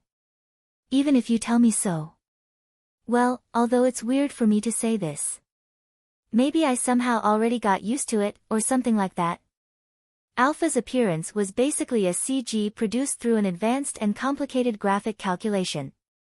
Because of that, Alpha could freely change her expression and body proportion. Alpha took advantage of this freedom to create an extremely beautiful and alluring appearance that was rare to be found naturally. Akira remembered the first time he saw Alpha. It was so shocking and captivating, as if his soul was sucked out from his body. But it was no longer the case now, and he thought that it was because he already got used to her beauty. Alpha was almost always beside him 24/7, and there were a lot of occasions where she would pose her naked body or wear a dress that was close to naked in front of him. She even went into the bath together with him. That was why Akira thought that he should have gotten used to it. Alpha at least accepted Akira's explanation for now. Got used to, huh? I guess I'll need to think about it. You're not thinking of anything bad, right? Nope, not at all. Akira looked at Alpha with suspicion, but Alpha just smiled it off. When Akira was sleeping, Katsuya noticed him as he boarded the tray. That's him. Yamaina looked around and checked people that she knew. There are also other hunters who we met in our last patrol job. But it seems that man who picked a fight with you is not here. That's good. Although Eri was also one of the people who caused trouble in the last patrol, she intervened as if she was telling Yamaina to just forget about that subject. Katsuya, don't make any trouble this time. I know. That guy is sleeping though, is that really okay? Just leave him be. Try not to get involved with other hunters who are not members of Drankum. They'll just throw him away if he's still sleeping when the time comes. So just take your seat. Katsuya just obediently boarded the tray and took a seat. He was only talking with his friends while waiting for the truck to move, but he unconsciously made a stern face and was staring at Akira. Remembering what happened during his previous patrol, he just could not come to like Akira. And when the time came, Akira was still sleeping. Katsuya was actually looking forward to seeing Akira getting kicked out from the truck. He even grinned in an ill will when Kobayashi stood in front of the still sleeping Akira. But Akira just woke up right before Kobayashi kicked him out, and Kobayashi just chuckled when that happened, thus Katsuya's mood got even worse. Their patrol finally started. Katsuya was thinking of taking a closer look at Akira this time, but they did not meet any monster at all during this patrol, thus he did not get his chance. So his mood worsened even more. As everyone in the truck started to relax, Katsuya let out a sigh. He could not focus on today's training because he was in such a bad mood. He could not see any monsters from his binocular, and the detector did not pick any monsters at all, so he had lost all of his motivation. Katsuya then asked Shikarabe while making an annoyed face. Say, there's no monsters though, do we still have to do this training? Shikarabe answered while trying to suppress his annoyance. Whether there are any monsters or not, it'll still be training for detecting monsters. You should already know that in a thick colorless mist, you would not be able to detect monsters using binocular or other information-gathering devices. So you have to spot monsters by using your eyes. You guys should have been taught where to watch, points to be careful about, and how frequently you should change the person keeping watch and so on. But will this training be useful without any monsters around? That I won't force you. At the moment, this is just voluntary training since our original plan was changed after Elena and Sarah got that sudden request. So you're free to do what you want. Although it was also one of his duties to train Katsuya and his friends, he had no wish to force them to do training. After all, it was outside his main duty. Shikarabe did not even care if Katsuya just skipped his training and got into trouble later. That's what Shikarabe thought as he clicked his tongue. After that, Katsuya decided to just keep doing his monster detection training for the meantime, but he eventually started talking with the other hunters. Looking at that, Shikarabe just let out a sigh and thought that it would be a waste of energy to think about him, so he just ignored Katsuya. The truck kept running on its patrol route in the middle of the wasteland, although they did not encounter any monster. But it suddenly stopped. The hunters in the truck immediately picked up their guns and put up their guard. Kobayashi then got on the tray and shouted. I just got a call, the patrol job is finished here and now. We've taken care of all the administrative processes for you. And now, I'll tell you about the current situation. According to the information that I got, a large group of monsters is heading to the Kagomayama city from the Kozusuhara ruins. The defense squad is already preparing themselves to intercept that group of monsters. Hearing this announcement, restlessness spread among the hunters in the truck in an instant. The city has issued an emergency request and is asking for help from this truck. All the hunters around the ruins had been called to gather up and be sent later. The content of the emergency request is for us to help those hunters. Kobayashi looked at the shocked expression of the hunters and did not know what to do, thus he shouted to urge them. Decide now. If the majority of the hunters decides to accept this request, we'll be heading to the nearest battleground, but if the majority of the hunters want to return back home, we'll immediately go back to the city. The rest can just walk to the city or to the nearest hunter group on their own. Decide in 5 minutes. After Kobayashi finished his explanation, most of the hunters immediately decided to go back home. After all, the truck was only fit for the low-risk patrol job and most of the hunters in the truck did not have the ability nor the equipment to take this emergency request. Even if there were some hunters who wanted to accept the emergency request, it was only a handful of them. None of them was foolish enough to take the emergency request when it meant that they would be left behind. While some of them were thinking of taking the request after returning back to the city and arming themselves with proper equipment. The hunters looked at each other and quickly confirmed each other's decisions. Just to be safe, Alpha also asked Akira. Akira, we'll return back to the city first, okay? Of course, no one would want to face a group of monsters out of their own volition. Akira's face turned grim. He remembered the time when he was attacked by a group of monsters, got saved by Elena and Sarah, and was barely able to survive the fight. Most of the hunters had made their decision to go back to the city. But there were a few exceptions like Katsuya. Katsuya was having a fierce debate with Shikarabe. Their voices were heard by the other hunters and attracted a lot of attention. Shikarabe thought that Katsuya's decision was not a good idea and so he did not allow him to go. Although he was really angry, he was still holding himself back. No. Give me a break, already. You're being a pain in the ass, you know. The Drankum is famous for taking in any emergency request. You're the one being a pain in the ass here. We can do this. Drankum only takes emergency requests that they can safely accomplish. And also, don't put me together in that, we. I'm not a member of your team. Kobayashi shouted, wanting to end the debate. It's time. Raise your hand if you want to take the emergency request, then those who are against it. All right then, we'll go back to the city. Those who want to stay, get off from the truck now. Katsuya mumbled when he saw Kobayashi returning back to his driver's seat. The request that Elena-san received must be about preparing for this monster attack. Even I would be able to help them out somehow. Yamaina and Eri then tried to cheer Katsuya. Katsuya, I can understand your feelings, but it's impossible for us. It's plain recklessness. There were people in this world who proved their silly talks and hollow optimism as reality using their skill and luck. They were those who turned their big talks into reality. Such feats were usually done by great people, heroes and champions. Katsuya had done such a thing in the past. From time to time, he would make a decision that he knew to be impossible and turned it into reality. It was one of the reasons why Yamaina and Eri were attracted to him, and that was why they could understand some of the crazy decisions that he made. But of course, there was a limit to that. They too did not want anything bad to happen to him. But if they just left Katsuya alone, he might become obstinate and decide to stay even if he should get off from the truck. Thus they were worried and tried to stop him.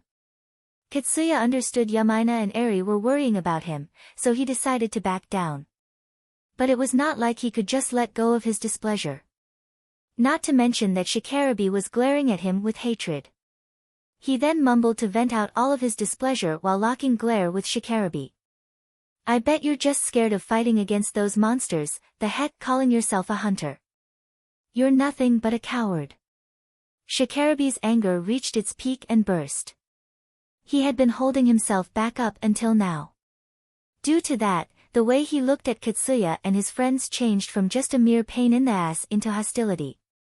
At the same time, he mocked Katsuya as if he was challenging him. Scared? Yeah, you're right, I can't help to get scared if I have to bring complete amateurs who are not even full-fledged hunters like you to fight a group of monsters. Bringing dead weight like you into such a fight is equal to suicide. Just go ahead if you want to go. I won't stop you. But leave all the equipment that you borrowed from Drankum here. They're not your own equipment.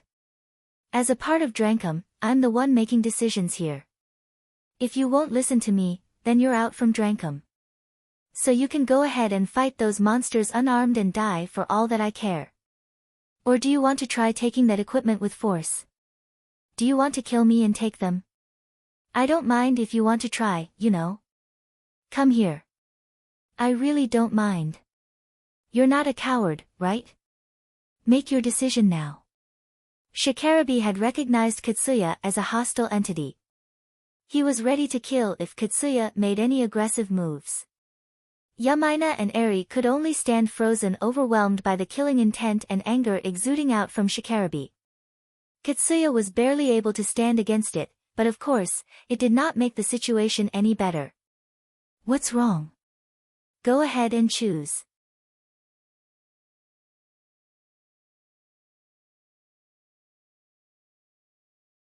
It's true that I did say the hunters who want to go should go by feet, but I didn't mean it literally, okay? I have my augmented suit with me, so I can do high-speed running. Of course, it's still slower than directly taking a truck, but I believe it's still faster than going back to the city and looking for another truck to take me there. When I asked you back then, you didn't raise your hand, right? I changed my mind. But it's not like it would change the end result anyway. Kobayashi was completely dumbfounded as he kept staring at Akira. He then mumbled in a small voice, "Is this boy being serious now?" Kobayashi suddenly smiled. He looked as if he found it very amusing deep inside his heart. He then asked Akira in a good mood. "Say, can you ride a bike?" Alpha confirmed immediately. "Akira, it's not a problem." "Yes, I can." Akira never rode a bike before, but since Alpha said that it was not an issue, he just replied back with that. He only thought that it would be fine as long as Alpha said that it was okay after he gave his answer. "I see. Then wait here for a bit." Kobayashi looked very excited as he went back into the truck. Alpha frowned and asked Akira again. "Akira, you can still rethink about it now. We don't know if we can meet Elena and Sarah even if we go, and I don't think having you there will change the situation by much. Even if you're saying to me that it's futile, I still want to know for sure whether it's completely meaningless for me to go, or will I be able to help out by doing something there, so that I won't regret it later. Even if it's futile, I'll still be picking this option." Akira picked this option because of his feeling of guilt and obligation towards Sarah and Elena. They thanked him for saving their lives. He owed them a favor for saving his life too. And he used them in the past as a pretense to kill the people that he wanted dead.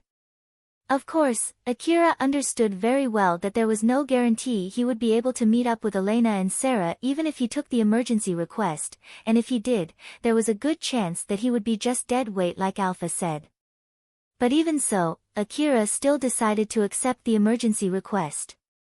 It was not solely because he was trying to help Elena and Sarah while they were fighting. It was also for his own self-satisfaction as well. That was exactly why Akira did not hesitate at all when he accepted the emergency request, although it might be futile and he might as well get himself killed. Akira thought that his life was his own, thus he had no trouble deciding to futilely go and fight that group of monsters on his own accord. Moreover, for him who spent most of his life in the slum, he had nothing else other than his own life that he could put on stake. He could not completely get over that line of thinking due to all the years that he spent there. Thus for him, it was natural to put his own life on the line for his selfishness. Alpha, who, to some extent, understood the moral principles Akira was obeying, knew that it would be meaningless trying to stop him. Although she did make an exasperated look and let out a big sigh, as she expected, it did not change his decision at all. Kobayashi grabbed a foldable small-sized bike and stepped out from the truck. Although it was only a small bike, it was specially designed for exploring the wasteland. When it was folded, it was barely enough to fit the seat beside the driver's seat. He had that bike there to call for help if in case the truck got attacked by monsters and was unable to move. Most of the hunter office staff would put their foldable bike on the driver's seat since the other hunters would use it without permission if they left it in the truck's tray. Kobayashi then quickly unfolded the bike and assembled it. When he was finished, he looked at Akira while lightly patting the bike seat. "Get on this bike. It's at least faster than running, and also, give me your hunter ID."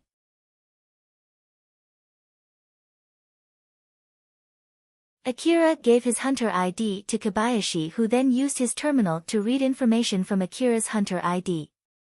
This will finish the registration for the emergency request. If you use your information terminal to access the hunter office's site, you'll be able to see the area assigned to you.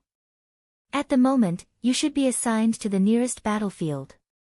And also, this bike is just an upfront payment for accepting the emergency request. Be careful out there, okay?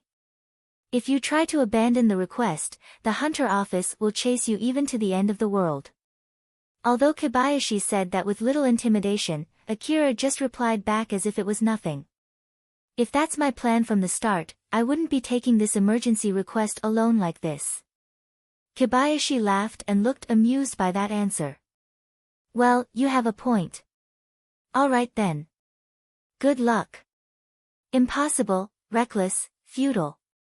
Using their own lives as a chip in a gamble is what the hunters love to do, am I right? Whether you'll die or come back alive, keep stepping forward. After all, there are not that many hunters who are like you these days, you know. Although, to be honest, I think I'm more of a cautious hunter though. Akira was honest when he said that, but Kobayashi thought that it was a joke, so he just got along with it and laughed loudly. Stop with the jokes. No careful hunters would go running towards a group of monsters on their own volition, you know. You should be able to see the precise coordinates in your information terminal. It's basically northwest from here, so it's that direction. If you get close enough, you should start hearing gunshots from the hunters who are fighting against the monsters. So good luck out there, and I hope you have a good hunt. Akira got on the bike and went out alone as Kobayashi was seeing him off in a good mood. All the hunters in the truck's tray were having mixed feelings as they saw Akira off. Amazement, praise, envy, shame, jealousy and mockery.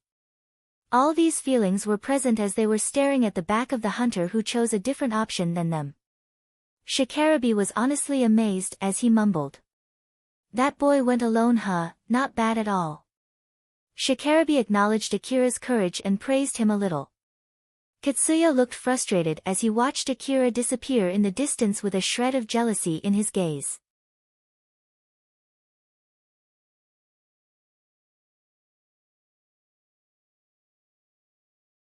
Chapter 30, The Arrival of Reinforcement Boy. Akira was on his bike heading to the nearest battlefield for his emergency request.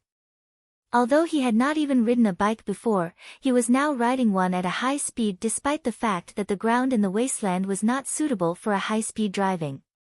Actually, it was Alpha who was driving the bike by controlling Akira's augmented suit. Because of that, Akira was able to ride the bike that he just got as if he had ridden it numerous times before. Alpha was floating beside Akira.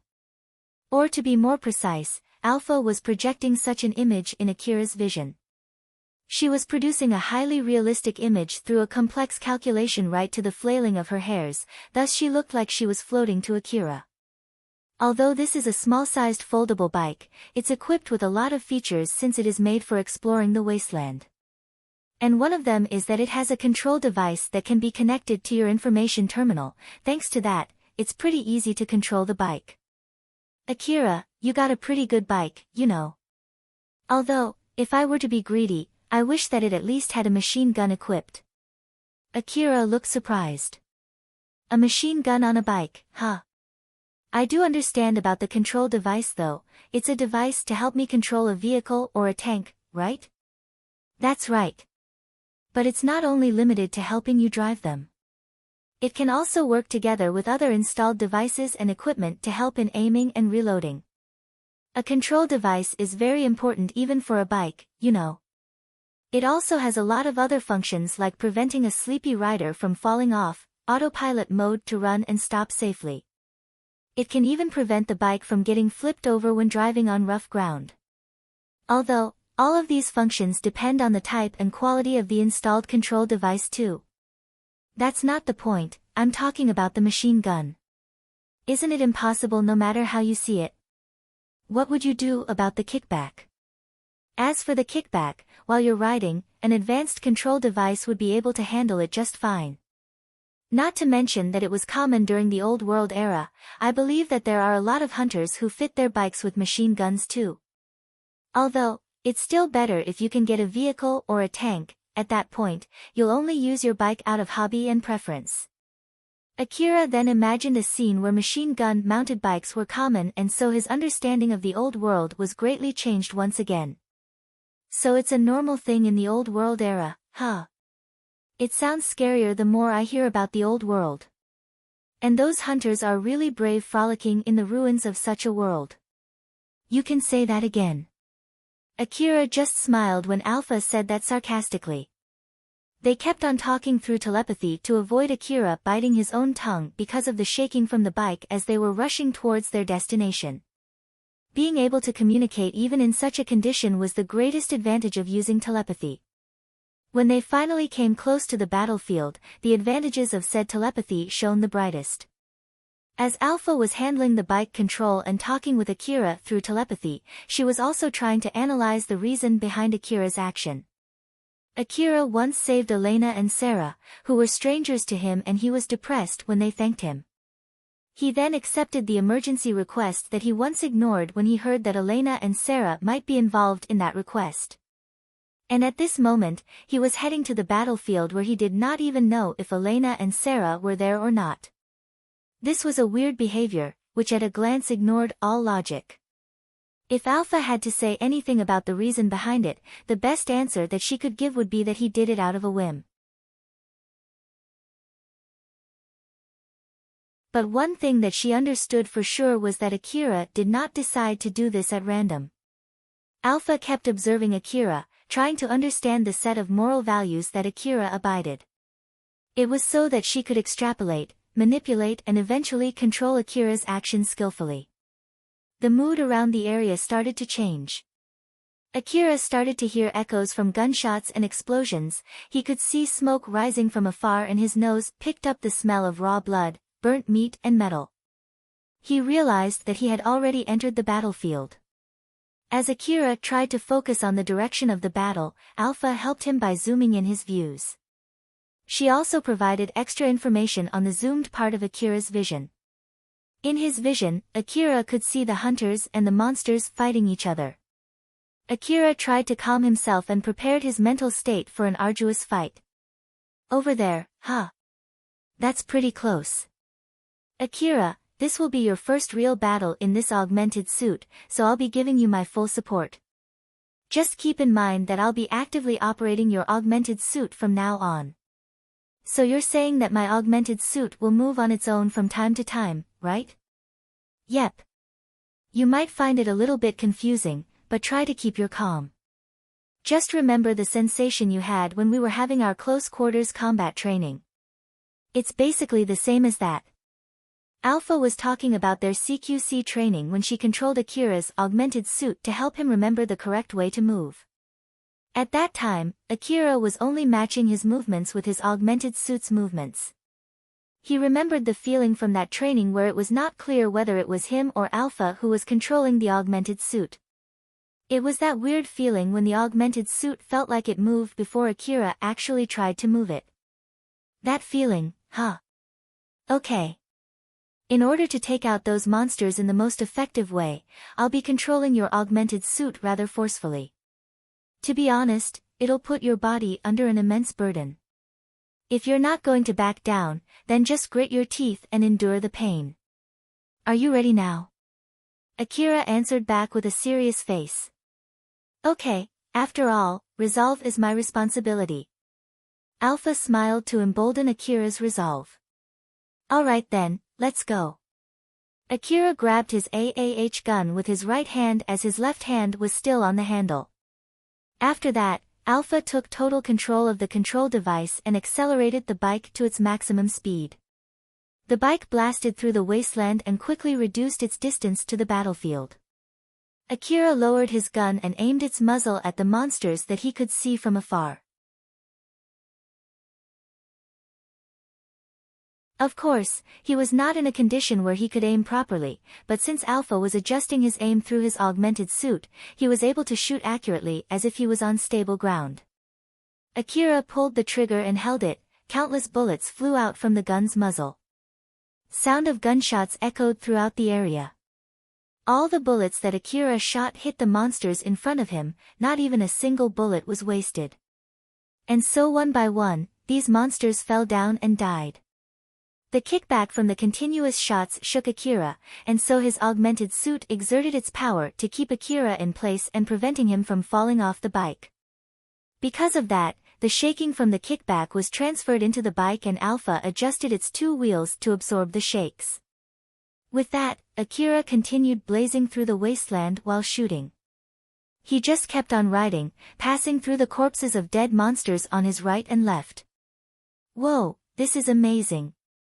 Akira voiced his amazement towards all the sensations that he was feeling. His ability to ride the bike and his accuracy when shooting, all of them felt like impossible feats to him. Alpha smiled smugly. It seems that you once again got to experience just how great my support is. Akira, be sure to follow my movements. Roger that. Akira and Alpha charged right into the battlefield just like that. There were two trucks that stopped deep in the battlefield. The trucks were surrounded by corpses of biological monsters and wreckages of dead mechanical monsters. It was a proof that the hunters were trying to fight back desperately, and those hunters were still in the middle of the battle. Normally, a big group of monsters that came out from the Kuzusuhara ruins would head to the city in a straight line. The center part of the group would clash with the main defense force of the city. Compared to that area, this area was away from the main group, thus the number of monsters around here was smaller. So just to be safe, the hunters in the truck decided to meet up with another truck to boost their fighting power. The hunters thought that they should have enough fighting power at that point. But their luck was not all that great. Among the monsters that they encountered, most of them were mechanical monsters that housed powerful firepower inside their body frame. Those mechanical monsters looked like big cannons that grew countless small legs. It was as if someone made them just to screw around. These monsters then used those small legs to hold the kickback. They shot rounds at the truck with the appropriate firepower for those legs to handle the kickback. Although their shots were not that accurate, most of the cannon rounds managed to hit the truck. Even worse, it destroyed the control device and driving device of the truck. So these hunters were stuck in the middle of the wasteland while frantically trying to repel the incoming monsters. But it was worth it so long as they were able to somehow repel all the mechanical monsters. Unfortunately, the hunters could not be sure if they managed to destroy them, or if the monsters just left them alone, or if the monsters only temporarily withdrew to refill their ammo. And thus, at this point in time, they were fighting the monsters that had left from the group that previously attacked them. They were also not in a situation where they could leave the truck and walk back to the city. It was because the trucks were their cover from monsters with long-range attacks and they were a good landmark to notify any incoming reinforcements. Other than strategic placement, they already had heavily injured hunters who just could not leave that place. Every time they spotted a ferocious and strong monster charging at them, they would concentrate their shots at that monster and kill it. Although they were only fighting the leftover monsters, some of those monsters would creep under the corpses of their fellow dead comrades or circled the trucks while slowly closing in on the hunters, as if they were looking for an opening. The hunters were having sporadic battles against those monsters while keeping their eyes peeled open for any monsters creeping close. But these hunters were slowly getting cornered. One of the hunters, who took cover in the truck, was watching his surroundings. He looked pale and very tired as he asked his friend, "Hey, how many monsters have you already taken down? His friend said with exhaustion. No idea.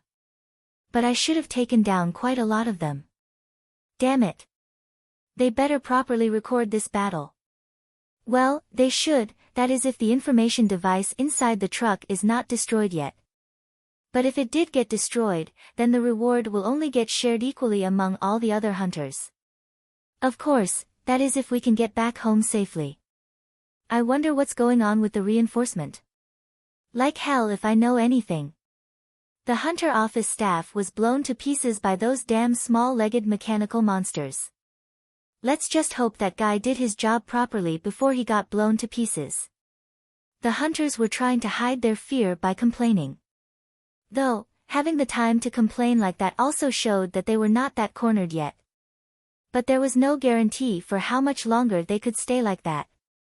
There were still a lot of monsters surrounding them. They were in constant fear of more monsters appearing as they were stuck in that place with zero possibility of breaking out from the encirclement. All the hunters there understood that they were in dire straits. At the heat of the battle, the hunters suddenly heard gunshots coming from another direction. Thus they carefully approached the source of the sound to check if the small-legged cannon monsters were back, but instead, they saw Akira riding on a bike while shooting at the monsters. After arriving at his marked location, Akira stopped his bike and looked around. He saw the flesh of dead biological monsters and wreckages of the dead mechanical monsters scattered around in a circle with the truck stopped in the middle of it. He also found that there were a lot of monsters still alive. Akira was taken aback and frowned after looking at the number of the corpses lying around. That's really a lot. Although they killed so many, there's still this many left, huh? In contrast to him, Alpha looked calm and relaxed. I wonder if they're a part of the bigger group. The trucks are even surrounded by so many corpses. I wonder if this is just a small breather after they had such a fierce battle. So, even this is considered a small breather, huh? Not to mention that I encountered quite a lot of monsters on my way here too. I can only wonder just how fierce the battle was which created these pile of corpses. It seems that the hunters here already took out all the monsters with a long-range attack capability. Let's keep our distance and clean up the rest. Roger that. Akira readied his AAH gun again while still on top of the bike. Alpha then controlled Akira's augmented suit to adjust his pose and center of mass into the best position. As for the hunters who were in the area, the corpses and wreckages of the dead monsters became obstructions and made it harder to shoot at the monsters. That was why Akira could easily snipe those monsters from his position. Akira took an aim at the monsters while still riding the bike and pulled the trigger of his rifle. His sniping shots were highly accurate due to Alpha's support and he kept shooting at the monsters in front of him. All of his bullets hit the weak points of the monsters like the gaps between their scales, the fragile parts of their armors, their joints, and their connecting edges of their armor plates. The biological monsters would howl loudly when they got hit on their weak spots while the mechanical monsters would make weird sounds when a part of their bodies was blown to pieces and they both would fall down to the ground and die. Some of the monsters changed their target from the hunters near the trucks to Akira. They judged that Akira as a bigger threat to them than those hunters. Akira kept a safe distance from those monsters that were charging towards him and shot them down one by one. Although some of them have started charging our way, we can still keep our distance using the bike, so I don't think they would be able to swarm us with numbers. Compared to when we were together with Katsuragi, this is way easier. After all, there were some monsters that were living further to the west mixed in that group of monsters that attacked us back then. We'll move away if they get too close to us. Since you have a bike now, we should use it to the best of our advantage. Roger that. It was a one-sided fight with Akira shooting at those monsters while keeping his distance using the bike. The hunters who saw the scene that was unfolding in front of them were astounded. A reinforcement. How many? Do they have a vehicle? Just one person. Where are the others? Is he just a forward scout or something? Just a single boy. What kind of joke is this? Among the hunters who started making a commotion, one of them took up his gun and shot one of the monsters that were chasing Akira. His shot tore right through the monster's head and killed it instantly. "Stop making a ruckus here. Take your gun and start shooting. You should be able to hit the monsters easily now." "But still, is that boy our reinforcement?" "It doesn't matter if our reinforcement is just a single boy. We just need to kill the rest of the monsters. I don't care whatever it is so long as it can help us go back home alive." The other hunters hurriedly picked up their rifles as they heard such fierce encouragement. The hunters started to help Akira. And due to Akira's position, he got a clear shot at some of the monsters while the hunters got a clear shot at the rest of the monsters. The hunters shot and killed the monsters that went out from their cover to chase for Akira, who was moving on his bike, while on the other hand, Akira could get a clear shot from behind the monsters that were charging towards the hunters. All of those monsters were eradicated in this pincer attack. The hunters had powerful firepower, thus they were able to make quick work of the monsters. As Akira rode his bike towards the trucks, one of the hunters stepped up to welcome him. When that guy got a closer look at Akira, he was obviously surprised by the fact that it was a single boy who helped them, but he did not look down at Akira at all. Age had nothing to do in Hunter's profession. Or at least, he thought that only amateurs would judge other hunters by their age.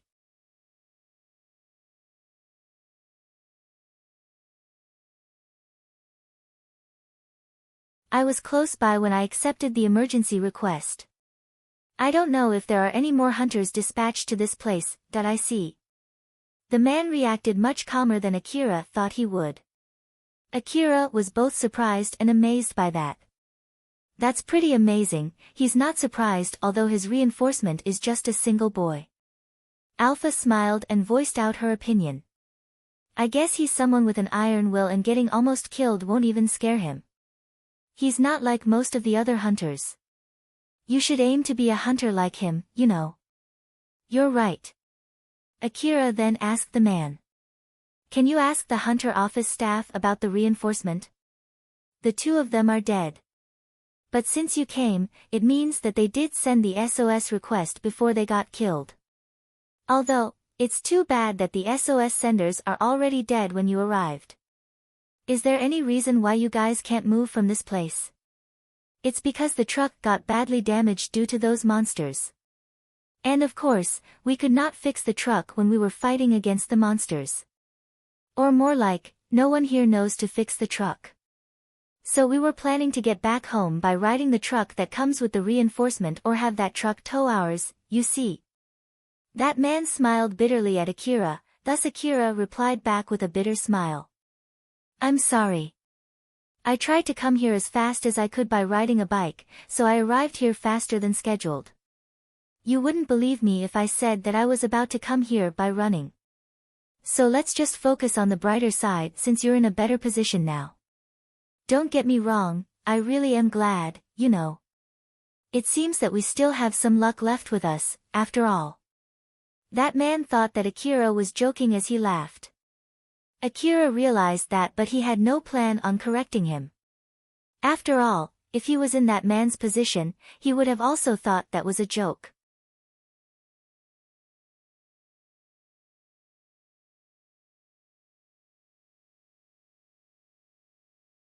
Chapter 31, Can an Insect?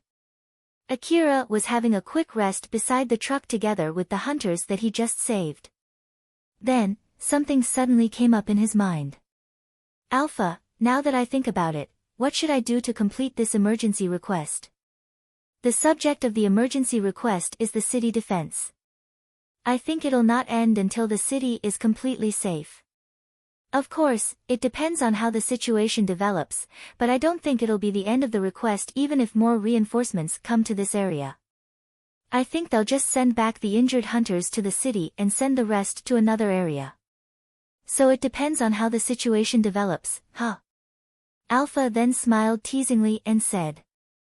Not to mention, you did receive that bike as an upfront payment, so I bet they'll make you work hard.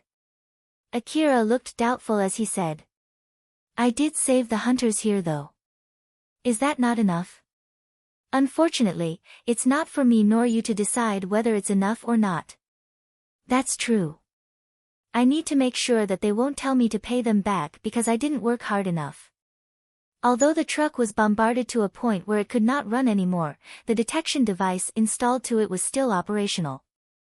The hunters would take turns to monitor their surroundings using that device. Thus the rest of the hunters could rest easy without fearing any surprise attacks. Akira had also lowered his guard as he was talking with Alpha. Suddenly, the hunter who was on watch duty shouted. We got incoming signals from the 2 o'clock direction. The tension in the area suddenly raised. No one knew whether it was from monsters or from reinforcements, thus Akira and the other hunters turned their attention to that direction while looking both hopeful and uneasy. The hunter who was beside Akira prayed to God as he was looking through his binoculars, but his face suddenly turned grim, his prayer was not answered. What he saw from afar was a swarm of mechanical monsters that he remembered well. His face turned stern as he let out a sigh and cursed. Those damn bugs again. Damn bugs? I'm talking about those monsters that broke our trucks. So they didn't run away from the area, huh? Did they go back for an ammo refill or something like that? It was a swarm of mechanical monsters that looked like a small bug with tiny legs. Their bodies were mounted with a big cannon and an automatic machine gun. Akira was a little bit slow in recognizing it, but when he did, his face immediately turned grim. Alpha then added some explanations to what Akira was seeing. Those things are called cannon insects. I believe that they are produced in an old world's automated weapon factory that's still active somewhere till this date. It consists of a moving device in the form of those small legs. It is attached with a gun and an anti-vehicle cannon. That moving device part should be their main body part. Although their firepower varies, their main firepower comes from that tank cannon. But with that being said, they don't have much reserve ammo, or more like, they can only bring a few warheads for that cannon. So, to deal with that, they would refill their ammo with help from another accompanying refilling robot. If they are produced by a weapon factory, why do they have that insect-like form? I think their information receiver malfunctioned and received weird data instead. Or maybe, the AI was so bored that it decided to make something weird. Bored. Is that even enough of a reason? Akira looked puzzled the moment he heard such unexpected reasoning. The cannon insect was a separate machine from its weapon. Some of them were equipped with a big cannon not suitable for its size, and some of them carried a small cluster of countless tiny cannons. There were also differences in the size or the number of their legs. Despite all the differences, all the cannon insects were effective soldiers. They came close enough to the truck, stopped and then used all of their legs to support their body as they blasted their cannons. The swarm then released a volley of cannons together with banging sounds. Cannon warheads showered the area around the truck like rain. They exploded and blasted all the monsters' corpses in the area into small bits and pieces. Charred and in pieces, smoke rose up from the aftermath. Of course, the hunters started shooting back in retaliation. But due to their guns' effective range, it did not do much damage to the monsters. Damn it, although they attacked from a closer range last time, those bugs are keeping their distance from us this time. The cannon insects were keeping their distance from the hunters. They stood right outside the hunters' shooting range. By sacrificing their accuracy, they continued bombarding the hunters with warheads from afar, and it soon turned into a one-sided fight. The hunters also noticed that these monsters would not run out of ammo anytime soon since they were accompanied by other machines that refilled their ammo. Alpha then turned to Akira with a serious face. Akira, let me reconfirm this, you have no plans of running away from this place alone, right? Akira firmly answered back while still making a grim face. Of course, that's until I'm the only one alive. In that case, I have no other choice but to do this. Your AAH rifle can inflict enough damage to them, but you need to move close enough to get them into your shooting range. Of course, I will give you my support, but you'll need to do something pretty reckless. This will subject your body to immense stress, thus I recommend you to take your medicine beforehand so that it'll immediately heal your body in case your bones start cracking or your flesh starts tearing. After all, if you don't take your medicine now, your body won't be able to hold out what you're going to do from now on. But we will only do this if we really have no other choice. Are you okay with that? Seeing how Alpha was giving out a warning with a serious face, Akira remembered when she used the augmented suit to forcefully move his body during the augmented suit training. He remembered that he could not move for a while right after that due to the fatigue and the pain. Akira knew well that his body would be subjected to something worse compared to that. He completely realized that fact as he reached deep into his rucksack, took out the medicines, readied his resolve and swallowed a big dose of medicines. Alpha, who saw that, just let out a small sigh before smiling invincibly. Are you ready now? Akira smiled back and replied in a firm tone. Well, maintaining resolve is my responsibility.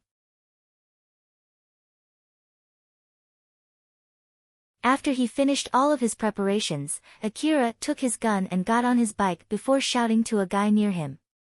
I'll go and shoot them from up close, give me some support.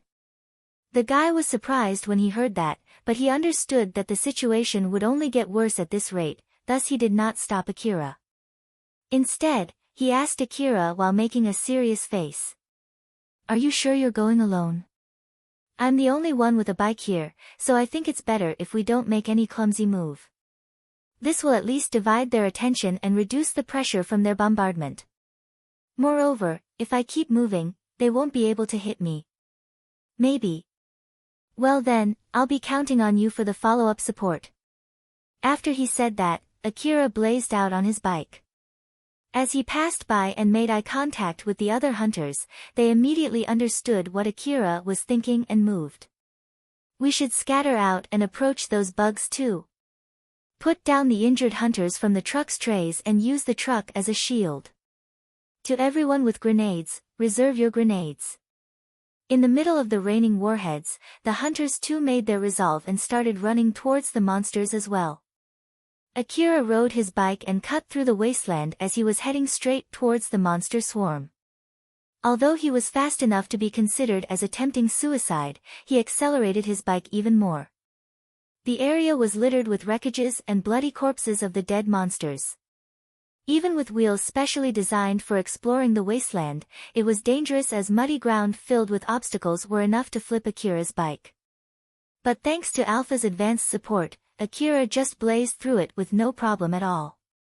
The violent shaking of the bike did not stop Akira from pulling the trigger on his AAH rifle. Although some of the bullets hit the monsters, they just ricocheted off the monsters' bodies.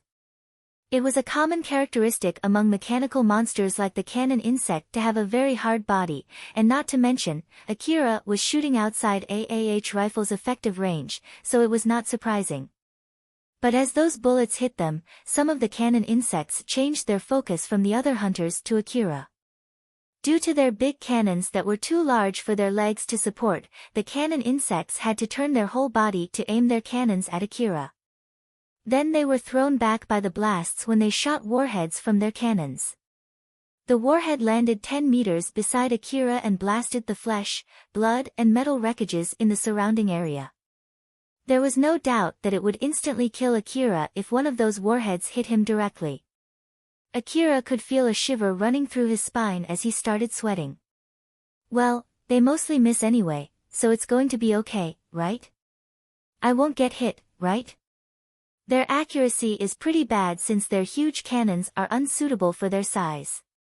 I bet it's because the factory that produced them received corrupted data or something. So don't worry, you won't get hit that easily. Alright then. Akira sounded elated when he heard that. But his mood immediately changed when Alpha continued her explanation. But because of such level of randomness, it's kind of hard to accurately predict their trajectories. Even with my superior computing skills, I can't guarantee that they won't hit you at all. So in the end, it'll still depend on your luck. Akira frowned. Don't say something scary like that. I've used all of my luck, you know. Just hope that your luck is only bad to the point that I can offset it with my support. That aside, remember that you got into this situation because of your own decision, okay? And it does not depend on luck. I see. If that does not depend on my luck, then it'll be your fault if I get hit, right? Akira laughed sarcastically, to which, Alpha just smiled invincibly.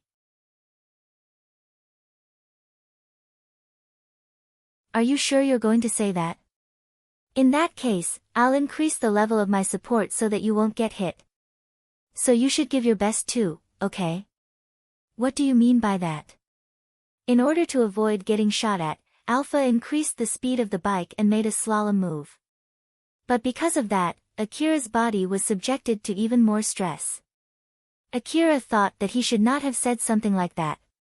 He instantly regretted what he said and gritted his teeth as he endured the pain while making a grim face. Akira was closing in high speed with a rifle in his arm, aiming towards the monsters. The insect cannons started to take notice of him and reacted. Most of the cannon insects already changed their target to Akira and showered him with warheads. And when he got close enough, the cannon insects stopped shooting in curved trajectories and instead aimed at him in a straight line. The cannon warheads traveled along a straight line and hit about 1 meter away from Akira as rumbles echoed through the wasteland. He was filled with fear when the vibration and the shockwave from the explosions reached him. But he then just gritted his teeth and crushed the fear. When Akira had gotten close enough to cannon insects, Alpha smiled and said to him, "This might be a bit painful. But just endure it. All right." There was a trace of desperation in his voice when he replied. Alpha made the bike turn 90 degrees. It tilted so low that Akira's left leg grazed the ground in order to resist the leftover momentum from throwing him off the bike. As for Akira himself, he was held in place by the augmented suit. The reason why the bike did not flip over or get thrown off was because Akira was applying an optimal amount of pressure with his right leg to keep the bike's wheels on the ground. Thus he was able to decelerate rapidly without falling over or getting thrown off.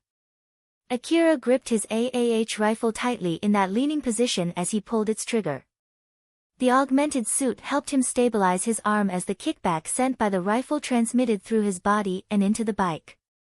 Akira's body was subjected to an intense force. His bones started to crack and his flesh started to tear open, thus the medicines that he consumed beforehand immediately activated and started healing his micro-wounds and injuries. But even before his body could be completely healed, he was subjected to even more burden and new wounds started to open up again. He had to endure the pain as his body went through that cycle again. When his bike suddenly decelerated to make a sharp turn, all the cannon insects around the area immediately turned to Akira. But when the bike decelerated enough, it suddenly accelerated again while still keeping its tilted position before the cannon insects could shoot at him. As countless warheads hit the ground where Akira was just a moment ago, he just kept pacing his bike alongside the swarm in a tilted position while keeping his finger on the trigger of his AAH rifle. Since the cannon insects had no pivot to rotate their guns, they had to readjust their whole body when they aim at something. As they were reorienting their position, Akira released countless bullets towards the swarm.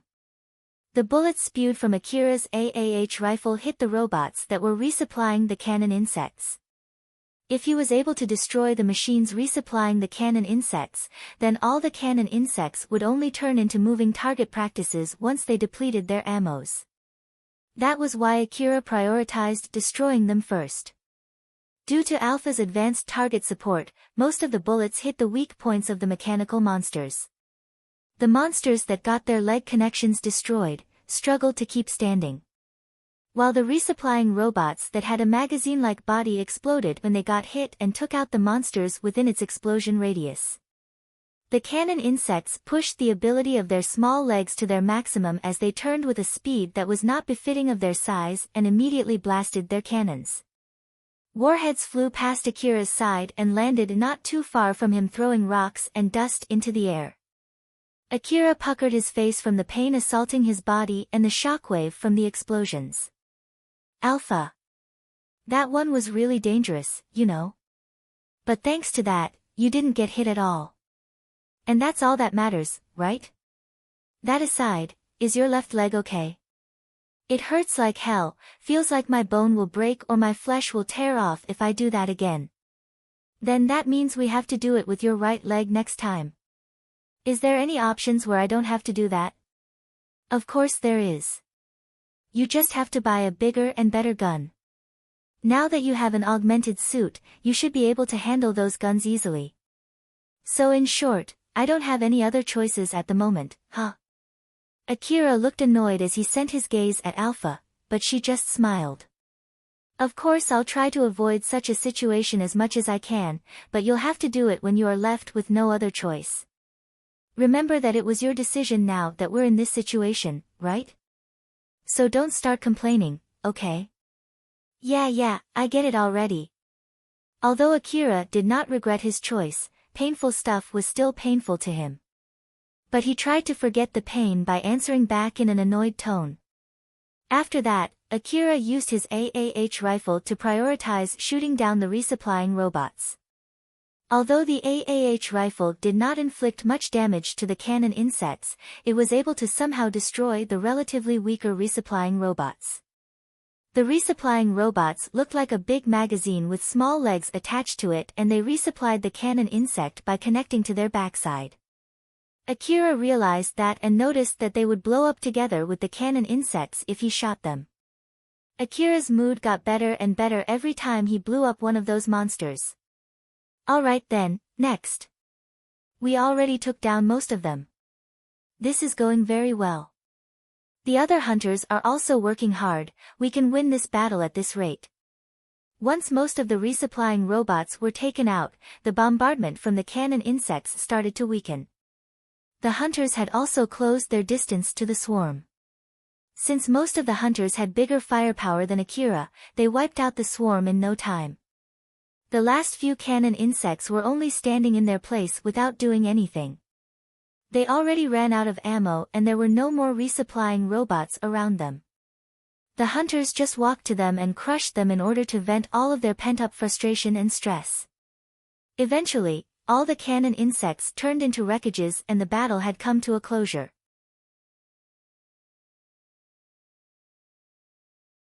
Akira let out a big sigh, he was very tired. It finally ends, huh? Avoiding warheads while shooting at monsters. Although we somehow pulled it off, I don't want to do that ever again. That would have been a hard fight if it was not for this bike. As I thought, it's still too early for you, Akira. Is it because of my equipment? Or my skill? Both. Or more like, you lack everything. Although I have an augmented suit now and your amazing support, I'm still not that good, huh? Akira was a bit depressed. He thought that he got a big power-up ever since he got his augmented suit. But now it was as if his incapability was thrown right at his face. Alpha smiled and tried to cheer him up. If you can get strong in one night, then we won't be doing all of those training up until now. So let's keep on working hard in the future too.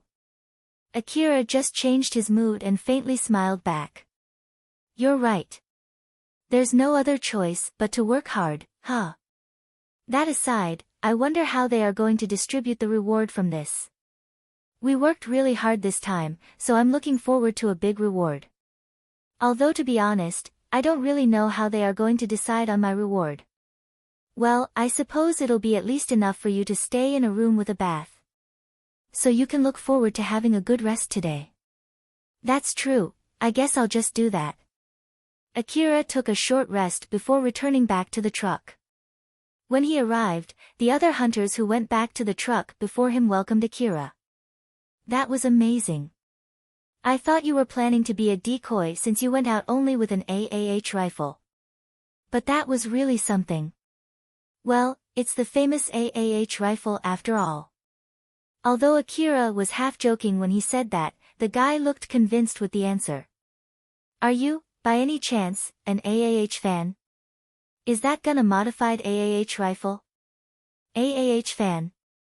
Well, I do like the rifle though. After all, I bought it from my acquaintance's shop, but I didn't particularly put any modification on it. In that case, that would mean your acquaintance is actually selling modified rifles without telling you. Fans tend to do that in order to get more people loving their favorite gun. Well, if a hunter like you really like that rifle, I bet there'll be more people liking that gun in the near future. As expected of a famous rifle. Akira did not fully understand the reasoning, so he asked Alpha. Alpha, what is this AAH fan thingy? I think it refers to the people who really like AAH rifle. Well, I can at least understand that much though, but still. If you're curious about it, you should investigate it later by yourself. It's also a type of training, after all. Alright. As Akira was still wondering about the meaning of those words, another hunter came up to him.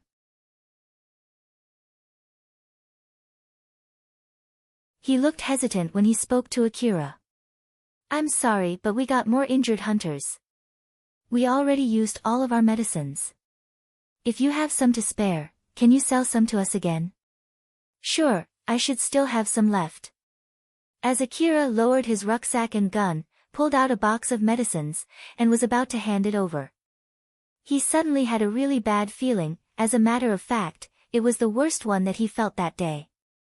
Suddenly a monster appeared near Akira and the other hunters and it was running straight to them. It was a relatively big-sized biological monster with a powerful and durable body. It ignored bullets that were flying towards it as it shoved aside corpses and wreckages when it ran towards the truck before it was knocked down by a powerful blast. The hunters thought that it was dead, but it actually was only knocked unconscious.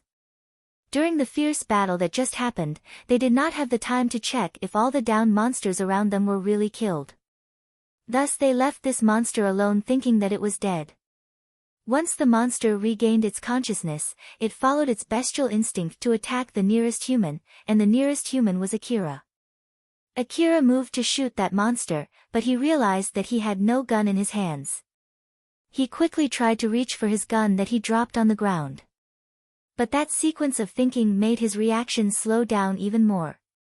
Akira's late reaction turned his situation for the worst as the monster was already right in front of him with its big mouth wide open. I won't make it in time.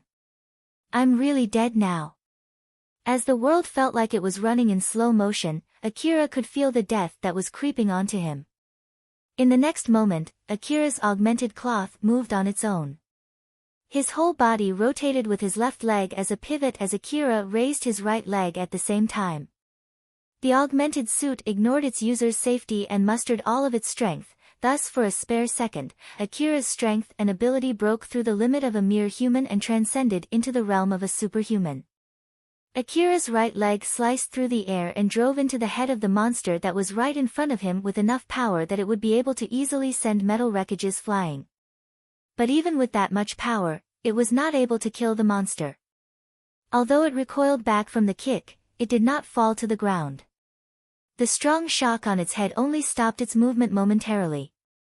During that opening, Akira's arm quickly reached for his AAH rifle on its own. Although he was still very confused, Akira quickly regained its composure as he immediately shoved his gun into that monster's mouth and pulled the trigger. As he held the trigger of his gun, the bullets spewed out from its muzzle tore through the monster's head from the inside.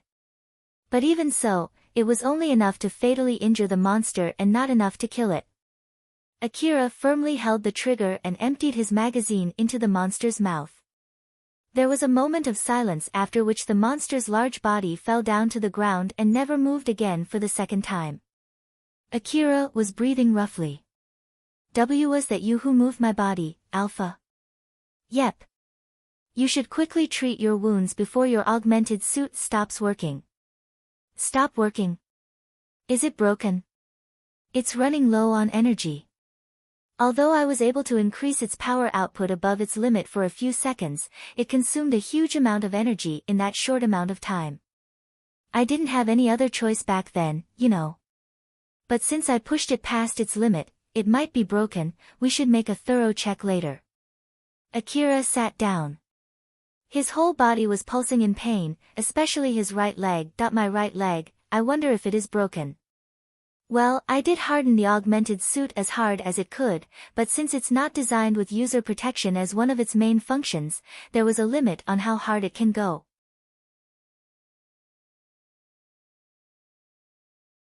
If you don't heal your leg, you won't be able to walk back home, you know. So you should quickly treat your leg.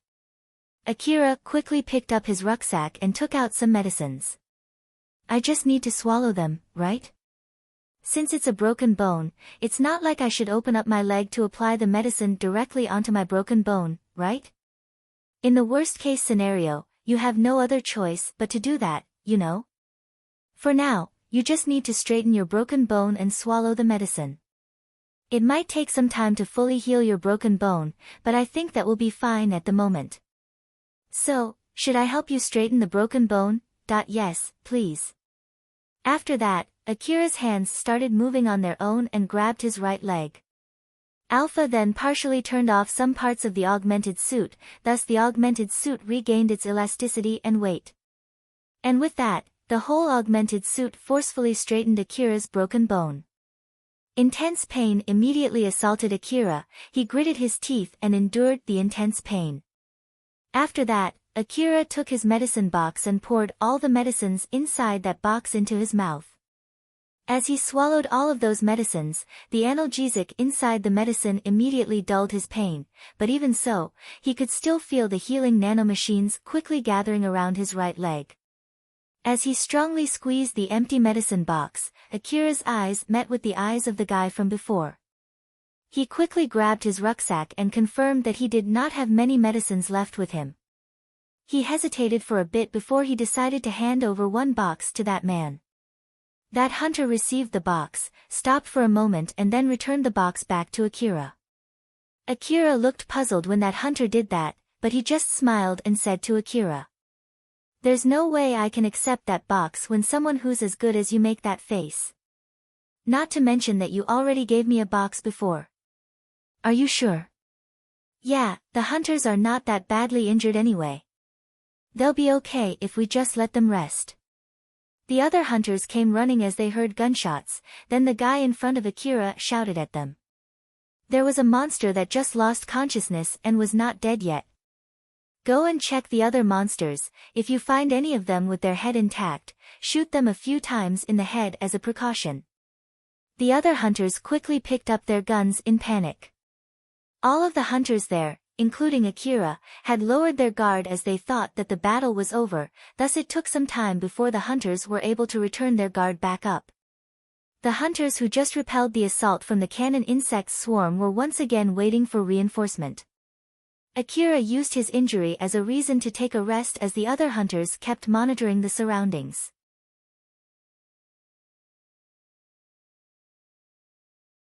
The reason why none of them complained when Akira was resting was because they acknowledged Akira's hard work. Akira started to prepare himself for another fight. Of course, he hoped that there would be no more battle, but the world did not care about his wishes. Thus he had no other choice but to prepare himself. He replaced the power source of his augmented suit with a new energy pack before his augmented suit ran out of energy and turned into a mere dead-weight heavy suit. He then took a full magazine and inserted it into his AAH rifle. He also attached some spare magazines around his augmented suit. When he finished, his right leg was almost fully healed. With this, he was ready to go for another round. Akira stared inside his rucksack and let out the biggest sigh of the day. He only had a spare amount of reserve ammo and healing medicines. "That I don't have much left. I need to replenish my ammo reserve when I get back. I'm going to get a reward from this, right?" Alpha smiled and tried to cheer him up. "I don't know for sure how much that bike is, but you fought quite a lot today, so I'm sure the reward will be enough to cover it. So don't worry, it'll be fine." "Is that so?" "Well, I guess you're right." Akira decided to just accept her explanation.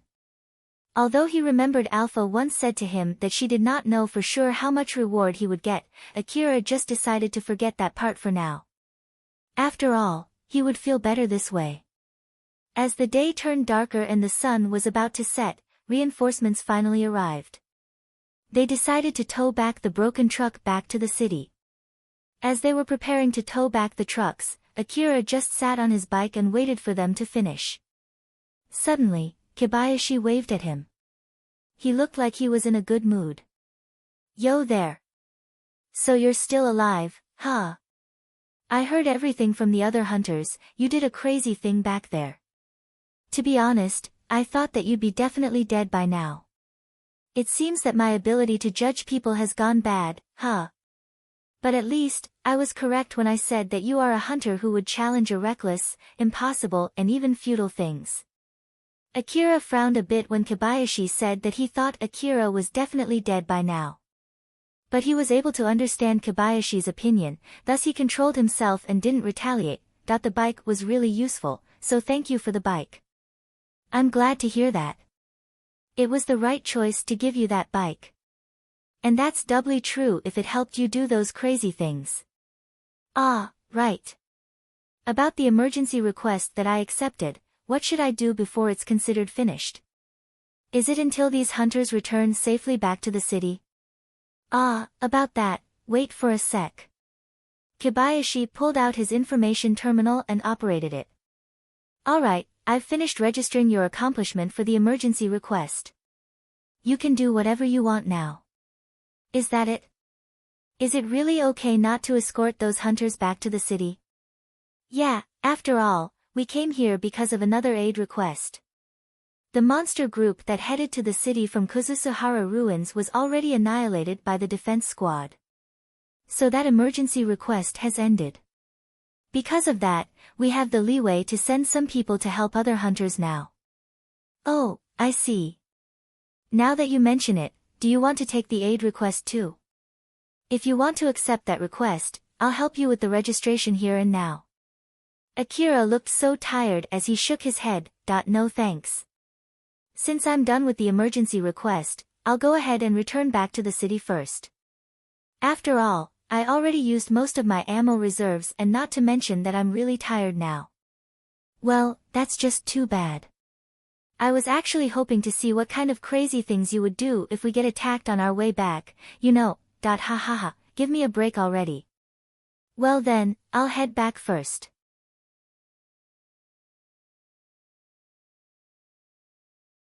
Be careful on your way back, okay? If you're going to die, make sure that you die doing something really crazy. So don't drop dead because of something lame like tripping off your bike, okay? Akira felt even more tired as he saw Kobayashi so excited and in such a good mood. He then let out a sigh and went ahead to the city. As Kobayashi was seeing Akira off with a big smile, another hunter office staff came to him and reported. Kobayashi-san, I've checked the history log data from the battle. It seems that the damage on the truck was mostly done on its driving function, thus we were able to easily retrieve the data, but there's this one weird data. Weird data? For some reason, there's this one hunter who made a strange move, or more like, a reckless move. There's this ridiculous data saying that this hunter charged right into the monster swarm all alone and started shooting at the swarm. It might also be because of some kind of a malfunction in the information gathering device though. Kobayashi burst out in laughter when he heard that report. He then said to the other staff, "Ask the other hunters to check whether that data is correct or not." "No, wait, I'll do that.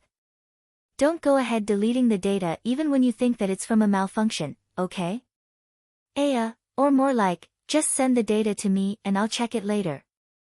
I'll go and ask the hunters in the tray, you just go ahead and start driving once the preparation is complete." "Yes sir." That staff then returned back to his job of preparing the truck for moving out. As for Kobayashi, he smiled and mumbled, "That boy, he was crazy enough to even make the staff doubt the data, huh? That's really nice. It's been so long since the last time I met a hunter with this much zest." Kobayashi was in a really good mood that day.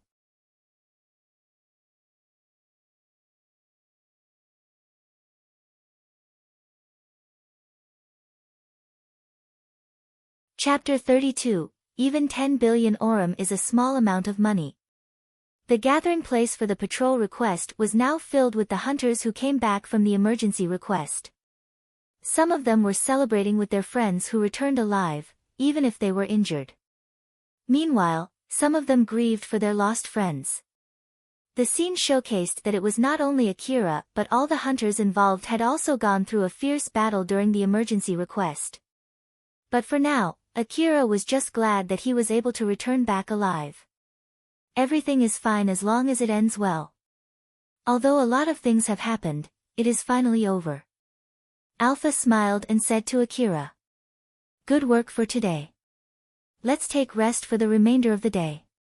You're right, I'll take a good long bath today. After all, I couldn't take one recently at all. Akira was beaming as he was looking forward to his bath time. But Alpha just smiled bitterly and destroyed his joy as she said. Akira, I have bad news. What is it? The reward is still not transferred yet, so we don't have any money to rent a room with a bath for today. Akira looked surprised and confused at the same time. What do you mean? It seems that since there were a lot of hunters who took the emergency request, it'll take some time before they finish calculating the reward distribution. You can check your request history to see all the details. Akira grabbed and operated his information terminal in a panic to access his request history and opened the reward tab. He found out what Alpha said was really written in his terminal monitor. But I worked super hard in this request. Looking at how Akira was so dejected, Alpha smiled and tried to cheer him up. I bet they'll transfer it by tomorrow. And even if you take a long bath today, there's a good chance that you'll fall asleep in the bath, which is really dangerous. So with that in mind, let's refrain from taking a bath today. Alright. Akira knew that it would be pointless to complain, thus he decided to just obediently accept her reasoning. Akira, putting that aside, what will you do with this bike? We don't have enough money to rent a room in an inn with a parking lot, but if we just leave it in a random place, someone will steal it. Or do you want to sleep on the bike tonight? Akira frowned at Alpha's logical suggestion. He was exhausted and wanted to avoid having to sleep in the back alley at all cost. But he also did not want someone else stealing his bike. And if he folded the bike and brought it back to his room, he might get scolded at by the innkeeper. Akira took some time thinking about his options before he came up with an idea. Alright then, let's leave the bike with Cheryl. She told me to visit her from time to time. She could lend me a parking spot. So I can visit her every time I go there to take my bike. Akira then rode his bike to Cheryl's place. Cheryl was trying to sleep in her private room when she heard someone knocking on the door of her room. She could not help but quickly get out of her bed and run towards the door, annoyed. Since she was about to sleep when she heard the knock, she shouted with irritation. What? I'm about to sleep here, you know. Boss. Akira is here. Cheryl immediately woke up from her half-sleepy state. She also understood very well why the other members of her gang woke her up. All the children there were too scared of talking to Akira without her around. Cheryl immediately tidied up herself and hurried to meet Akira. She stopped right beside Akira, who was waiting on top of his bike near the entrance, and took a deep breath before speaking. I'm sorry for the wait, come in. Thanks, but it's okay. Sorry for coming in this late, I have something that I want to ask you. Please feel free to ask anything. I'll do anything so long as it's something that I can help with.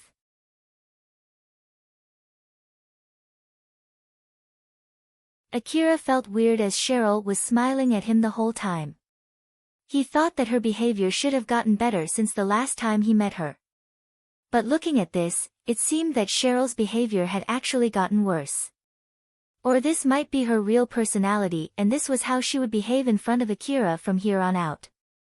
As he was pondering about that, he decided to just drop the subject and go straight to the real reason why he came. He was already exhausted to think about anything else. Can you keep this bike here for me? I'll come here again to take it when I need it. I understand, I'll take good care of the bike. Is there anything else? If there's nothing else, would you please come in for a bit? You can go back after having a cup of coffee at least. As she spoke, Cheryl casually reached for Akira's hand and stared into his eyes. She looked very happy for some reason. From her smile, the way she looked at him and grabbed his hand, how casually she invited him in. Akira thought that she was being a bit pushy. So he immediately pulled his hand back while being flustered and said, "Nah, it's already late today, so I'll return back to my room. A lot of things happened today and I'm really tired right now." Cheryl looked disappointed as she said, "I see. Although I wanted to talk a lot with you because it has been quite a while since the last time you came, it is really unfortunate. I'll come again soon. I'll be waiting for you." Cheryl smiled as she saw Akira off. There was a shred of loneliness in her face. Akira was a bit taken aback by what just happened, but he thought that it was still better than the last time. Plus, he was very tired at the moment, so he just decided to forget about it and headed back to the inn. Cheryl told the young boy who was on the guard duty to put the bike inside the base. "I don't think I even need to tell you this, but be really careful when you move the bike. Tell the other kids not to mess around with the bike and also tell them that it's Akira's bike. I'm sure they know what would happen to them if the bike is stolen or broken. So be very careful with it, okay?" "Okay, I understand." The young boy answered back nervously as he imagined the worst-case scenario. Cheryl just smiled bewitchingly at that young boy. "I'll go and take a rest now. Good luck with your job tonight." "Good night." The young boy was mesmerized for a few seconds, his face went beet red and looked flustered. Cheryl noticed his reaction before she went back to her room. When Cheryl got back to her room, she looked at her smiling face in front of a mirror. But after that, she immediately stopped smiling. It's actually working. But why is it not working on Akira? Or is it that I just didn't notice it?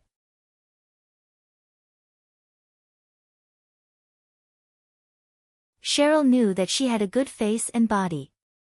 And she understood how to use it to coax other people. Smiling, holding hands, staring right into other person's eyes, she knew that all of these would increase the effectiveness of her coaxing. But it hardly affected Akira, that was why she tested it on the young boy who was on the guard duty. And just made-up gentle smile full of charm caused the young boy to react as she expected. Her execution should have been flawless, but even so, Akira did not react at all and she was extremely disappointed by that. "Did I still have to work hard, huh?" Cheryl mumbled those words before she prepared herself to go back to sleep. On the next day, inside a cheap small room without a bath, Akira was sleeping like a log. He was dead tired after what happened the day before. Eventually, he opened his eyes. He was still in a daze as he looked around and saw Alpha smiling beside him. "Alpha, good morning." "Good morning, Akira. Reward from yesterday has already been transferred. You can check it if you want." Akira was still sleepy, but he immediately got up when he heard the word reward and operated his information terminal while still being half asleep. But when he clicked the reward tab in the request history page and looked at the notification, all his sleepiness was blown away. 12 million Aurum. Akira could not believe his eyes as he took another good look at his information terminal. He finally understood that it was indeed 12 million Aurum. He was so surprised that he felt like he would faint. The details of his reward payment were written on the page. It included the basic reward for the emergency request, plus a reward for fighting against 2 swarms of monsters, plus the money from the number of hunters that he saved, plus the payment from the medicine box that he gave to the other hunters, minus the price of the bike that he got as an upfront payment. But Akira did not read all the details. Well, this amount of money might not be that much when compared to the risk that you had to take for earning it. When Alpha spoke, it was as if she was not fully satisfied with the amount of the reward. This caused Akira to quickly come back to his senses. But still, well, it's true that I risked my life for the request and I almost got killed back then. Not to mention, we spent a lot of ammo just like the other hunters, but still, you know. Akira started to doubt the worth of the reward money. But he was not familiar with both the difficulty of yesterday's battles and the amount of money, thus he could not make any conclusion. But his confusion was cleared when he heard what Alpha said next. I guess we should get some equipment with this spare change for today. Spare change. Akira, stop getting surprised for every single thing. Ah. Even if you tell me not to get surprised, that is just impossible in this situation. If 12 million orum is still just spare change, then how much does it take for it to not be considered spare change? As long as it's in orum, even 10 billion orum is nothing but spare change. Although Akira was confused and did not understand the meaning of Alpha's words, he calmed down and asked her, "What do you mean?"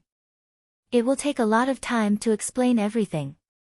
When you go to Shizuka's shop to restock ammo and buy new equipment later today, you can ask her about the equipment that you can't buy using orum. I'm sure she'll tell you about the equipment that you can't buy with spare change. We'll go there once you finish preparing yourself. But for now, how about you eat your breakfast? The moment Alpha mentioned breakfast, Akira immediately noticed that he had an empty stomach. He then remembered that he went straight to sleep without eating dinner last night because he was tired. You're right. Filling an empty stomach took the highest priority. So Akira just put aside all the questions he had and started preparing his breakfast.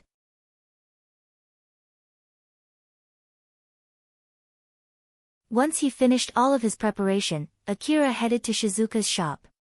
And as usual, Shizuka was waving at him from the counter and welcomed him when Akira entered her shop. Akira, welcome, how's the augmented suit? Is it useful to you? Yep. It's better than I imagined. Shizuka looked glad as she saw Akira in a good mood. The press reported news about a huge swarm of monsters heading to the city, a swarm that was big enough for the city to gather and send the defense squad to intercept it. The report also said there were hunters who joined the battle. Shizuka had a feeling that Akira also joined that battle, so she was worried about him. But looking at how he was doing fine today, she thought that it was a needless worry. That's good to hear. I was worried that you would get killed because I picked up a bad augmented suit. You're a prime candidate for becoming this shop's regular customer after all. So it would be bad if you get killed, you know. Akira smiled proudly in reaction to Shizuka's light joke. And I'm here today to take another step towards becoming your shop's regular customer. I want to buy one more AAH rifle, as I thought, it would be bad if my rifle breaks when I only have one. And also, is there a type of rifle that works well against mechanical monsters? Since I have an augmented suit now, I don't mind a heavy rifle. So one AAH rifle and one more rifle to fight mechanical monsters, right? Well, there are a lot of rifles that you can use though, and all of them have a different price range. So how much is your budget? Including the AAH rifle, I'm planning to spend no more than 10 million orum. Shizuka, who was smiling at Akira, looked so surprised that she stood in a daze for a while. She then looked a bit troubled as she said to Akira, I'm sorry to ask you about this, but how are you going to pay for it? I do want to sell you the rifle, but since I'm a merchant, I can't accept credit payment, you know? Or is that you're planning to use the credit card from the Hunter office? Although you might be eligible to pay it in installments, it's no different than taking a debt, so you should rethink it. I'll pay it in one go, so it'll be okay. Akira answered back in a normal tone almost immediately, but that caused Shizuka's expression to change. Is that so?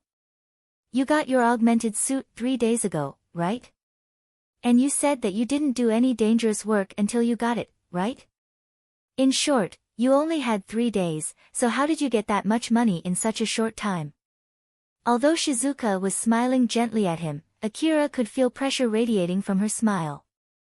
He then remembered that he had promised Shizuka not to do anything too dangerous. So Akira tried to come up with an excuse in panic. About the money, you see.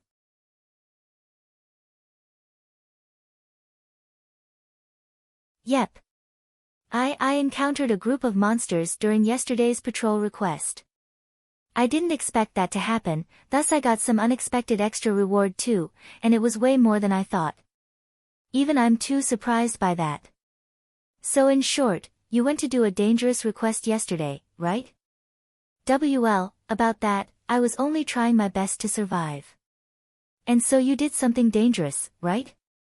Shizuka's voice carried a strong pressure. Yes. Akira looked down and confessed. Shizuka's worried face then turned stern. Are you alright? Did you get injured? I heard that yesterday's battle was quite fierce. As you can see, I'm okay. And it's not like I'm using this augmented suit now because I'm injured and immobile. Akira was not lying, it was all true at least up until this point. But Shizuka locked her stare at him and he could not endure it and he confessed. "WL, my right leg was injured. But it was not that bad, my healing medicine was enough to heal it and it's already completely healed now." But even after he confessed, it still looked like Akira was hiding something important and Shizuka noticed that. "Come over here for a bit." Shizuka then pulled Akira to the back room behind the counter without saying anything. "Take off your augmented suit and let me check what's under it. It's not like you're hiding bandages under that augmented suit, right? I'm telling you it's already completely healed. In that case, there's nothing to worry about, right? So take off your augmented suit now." Akira was overwhelmed by Shizuka's pressure, so he obediently took off his augmented suit. There were no bandages on his body and it did not seem like he had more scars compared to the last time. The huge amount of medicine that he consumed was able to completely heal his broken leg and all the small injuries that he got from the crazy maneuvers of his augmented suit. Shizuka finally looked relieved as she tightly hugged Akira. "There's no need to try and hide it if you're really okay. It only makes me more worried, you know. I am sorry." Akira did not reject Shizuka who was hugging him. But he was flustered because she buried his head inside her chest. He was also relieved that there was no need for him to tell her about the fact that he took the emergency request that he did not have to and how he was planning to go to a battlefield even if he had to run till there. After all, it would cause a bigger ruckus if she came to know that. Akira and Shizuka then went back to the counter and she put one of the rifles that he ordered on the counter. "First of all, this is the AAH rifle. As for the anti-mechanical monster gun. You want one because of yesterday's battle, right? Can you tell me how the battle was? I'll think of a gun that might suit you after hearing that." "Alright." Akira then told the story about his battle against the cannon insect swarms while omitting most of the details. He said that to be able to shoot down the resupplying robots with his AAH rifle, but he had to come close to the swarm while dodging the raining warheads. Shizuka was surprised when she heard that. I see. That's a pretty dangerous thing to do. But since you had no means to run away from them, I guess that was your only choice, huh? "Yes, well, so I was wondering if there's a gun that works well against monsters like them. In that case, I recommend you to get CWH anti-material rifle or DSS sniper rifle. Both can be used with most of the anti-armor ammo sold in the market and they'll work well against strong armored monsters. So, accuracy or firepower, which one do you prefer? Since I'm planning to use it mostly during a ruin exploration, I'll pick firepower. After all, there are many places where monsters can hide inside the ruin, so I don't think I need a gun that has high accuracy." "Alright then, in that case, I would recommend you to get CWH anti-material rifle with anti-armor ammo.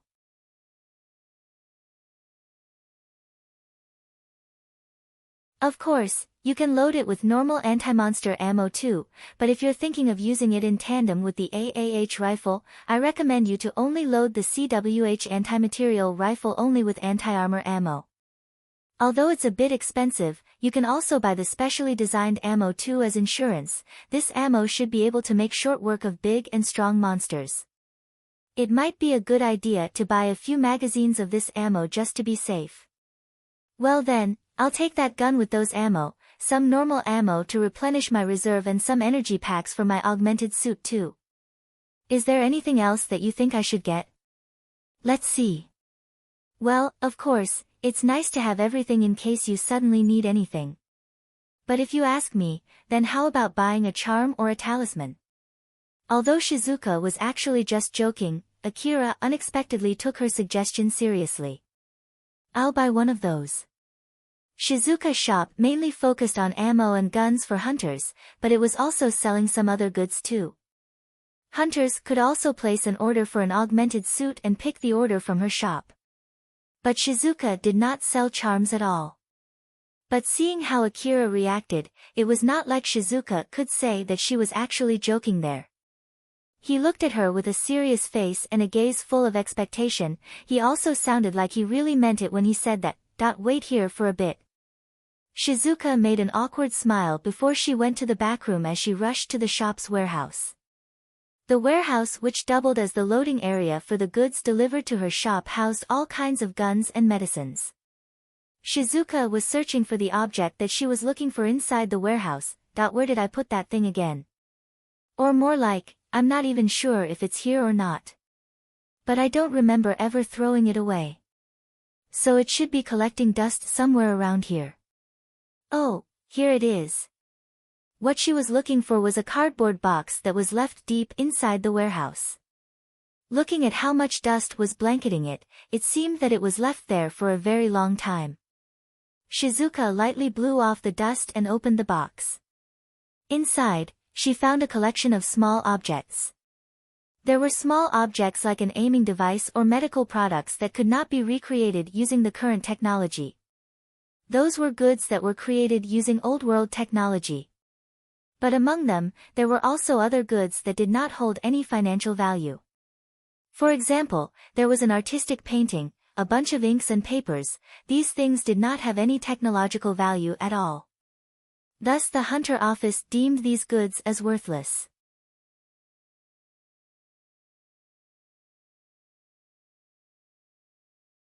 Those goods were normally thought as worthless in the market, so the hunters who came back with them would bring them to other places hoping that they could sell them somewhere with a high price.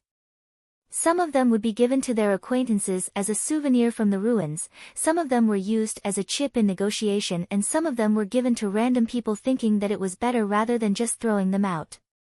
Shizuka got quite a lot of these goods. She gathered the goods that did not interest her and put them in the warehouse. That was the origin of the goods inside this cardboard box. She went to look for the box since she remembered that there was something that could be used as a charm inside it. She then picked some small objects and went back to Akira. Sorry for the wait. I don't have much though, but do you need any of these? Akira was looking at the small goods that were lined up on the counter with a serious face. But he did not know which one was good as a charm and which one was not. Do you have any recommendations which one is good? Well, charm is outside my specialty. But all of these goods were found in the ruins. I have no plan of restocking them and I can't guarantee their effectiveness. In the end, a charm's just an object to make you feel calmer after all. That's why I think it's best if you choose one yourself. Akira nodded while still looking confused, but then Alpha suddenly pointed to one of the objects on the counter. I think this one is good. Is there any reason why you picked that one? It has a lucky number carved on it. I think it's some kind of a charm to increase luck used by someone during the Old World era. After all, exploring the ruins also relies a lot on your luck. So I think that one will be a good choice. Akira then pointed at the object that Alpha recommended. I'll take this one. Alright. Since I can't give you insurance for its quality, I'll give it for free. Wait here for a bit, I'll bring the rest of your order here. As Shizuka was gathering all the goods that Akira ordered, he was staring at his new charm. He looked genuinely interested in that small object. Alpha, you said it has a lucky number, right? So what exactly does this number mean? People usually get a load of money when this number comes up. That's why it's a lucky number. I see. Akira thought that people in the old world also needed money so much that they would even get a lucky charm like the one he was staring at. It made him interested in the fact that there were actually more similarities between the old world era and the current era. Shizuka returned back with all the ordered goods. Sorry for the wait. If you have the time, I can explain the details of the goods if you want. Yes, please. Alright then. The CWH anti-material rifle is mainly used to fight thick armored mechanical monsters. Shizuka started her explanation in a good mood. Among all the types of the gun, the CWH anti-material rifle was made specifically to fight mechanical monsters. Most of the mechanical monsters were autonomous battle robots or facility guardian drones. They were much harder to kill compared to the biological monsters. Their thick armor and hard metallic body were the reason. If anti-armor ammo could pierce their thick armor and destroy their control devices, these monsters could be defeated with the least effort. And for those hunters who were aiming to get their hands on the parts of these monsters, defeating these monsters while inflicting the least damage possible could earn them more money. Thus it was doubly beneficial for them to use anti-armor ammo. Some of the hunters who loved this CWH anti-material rifle earned their money by hunting tanks in the middle of the wasteland.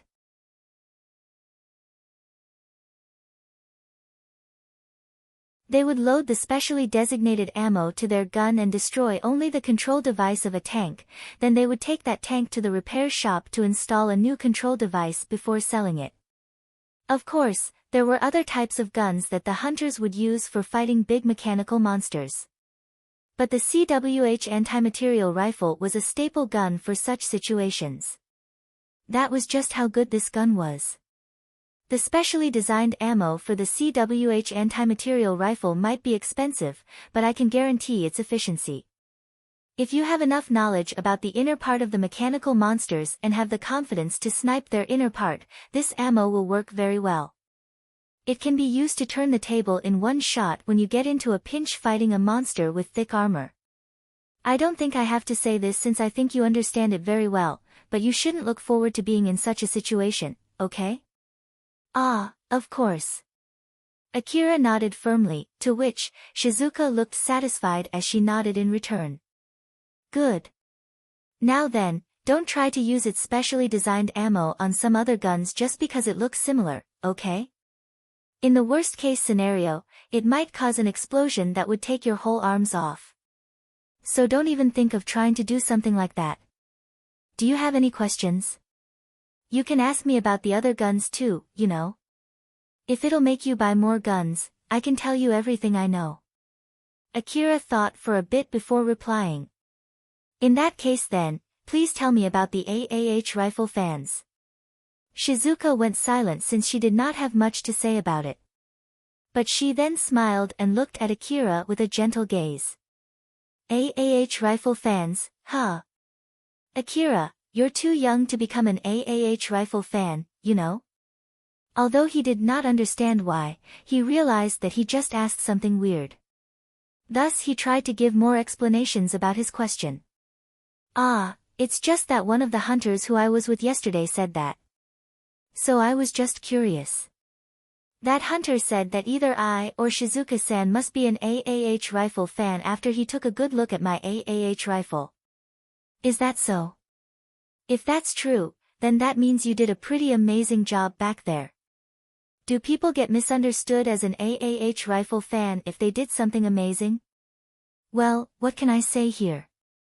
It's complicated, you see. Akira looked confused, thus Shizuka smiled bitterly as she started explaining about the AAH rifle fans. There were a lot of types of guns circulated in the Eastern District. Some of them stayed around for years while some of them were popular for a short time before vanishing. The AAH rifle had survived such strict competition for more than 100 years. Thanks to its high performance-to-price ratio, the AAH rifle was a popular rifle even now. And among the hunters, there was this group of people called the AAH rifle fans who really loved this rifle.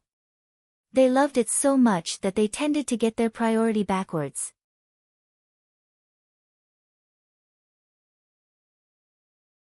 They would try to defeat every monster using the AAH rifle because of their love for the rifle. They would even try to kill monsters that normally could not be defeated with AAH rifle's firepower just to showcase the greatness of the rifle. Some of them would heavily modify their AAH rifles to increase its performance and firepower. In short, these people would do all kinds of things for their beloved guns. There were a lot of factions among the AAH rifle fans. Some of them despised any form of modifications and aimed for effective tactics using the basic AAH rifle. Some of them allowed modifications as long as it kept its basic design. Some of them allowed modifications as long as the core parts of the AAH rifle were still kept intact. Some of them would add extra functions on the rifle by adding extension parts. And finally, some of them did not really care about the inner parts as long as it still had the appearance of an AAH rifle. They would fight and help each other and spread the popularity of the AAH rifle. One thing in common among the AAH rifle fans was that they were very zealous people. Although some of them were great hunters, one might get swept and turned into an AAH rifle fan if he or she was not careful. That was why some people have trouble handling them. There were a lot of AAH rifle fans among the merchants too, but I'm not one of them, okay? I heard that people like them would strongly recommend buying the AAH rifle, and they secretly sell modified AAH rifles with increased firepower. And among all the guns that they sell, some of them were jackpot guns. I'm sure that's the reason why that hunter said that to you. Akira then remembered what he did yesterday. He did say that the AAH rifle deserved its popularity, and he destroyed the mechanical monster cannon insects using only his AAH rifle. So it was to be expected if that hunter mistook him as an AAH rifle fan. Once they get a jackpot, these hunters would buy a big number of AAH rifle hoping that they would be able to get another jackpot. Although, normally, they would not be able to get the same amount of firepower unless they use a gun that is sold in chrome. Some people even say that its level of firepower comes from the old world technology that is utilized in the rifle. But seriously though, I wonder who would spread such a rumor. There were cases where hunters who mistook a merchant as an AAH rifle fan ordered a huge amount of AAH rifle. It might give that merchant a temporary financial boost, but if that merchant ever got obsessed with it and by chance had bad luck, he would end up with a warehouse full of unsold guns, which might even cause their business to crumble. There were times when hunters came to Shizuka's shop because of something similar. But Shizuka always made them pay the full price of the guns up front before placing their order for the guns. There was once a time where someone bought a truck full of AAH rifle from Shizuka, and of course, Shizuka was dumbfounded when that happened. Shizuka-san, what is that chrome? Is it something different from Orem? Shizuka was a bit surprised when she found out that Akira did not understand what chrome was. She looked sorry for a split second, but she immediately replaced it with her usual smile. Akira, do you not know what chrome is? No. This is the first time I heard that word. It will take some time to explain everything. Is that okay? It's all right. Shizuka then started explaining about chrome to Akira. There were two kinds of currency in the Eastern District. The currency issued by the corporate and chrome. Orem was a currency issued by Sakashita Heavy Industry, one of the 5 biggest corporations in the Eastern District. The corporate currency was mostly used in the regions under the management of that corporation.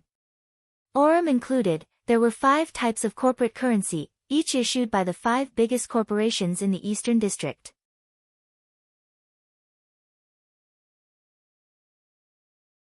And anyone who bought and sold stuff using one of the corporate currencies could be thought of as someone who was under that corporation.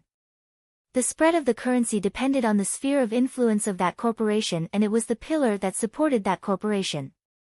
The very act of trying to counterfeit the corporate currency could be treated as a declaration of war against the corporate government. There were cases in the past when such a thing happened, and the corporate government always obliterated them without mercy. Besides the corporate currency, there was chrome that was used everywhere in the Eastern District.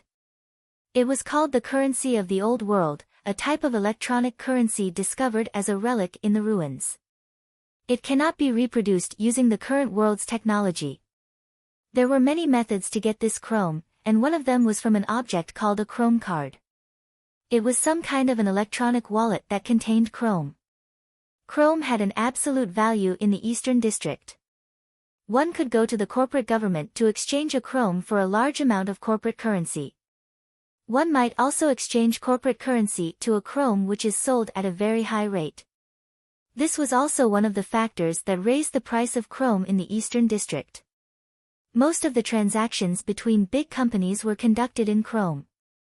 And because of all of these, Chrome was able to hold its value and used as the currency from the old world. Among the ruins of the old world, some of the factories were still operational. Of course, there were operational Guardian drones patrolling these factories, and most of the time, even great hunters or the corporate government military could not fight against these drones that were manufactured using the overwhelmingly advanced technology of the old world. As such, it was near impossible to collect relics from such ruins. But it was possible to negotiate with the advanced AI that managed such a facility to get the extremely invaluable and extremely hard to create goods that were manufactured in such a factory. And this Chrome would be used in such a transaction. Although it was originally a secret, the truth slowly spread among the residents of the Eastern District. Not to mention that with Chrome, one could use the vending machines scattered in the ruins to obtain medicines that could even regenerate severed limbs in a short time.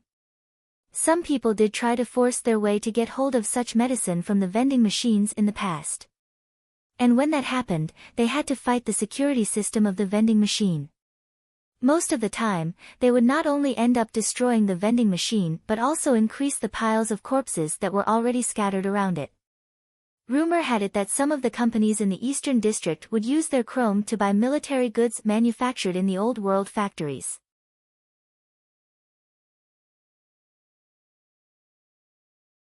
This caused a shift in the sphere of influence among the corporations in the Eastern District. Because of that, the corporate government was trying to collect Chrome. And in order to do that, they would sell powerful and advanced equipment which could only be bought using Chrome. Shizuka then finished her explanation with a summary. So there, you have it. There's also a rumor about a super advanced AAH rifle that can only be bought using Chrome. I really want to see one if it really does exist. After knowing there was equipment that could not be bought using corporate currency, Akira finally realized the reason why Alpha said even 10 billion orum was just spare change. He then bowed politely to Shizuka and said, "Thank you for all the explanations, that was really an eye-opener." Is that so? I'm glad to hear that. For those hunters who already had an augmented suit or were planning to buy one, it was common sense for them to know about Chrome, but Akira did not know about it. Shizuka's heart hurt a bit when she discovered this, but she was trying to be considerate to him by not showing that in her face as she smiled to Akira like usual. You're tuning into the Blissful Bookshelf YouTube channel. We're so grateful for your support, and don't forget to subscribe to join us on this incredible journey through captivating stories. Your generosity through donations truly makes a world of difference, as it's the primary source of revenue that allows me to expand and enhance this channel for you. Thank you from the bottom of my heart for being a part of this adventure.